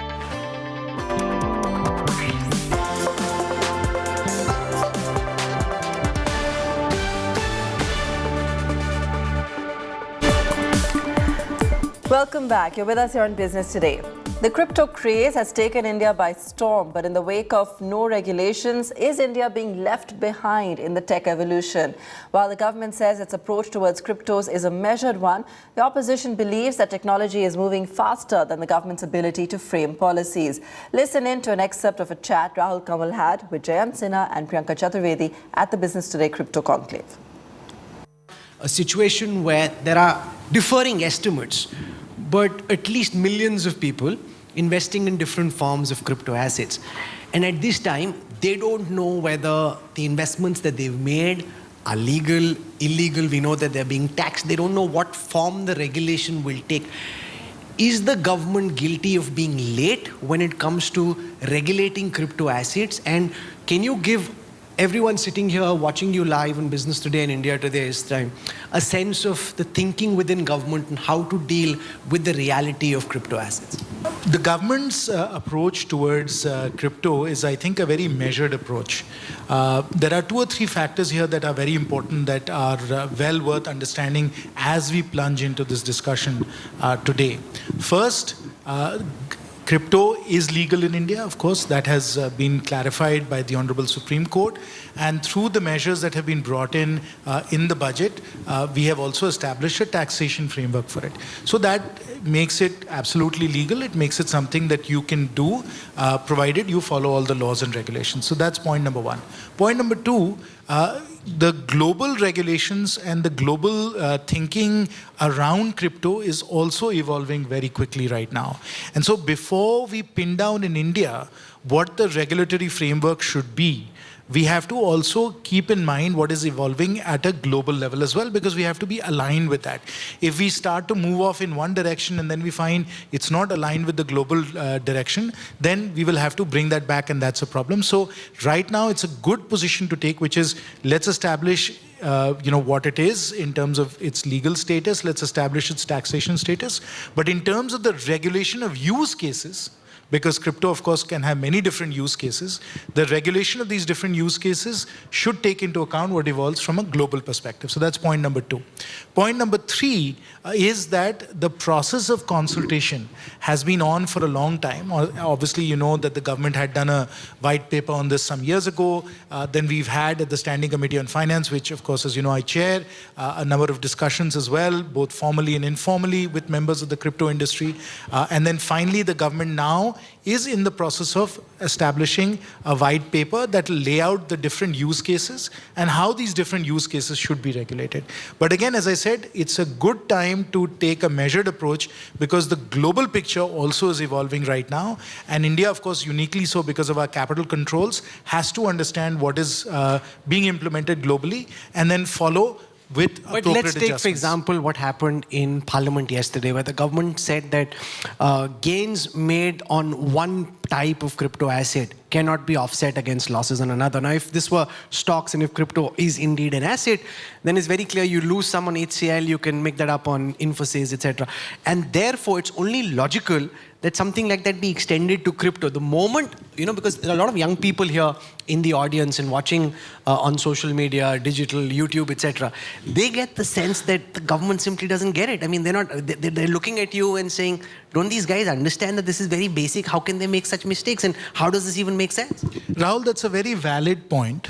But I think you're jumping to a conclusion about a use case. When you say you want a set-off against gains that you're making here against losses elsewhere, you're already assuming that the use case is a use case where crypto is being considered as an asset class. Right? And so when you have an asset class, whether it's real estate, whether it's stocks, whether it's mutual funds, and yes, you have set-offs. But that is already taking into account that this is a use case. Now, we are still, as I said, in the stage where we are thinking through what are the legitimate use cases. And therefore, once we have these legitimate use cases, they align with the global standard, then this is what the taxation treatment would be. But as I said, right now, what the different use cases are, and what the tax treatment of these different use cases will be is still evolving. And right now, the government's position has been that it is not yet, an asset class where it's going to get the benefits that other asset class which have set-offs are going to be. That seems to be the position the government has taken through the statements in Parliament yesterday. Priyanka Chaturvedi, what do you make, sitting in the Shiv Sena, of the government's approach on regulating and taxing crypto assets? From what Jayanji is suggesting, the government seems to want to be careful, be calibrated, not rush in and come up with legislation, allow for the global policy framework to emerge, and not be in a rush to announce something, then have to roll it back. So as far as global policy framework is concerned, there are many countries which have framed a policy. The policies are very forward-thinking, very dynamic in nature, and also understanding the need of the hour basis, what is needed. You have a lot of young people who are invested in it, curious about it, are getting employment through it. So it becomes important that we show the kind of speed that is needed for something like this. And we are seeing how technology is moving faster than our ability to frame policies. So always having this cautious position and sitting and waiting for the others to make the first move will only end up damaging a lot of prospect that we have as Indians. What do you think the government should be doing? If you were in power, how would you handle the current challenges on regulation and taxation? So I find this very weird that you do not have a cryptocurrency bill introduced in the parliament yet, but you have decided you are going to tax it. As per what my understanding is and what I understood from him, he said that we are considering it legal, but we haven't decided the use case, where does it fit in? Is it an asset? Is it something else? How do we compare it with other assets? So you cannot have a tax introduced, you cannot have a GST, you cannot have a TDS, and not know where cryptocurrency stands. And again, legality, illegality is also a grey zone right now. Exchange also is a grey zone right now because RBI has taken a totally divergent point of view. So where is the convergence? The convergence needs to come from multiple stakeholder conversations. And again, we are very late into this. Only when Prime Minister spoke about it recently did it come to the Finance Committee, and Finance Committee has started discussing it. Supreme Court had already uplifted that ban. So till now, they have been functioning in a grey zone. The regulation is self-regulated. They're managing it on their own.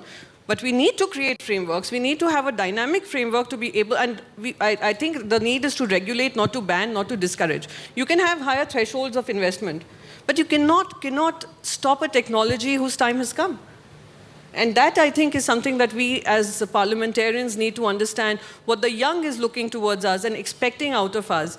And they seem to be on it, understanding it. So maybe they should be important part of the conversation. And here's what else is making news in the corporate world. Hospitality unicorn Oyo's much-awaited IPO of 8,340 crore rupees is likely to suffer further listing delay as well as reduction in offer size. This comes in the face of the current global crisis emerging out of the Russia-Ukraine war situation.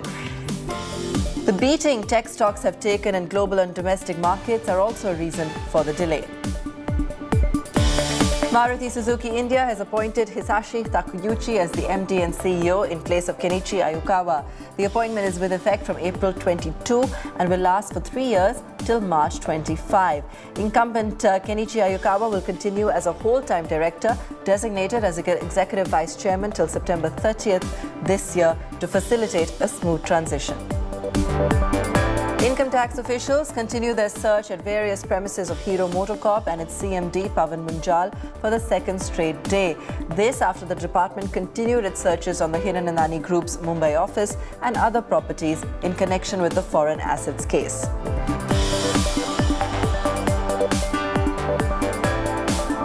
The Board of Infrastructure Major Larsen & Toubro approved long-term borrowings of up to 10,000 crore rupees. The long-term borrowings include refinancing through external commercial borrowings, term loans, NCDs or non-convertible debentures, and any other instrument as may be appropriate, the company said in a regulatory filing. And that's where we leave it on the show today. Thanks so much for watching.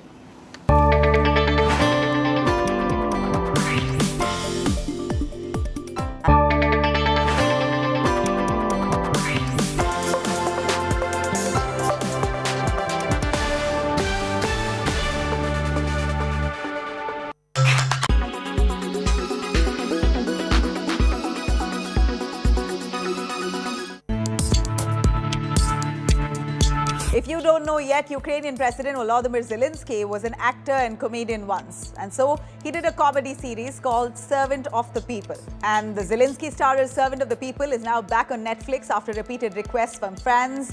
The OTT platform writes on Twitter and announces, and I quote here, "You asked and it's back. Servant of People is once again available on Netflix in the United States." The 2015 satirical comedy series stars Volodymyr Zelenskyy playing a teacher who unexpectedly becomes president after a video of him complaining about corruption suddenly goes viral. The show has 3 seasons which ran from 2016 to 2019. And obviously the series helped launch Zelenskyy's real-life political career. This series is said to have inspired his political plunge. He was elected president of Ukraine in 2019 in a huge landslide victory. The show has now come back on demand since the Ukraine-Russia war began. And since then, demand to see Zelenskyy on screen has also soared. A small Stockholm agency has also been deluged with bids for the rights to air this hit comedy series. It's been extremely hectic because we've been, all around the world, people have asked for the rights because they want to broadcast it. So it's been very, very busy. Because in a way, it's an act of solidarity with Ukraine at the same time, and of curiosity also that you want to see the series. So everybody's very, very curious about it. Since the start of Russia's invasion of Ukraine, broadcasters such as Britain's Channel 4, Greece's ANT1 and Romania's Pro TV have rushed to join those who have already snapped up the rights to 7 of the people. I think last week we do maybe 15 deals and we are in negotiations with another 20 countries, something like that. So it's been really hectic. And in some countries, I had four proposals from Italy today. So it's very, very sought after. In Italy alone, 3 or 4 broadcasters are currently vying for the rights, while in Greece, the show is airing nightly on premiere time. Sorelin first met Zelenskyy 10 years ago when Zelenskyy, the Ukrainian, was developing a game show called Crack Them Up.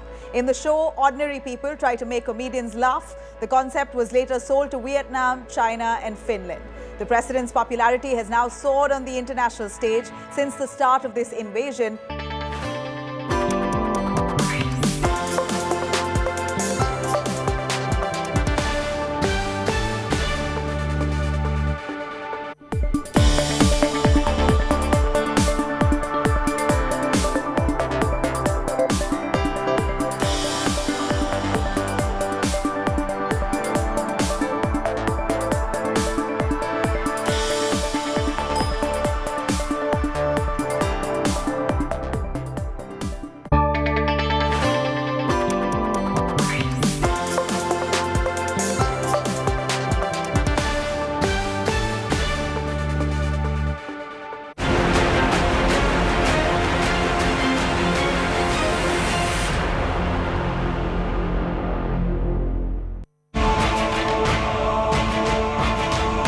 Putin's dreams and nightmares real.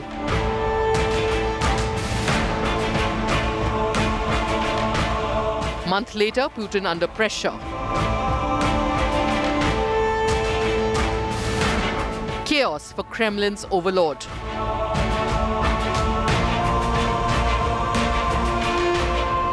Ruthless, practical, grimly focused.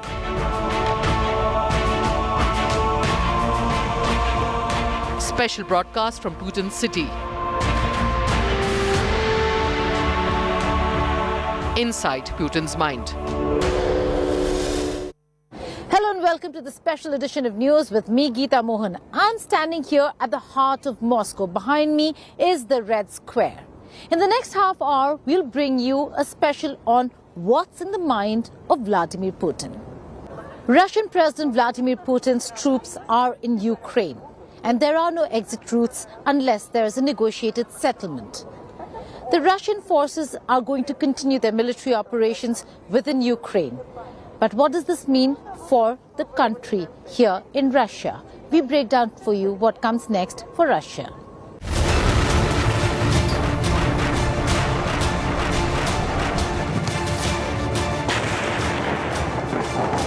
It's been a week for Vladimir Putin.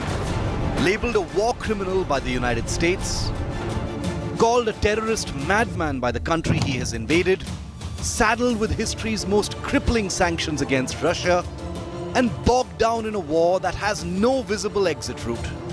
Cloistered in the Kremlin and his home near Moscow, Vladimir Putin, however, is showing no signs of losing steam. His missiles and bombs are still crashing into Ukrainian neighborhoods. And despite losing as many as 6 senior generals in this ongoing war, Putin doesn't appear to be militarily or even politically fatigued. for now, Ukraine in a very precarious situation. The unpredictability of what's going to happen next is palpable when it comes to conversations we have on either side. But the Russian side very clear that there can be no NATO expansion into Ukraine. His ruthless persona continues to radiate out from Moscow, signaling a typically grim determination to reach his stated objectives. As Russia's longest-serving leader after Joseph Stalin, world leaders wonder if Vladimir Putin has finally landed himself and his country on the path of economic, political, and military doom. We understand that Putin has crossed the last red line. He is now compared to Hitler of 21st century. For a superpower leader who has stayed in power for nearly a quarter century and managed to establish Russia as a true world power, has Putin's famed psychological ruthlessness been derailed by a war where there doesn't appear to be a dignified exit? Or is the world about to witness Vladimir Putin's famous will to overwhelm, digesting the losses, casting aside the sanctions, and showing a terrifying appetite for damage to his military and reputation? Is Putin about to signal to the world that he will finish what he started? Is he signaling, in fact, that the West has betrayed those they made promises to? A month is up in an invasion that Putin had smirked and indicated would be over in the blink of an eye. What Putin does next means everything, not just for Ukraine, but for the most intriguing Russian leader of our time. With Geeta Mohan in Moscow, Bureau Report, India Today. Putin was born in 1952 in St. Petersburg, a city that was under Nazi siege during World War II that killed most of the population. His father was severely wounded in war and his mother nearly died of starvation. But things turned around for Putin. Here are the years of childhood and growing up that shaped the man Vladimir Putin. I think he is a war criminal. Putin has been called by many names, and now Moscow's undisputed leader has the world's attention. Some even have taken interest in Putin's childhood to understand his present actions. While his past will not justify his present, it's worth having a look into and understanding who Putin really is. Born in 1952 in Leningrad, which is now called St. Petersburg, his childhood was rife with hardship. His city then was under a long Nazi siege during World War II that killed most of the population. The siege has been termed genocide and is described as the world's most destructive siege of a city. His father had taken part in World War II and was wounded badly. Putin's mother, on the other hand, did odd jobs and had almost died of starvation during the Nazi siege of Leningrad. Putin's family had a room in a rundown apartment shared with two other families. So there was always scarcity of hot water, food, and little or no heat in their room. While his parents worked, he would be left with another family or on his own. He was left to look out for himself even when he was bullied in the neighborhood. So his childhood saw food insecurity, bullying, shelter issue, wartime, and even parental trauma. But he luckily found mentors, learned judo, and got a law degree. And that would lead up to his first job in the Russian government when he joined Soviet Union's main security agency, KGB, before entering the Kremlin. Experts say that Putin's childhood dictated his personality. Moreover, he was culturally and psychologically married to the idea of Soviet Union, which stopped existing. One US secretary once said that when she met Putin, she found him to be unemotional and cold. And if you look back at figures like Nazi Germany's Adolf Hitler and Soviet Union's Joseph Stalin, they all had childhood trauma that is often linked back to their actions by historians. Now, let me draw your focus to his announcement that he made before invading Ukraine.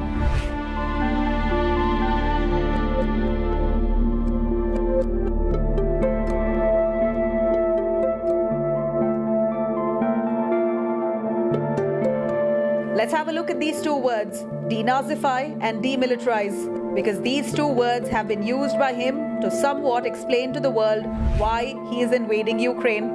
And now link that to his childhood trauma of living under military hell, bullying, and war trauma. In his mind, he is the victim here, and he is defending himself as he is threatened by Ukraine. Modern warfare is not just limited to battlefield. Social media has become the new theater in the Russia-Ukraine war. Now, who is leading Russian President Vladimir Putin's team? While both sides scream propaganda and accuse each other of using social media, here are the 4 women leading President Putin's digital team.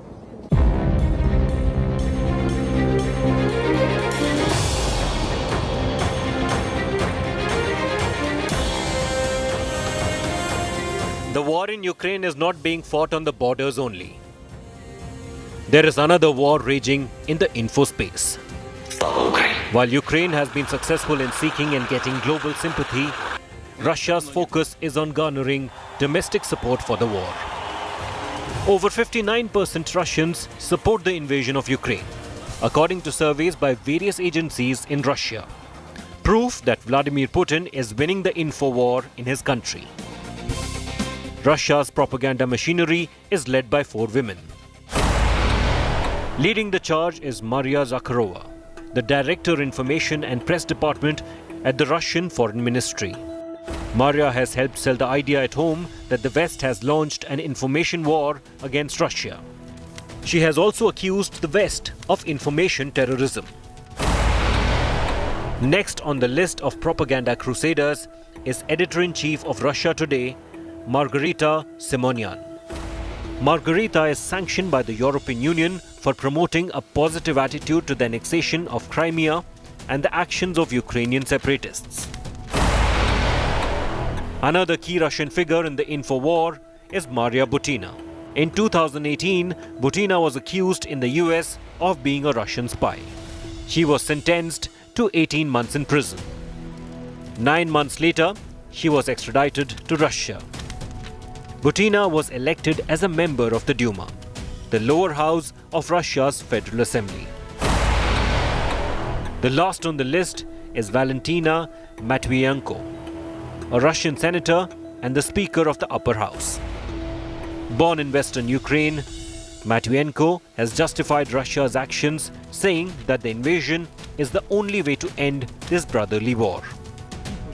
While the West has imposed various sanctions to curb the spread of Russian propaganda, but the truth is, Russia doesn't have to sell the war globally to keep it going.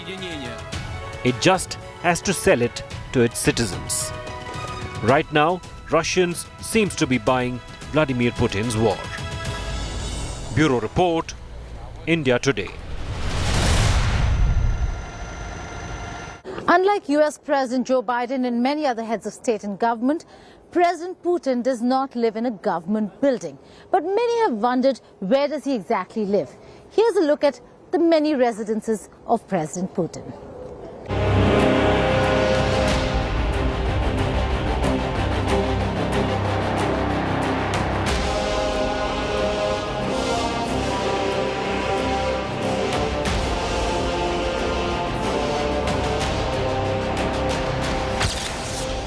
Strongman, autocrat, aggressor. Vladimir Vladimirovich Putin, the man in a global spotlight, and not for the right reasons. Putin under a global glare since he ordered his troops to launch a ruthless invasion of Ukraine on the 22nd of February.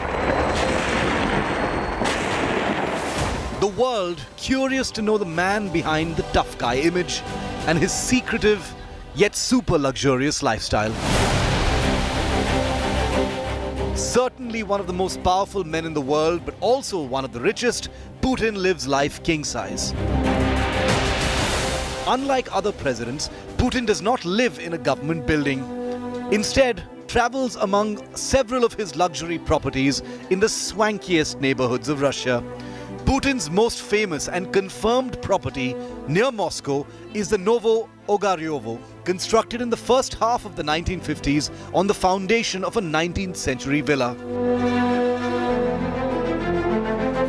The Russian leader has hosted famous world leaders here, including Barack Obama in 2009.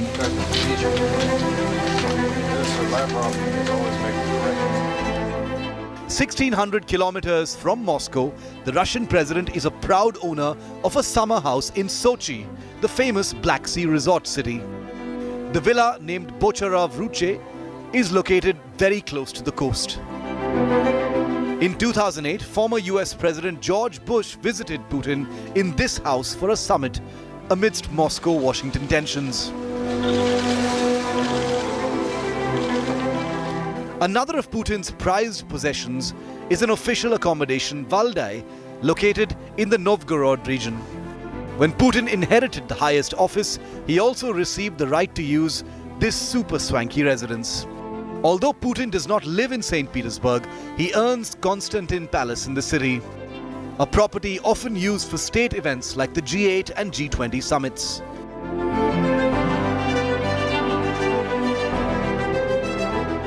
Putin skips the palatial confines of the Kremlin, which have served as official residences of past Russian leaders since centuries. He occasionally drops in to visit these historic office complexes using motorcades or helicopters.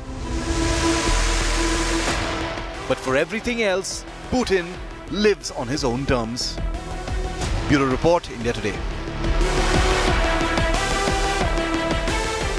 Vladimir Putin's daily life routine could be more similar to yours than you think. A night owl, a coffee lover with a sweet tooth. Here's how the Russian president spends 24 hours of his day.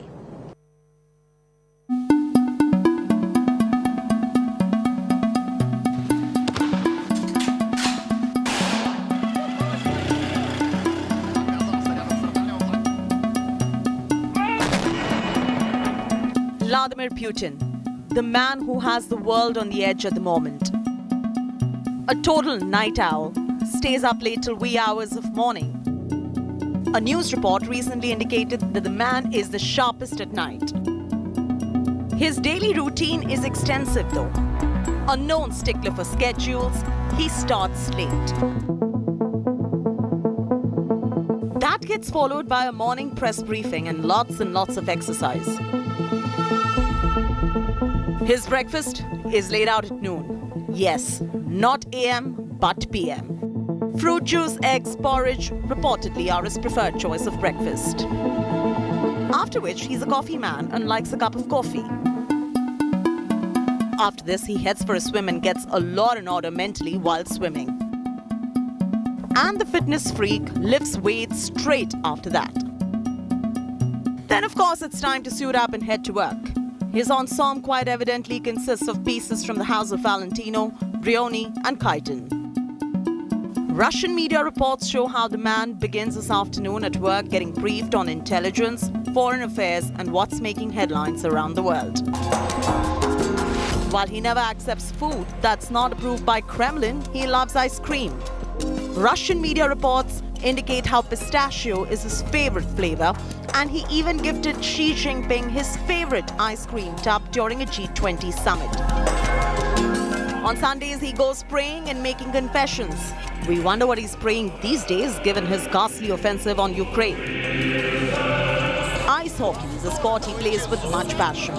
When not swimming or playing ice hockey, or even for that matter waging a war against Ukraine, he does spend time with dogs.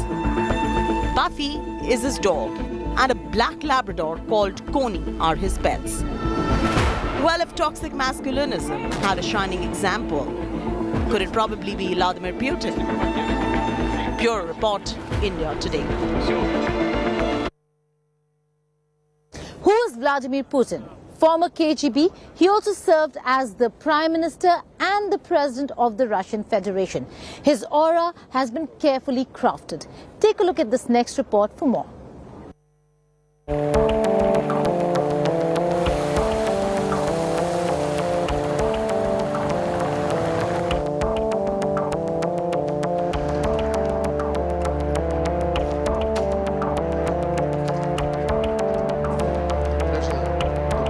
In 2012, as he entered Kremlin as the President of Russia, Vladimir V. Putin was walking in once again to continue his rule over Russia.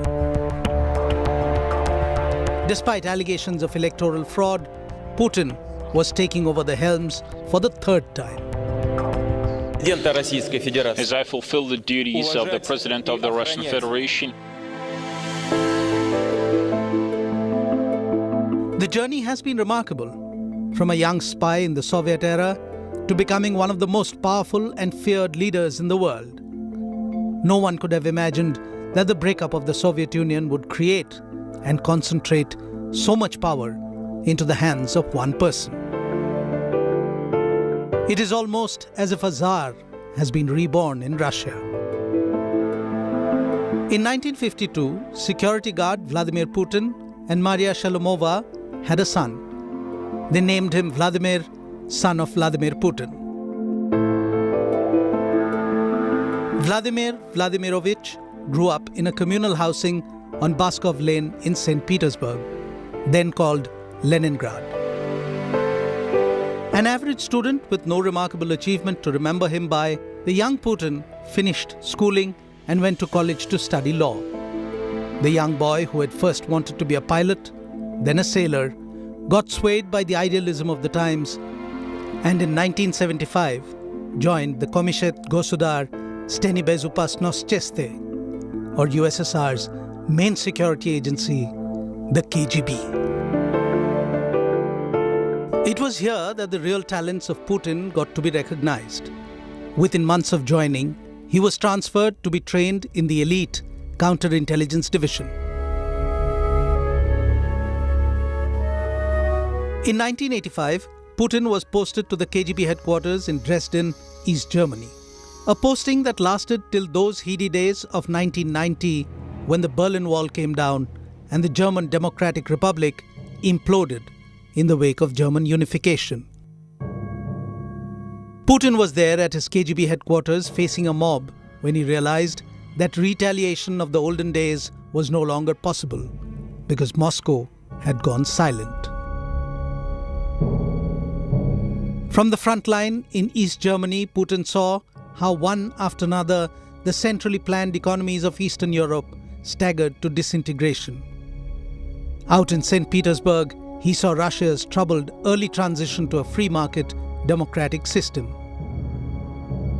Lieutenant Colonel Vladimir Putin of the KGB retired in 1991 and made his way back to Leningrad. The future looked bleak as the Soviet Union came crashing down.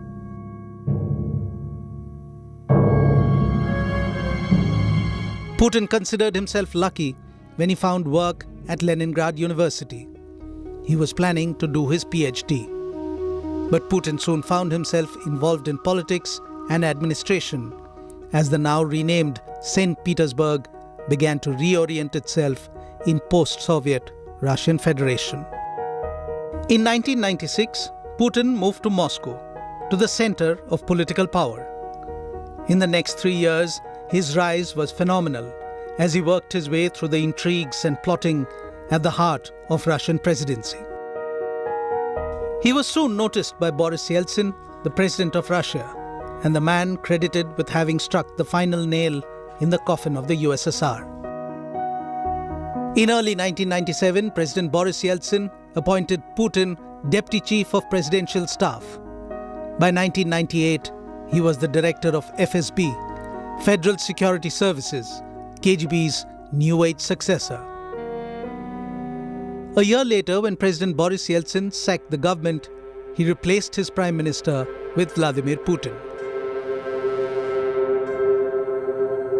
On the last day of 1999, as the millennium changed, Vladimir Putin became the acting president of the Russian Federation, and Russia and the world would never be the same again.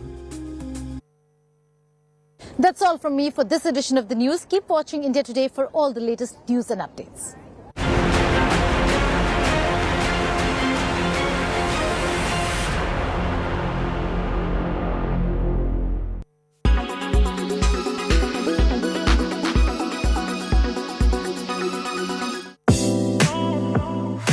US electric car pioneer Tesla is known for its autopilot cars and space missions.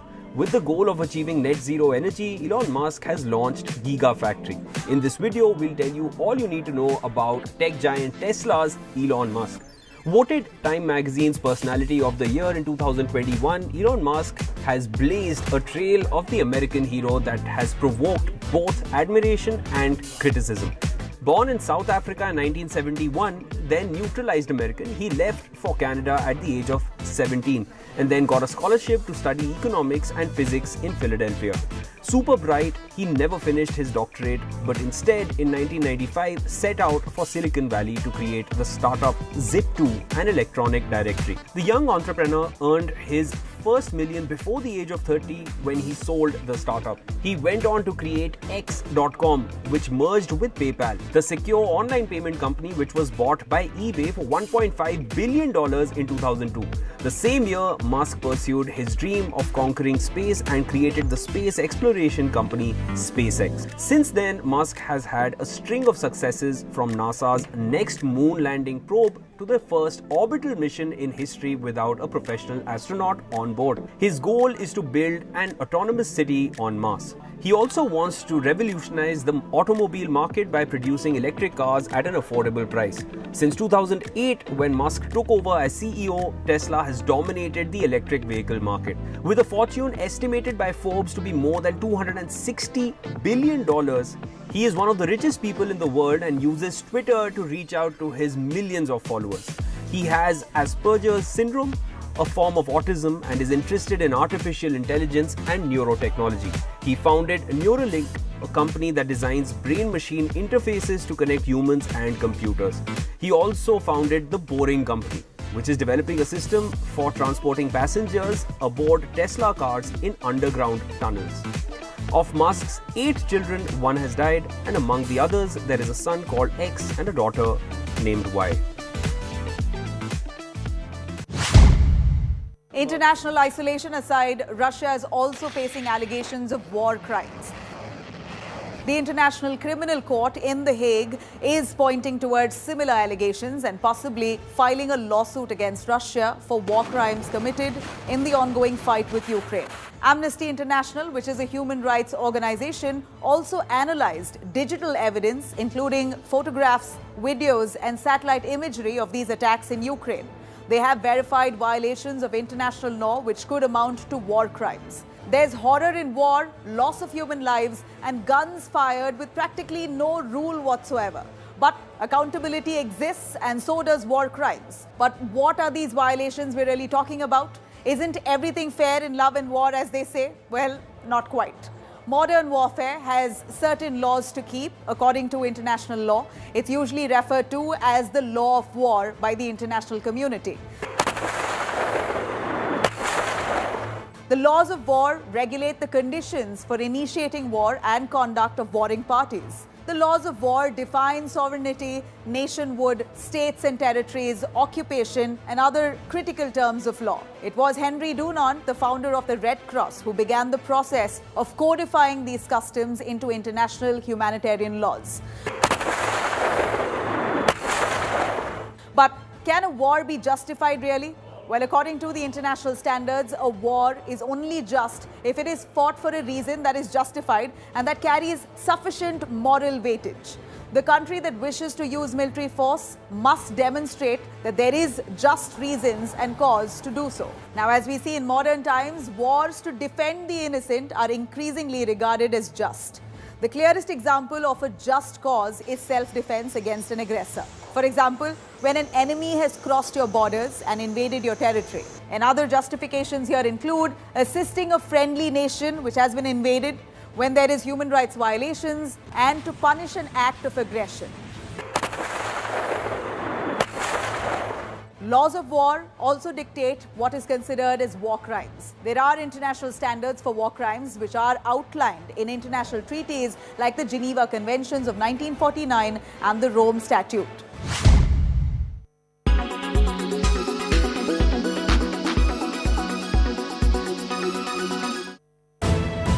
You are watching India Today.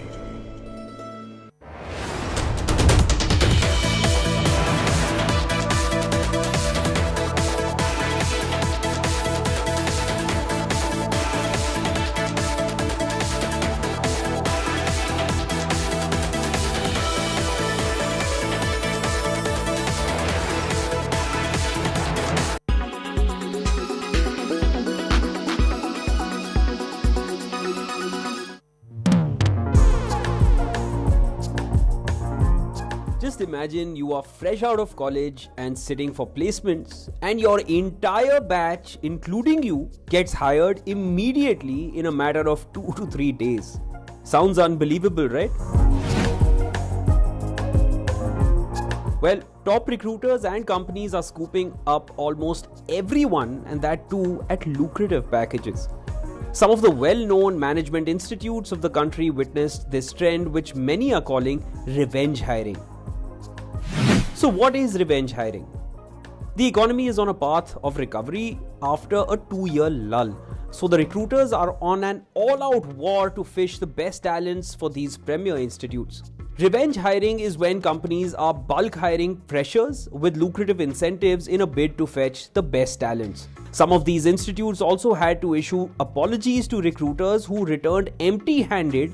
Management institutions had to mail recruiters that there is no one, all students are gone. The businesses are coming out of the lull and they need all hands on deck to progress with the recovering economy. The last months of 2021 also saw a steady increase in hiring trends across all sectors, but with IT leading the drive. And jobs for freshers and young professionals remained steady, which also has spilled over in 2022 as revenge hiring. But will this trend in hiring continue to be so booming? Who knows, but the economic recovery has definitely shifted the course of the recruitment trend in India.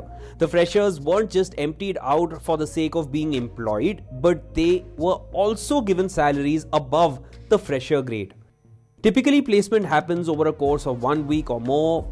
It could even take up to a month. But with revenge hiring, institutes wrapped up the entire process within a week. The record-setting placement season hit students of liberal arts, finance and management.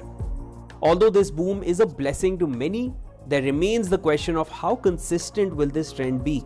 Another trend that was observed in the pandemic economy was the great resignation, where employees were quitting in large numbers due to unsanitary work hours, toxic work environment amongst other reasons. So will that too affect the candidates who were revenge hired?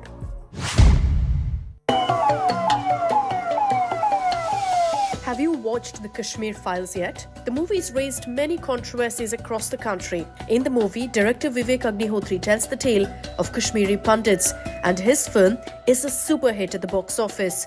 Although the film gained many positive responses, many also discredited the film and called it propagandist. The film crossed 100 crores at the box office. Amid all the success, Agnihotri received death threats across social media. Due to this, he was provided with Y category security cover. But what exactly is Y category security, and how does the security system in India work? There are 6 categories of security forces in India: X, Y, Y+, Z and Z+, as well as SPG. Each tier follows different security personnel and commandos. But under what conditions are celebrities provided with security? When a celebrity receives a threat to their life, they are provided with Y category security. Under the Y category, one will be provided with a security cover of 8 officers. Y category of security has 8 personnel, including commandos and police personnel. But Agnihotri is not the only celebrity who received Y category security. Earlier in 2020, when Kankana Ranaut faced death threats, she was protected with Y category security. Over the years, many celebrities were provided with Y category security. Until 2016, the Mumbai police was providing security for more than 40 Bollywood celebrities. If a celebrity feels in need of protection, they need to write to their district police, and after assessing the situation, security is provided. Tight security is extended to protect the life of the celebrity. Now you might be wondering who pays for this. After the assessment by intelligence agencies, the government provides security to the individual for free. Funding for the security comes from the taxpayers and other government funds.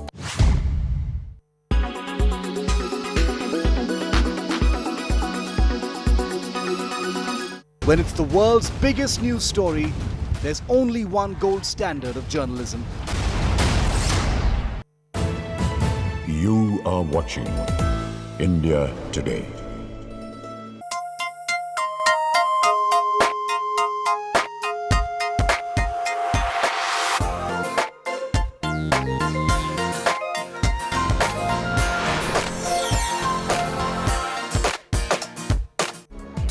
Hello and welcome. You're watching In the Club. My name is Adityanath. First up, Alia Bhatt and Ranbir Kapoor have once again started shooting for their much-delayed film Brahmastra in Varanasi. Abhishek Bachchan, on the other hand, is gearing up for the release of his next film, Dasvi. We get you all the latest news from the world of entertainment. Here's our popular segment, What's Trending?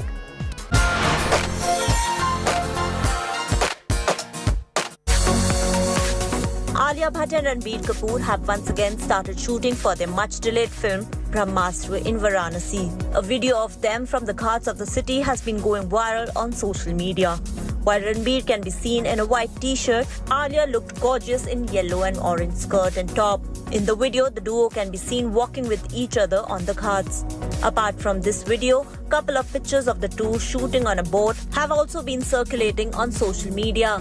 Ranbir and Alia were spotted at the Mumbai airport on March 21st as they headed to Varanasi for the film's shoot schedule. Alia essays the role of Isha, while Ranbir plays Shiva in Brahmastra, which also stars Amitabh Bachchan, Nagarjuna Akineni and Moni Roy in pivotal roles. The makers of Brahmastra had unveiled the much-awaited first look of Alia Bhatt as Isha from the film on her birthday. While Ranbir's look was released at a grand event in Delhi, Brahmastra has been planned as a 3-part fantasy trilogy, and the first part will hit theatres in September this year in 5 languages.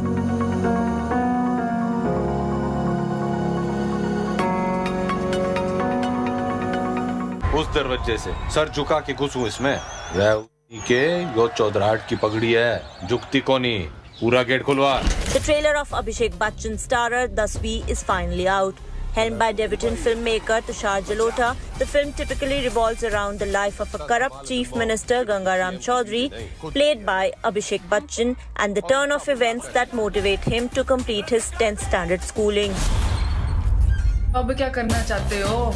एक पुराना सपना पूरा करने आया हूँ. कौन सा वाला बाकी रह गया? 10वीं.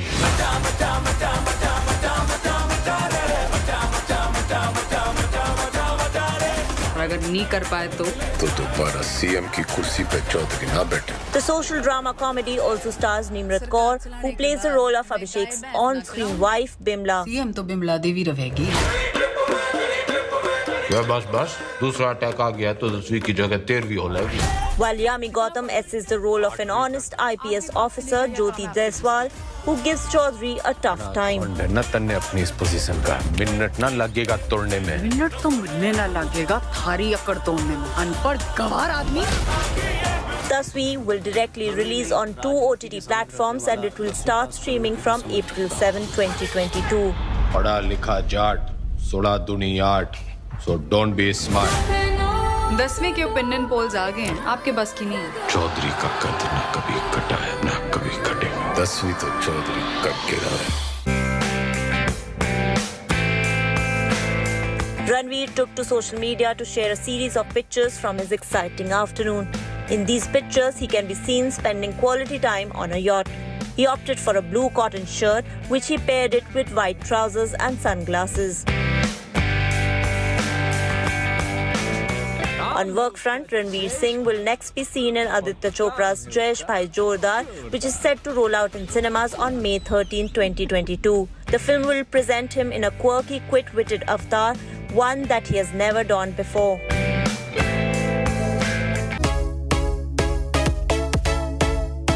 Even before making her Bollywood debut, Sanjay Kapoor's daughter Shania has managed to gain a huge fan following on her social media handles, courtesy her trendy and fun posts. Like always, this time too, she's grabbing eyeballs for her picture as she gave a glimpse of her pool day. Yes, in the photo, Shania is raising temperatures in an aqua-colored bikini. For the unversed, Shania will be seen making her debut in Bedharak. Directed by Shashank Khaitan, this Dharma film will also feature 2 new faces in lead roles, that is, Gurfateh and Lakshya.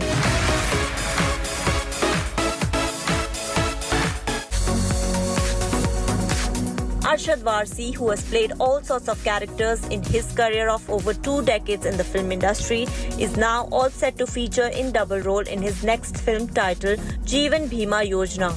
Yes, according to reports, Arshad will be seen playing two diametrically different people, Jeevan and Bhima, who look the same. While one belongs to the world of white-collared professionals, the other is seated in the world of crime. The film revolves around what happens when their paths cross. The film, which is a quirky crime drama, is being directed by Abhishek Dogra, and it went on floor sometime back in Mumbai and will be shot at different locations in the city.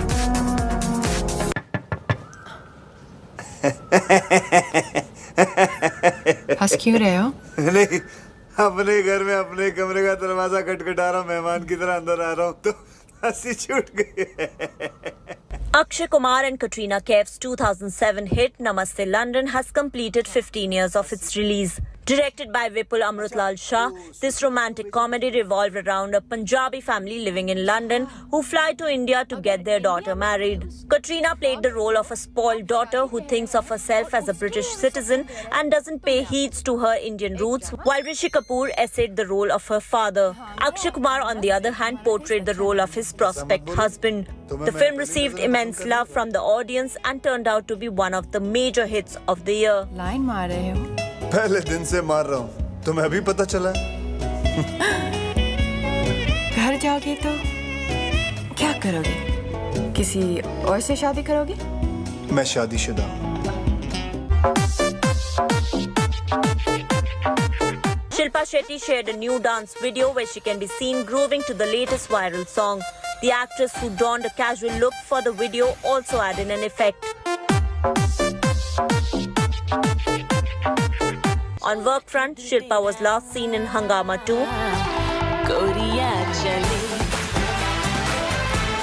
And her upcoming project includes Sukhi, a film for which she has currently been shooting in Punjab.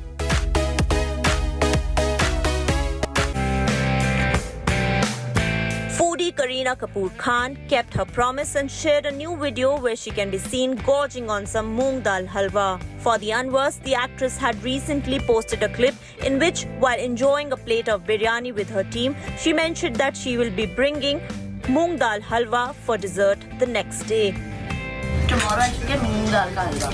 Entertainment Bureau, India Today. And now let us fly you 7 seas across to Hollywood and check out the biggest newsmakers from the West. Here is Fully Foreign.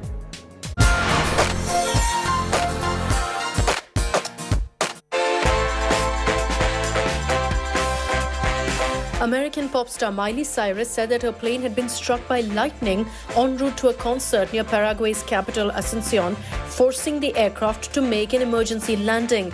The Wrecking Ball singer took to social media to share a video from inside the plane, which shows lightning flashing through a window as shocked passengers' voices are heard in the background.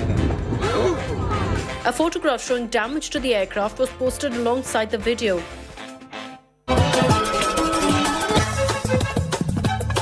Bravo announced that the network is rebooting and recasting The Real Housewives of New York City ahead of season 14.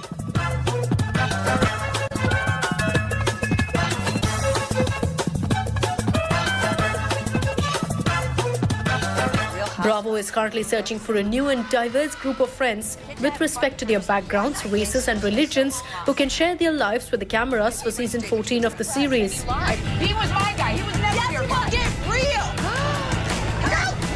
No. Bravo is also going to cast a throwback series featuring some of the most beloved NYC housewives from the past. Truth is a lie. It's a lie. The Real Housewives of New York City premiered in 2008. I like to entertain. Ramona? I didn't know you were doing a cooking thing at Diane's. I thought that Ramona and I were friends, so why didn't she invite me? The most recently aired season 13, which ended in 2021, did not have a reunion for the first time ever. This is how it is to have a walker when I get older. Welcome to Harlem. I like Ebony a lot. You really punked me. Supernatural fame Misha Collins has reportedly signed on to play the role of Gotham City's District Attorney Harvey Dent for its upcoming series Gotham Knights pilot. The series, which has been penned by the Batwoman fame trio Chad Fivash, James Totoro and Natalie Abrams, has been set in a Gotham City reeling from the murder of Bruce Wayne. The cast includes Oscar Morgan, Olivia Rose Keegan, among others. The makers are yet to announce the release date of the series. Gabriel Union is set to star alongside Octavia Spencer in the anthology drama series Truth Be Told Season 3. In the series, which is based on Kathleen Barber's novel, Gabriel's character Spencer, a podcaster, Poppy Shovel, risks everything, including her life, to pursue truth and justice. With Spencer as the thread through the anthology series, each season tells a different story.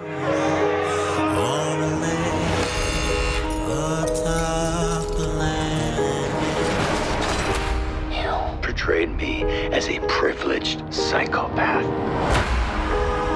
Now, I live in a house full of men who breathe. Season 1 featured Aaron Paul and Lizzie Kaplan in lead roles. Started talking.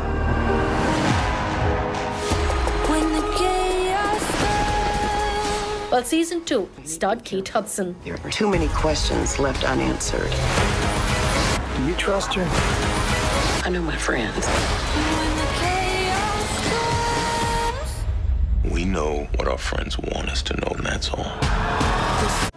Time now for a short break, but we'll be back soon. Stay tuned with us.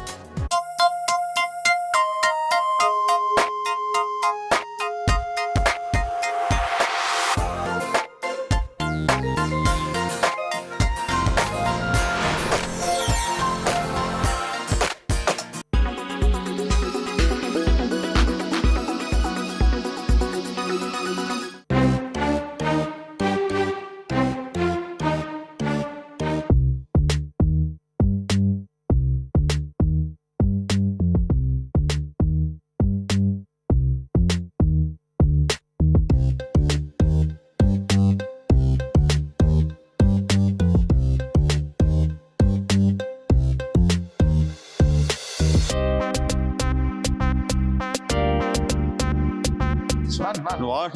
No way. Once he starts laughing, we have to break the shoot for at least 15-20 minutes before he can become himself. No, I have a problem. I laugh. I can't stop when I start laughing. And who's making me laugh? So who's breaking out of the character, him or me?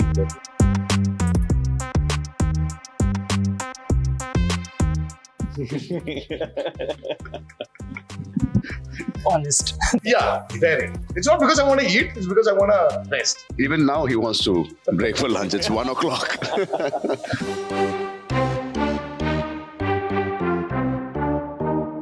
I think I can say even Rajmouli sir, because he puts in so much of effort that he needs a time to relax his mind. Yeah.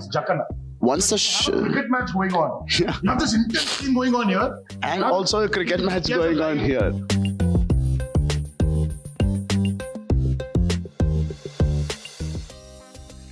Is that a hidden talent? We'll ask him. He's a good singer. He's a good singer. Your directors asked for it. No, I'm a bathroom singer. So we...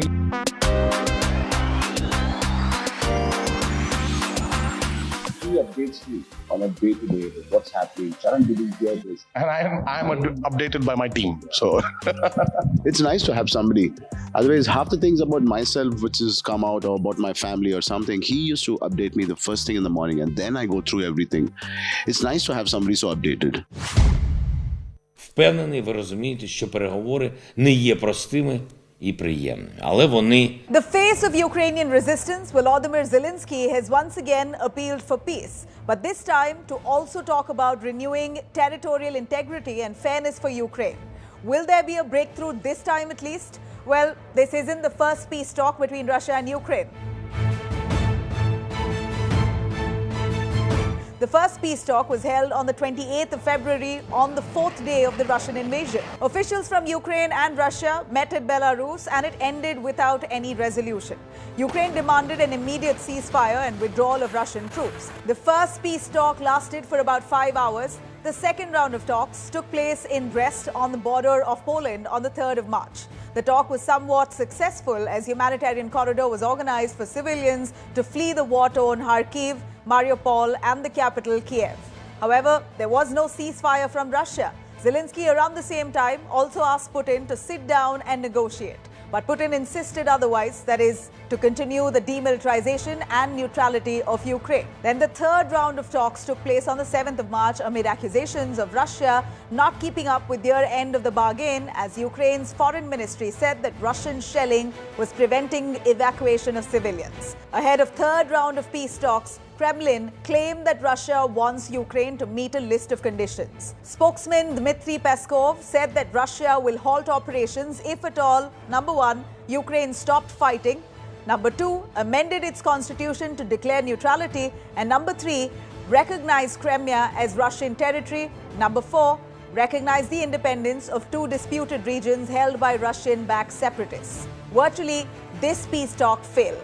And then the fourth round of peace talks was held on the 14th of March while Russia continued its efforts to capture Ukrainian capital city Kyiv, Mariupol, Kherson, Yavoriv and other prominent cities. The fifth round of peace talks followed the fourth one on the 15th of March. This time, President Zelenskyy said that both countries sounded more realistic in terms of negotiation, but more time was still required to consolidate best interests. Now the question remains how peace talks will fare.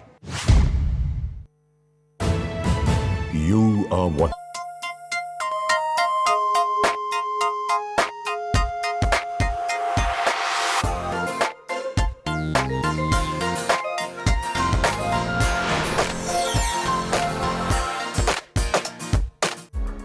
As the fashion world makes a comeback in physical format, the FTCI Lakme Fashion Week opens with the Enchanted Gardens marquee show by designer Rahul Mishra. His works make heads turn with fresh colors, florals dominating the runway.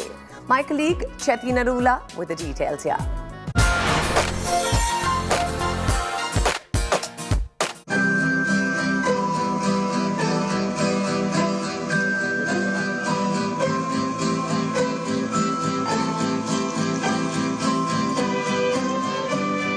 FTCI X Lakme Fashion Week opened with a marquee show by Rahul Mishra, a designer who reminds you how fashion is a form of art.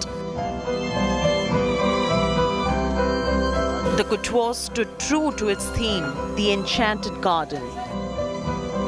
Rahul Mishra approached this collection with a botanist-like approach to couture. Take a look at the attention given to many elements of the creation. These have been intertwined with a solid inspiration from nature and the beauty of flowers. Whether it was the fabric with the aid of craft and embroidery or the intense three-dimensional floral embellishments, it was a beautiful convergence of nature's story in fresh spring colors and hues that mirrored the pretty elements of nature. The silhouettes show were feminine. They were structured and yet flowed and had a fall that invoked a soft feminine energy.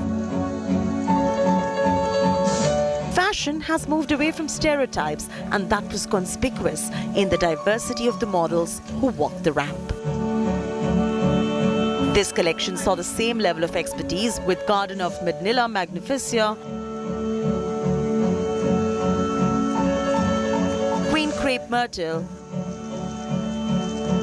Aztec hibiscus flowers, buttercup, and daphne as they all converge beautifully on the garments in their magnificent colors. Pinks, peaches, and pastels infused a breath of fresh air to the bridal ensembles. They were a pole apart from the same old tired-looking cuts and colors.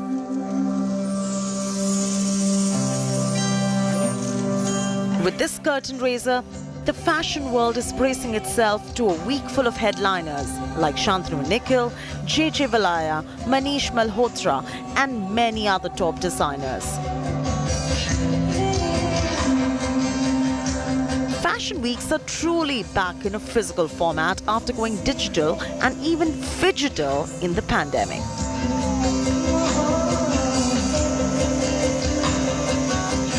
In New Delhi, Chetty Narula for India Today.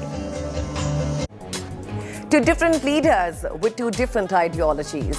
But it's Russian President Vladimir Putin versus Ukrainian President Volodymyr Zelenskyy, not just on the battlefield, but also in terms of the visible lifestyle choices they make while their citizens bear the consequences of the combat. While one is connecting with the people of his country in basic khaki t-shirt, the other one refuses to let go of his materialistic choices as the war between the two nations continues.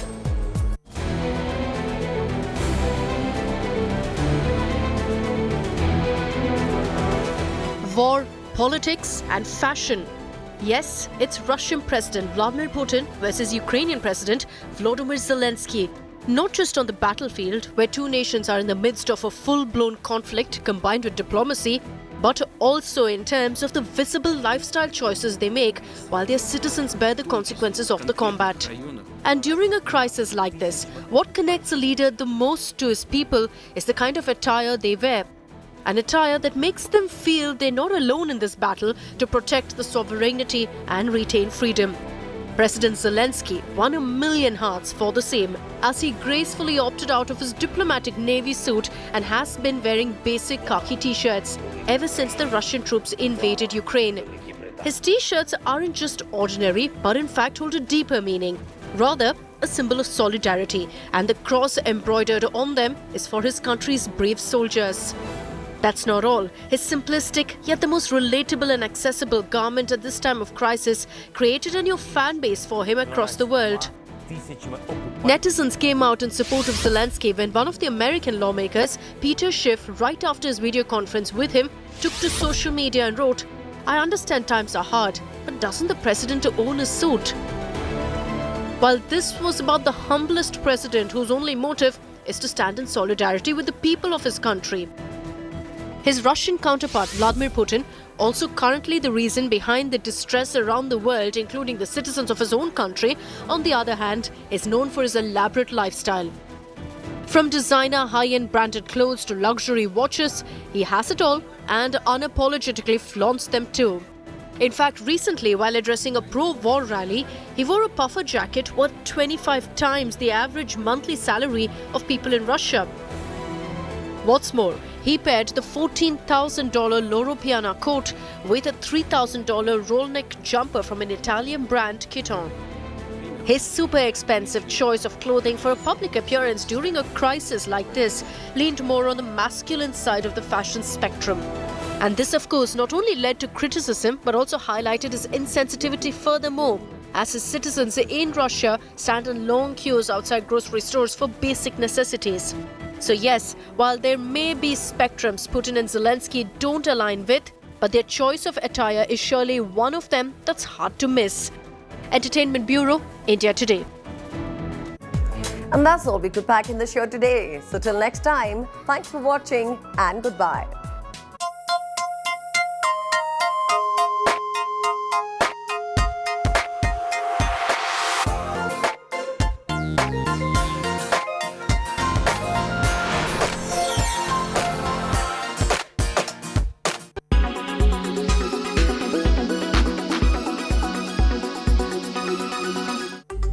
The BA.2 variant of coronavirus, which is a sublineage of Omicron, has the entire world on the tenterhooks.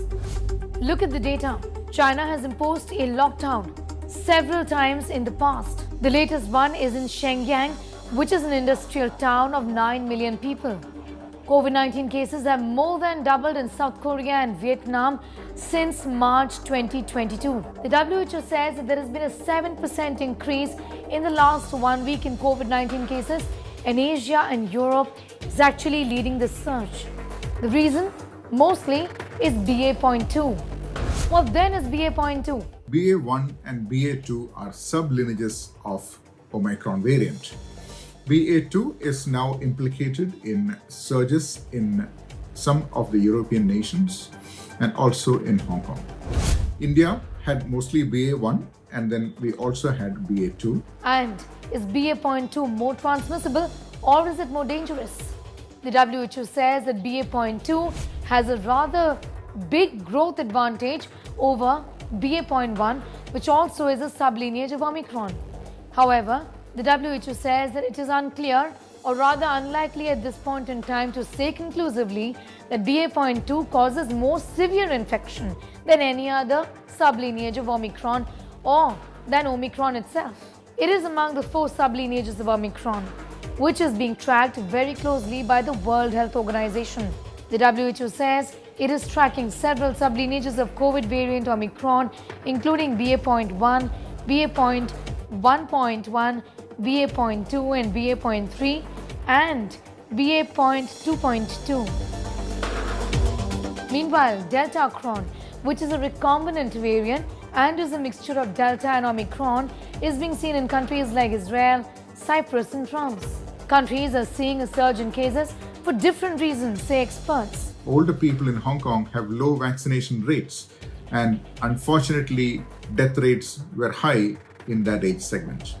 In Europe, there are increasing reports of infections and deaths in people over the age of 65 reported by the European CDC. India, on the other hand, enjoys hybrid immunity, which is immunity from natural infection and vaccination. The Government of India and experts, which are not a part of the Government of India, have been saying that BA.2 has been circulating in India since the beginning of this year, sometime around the month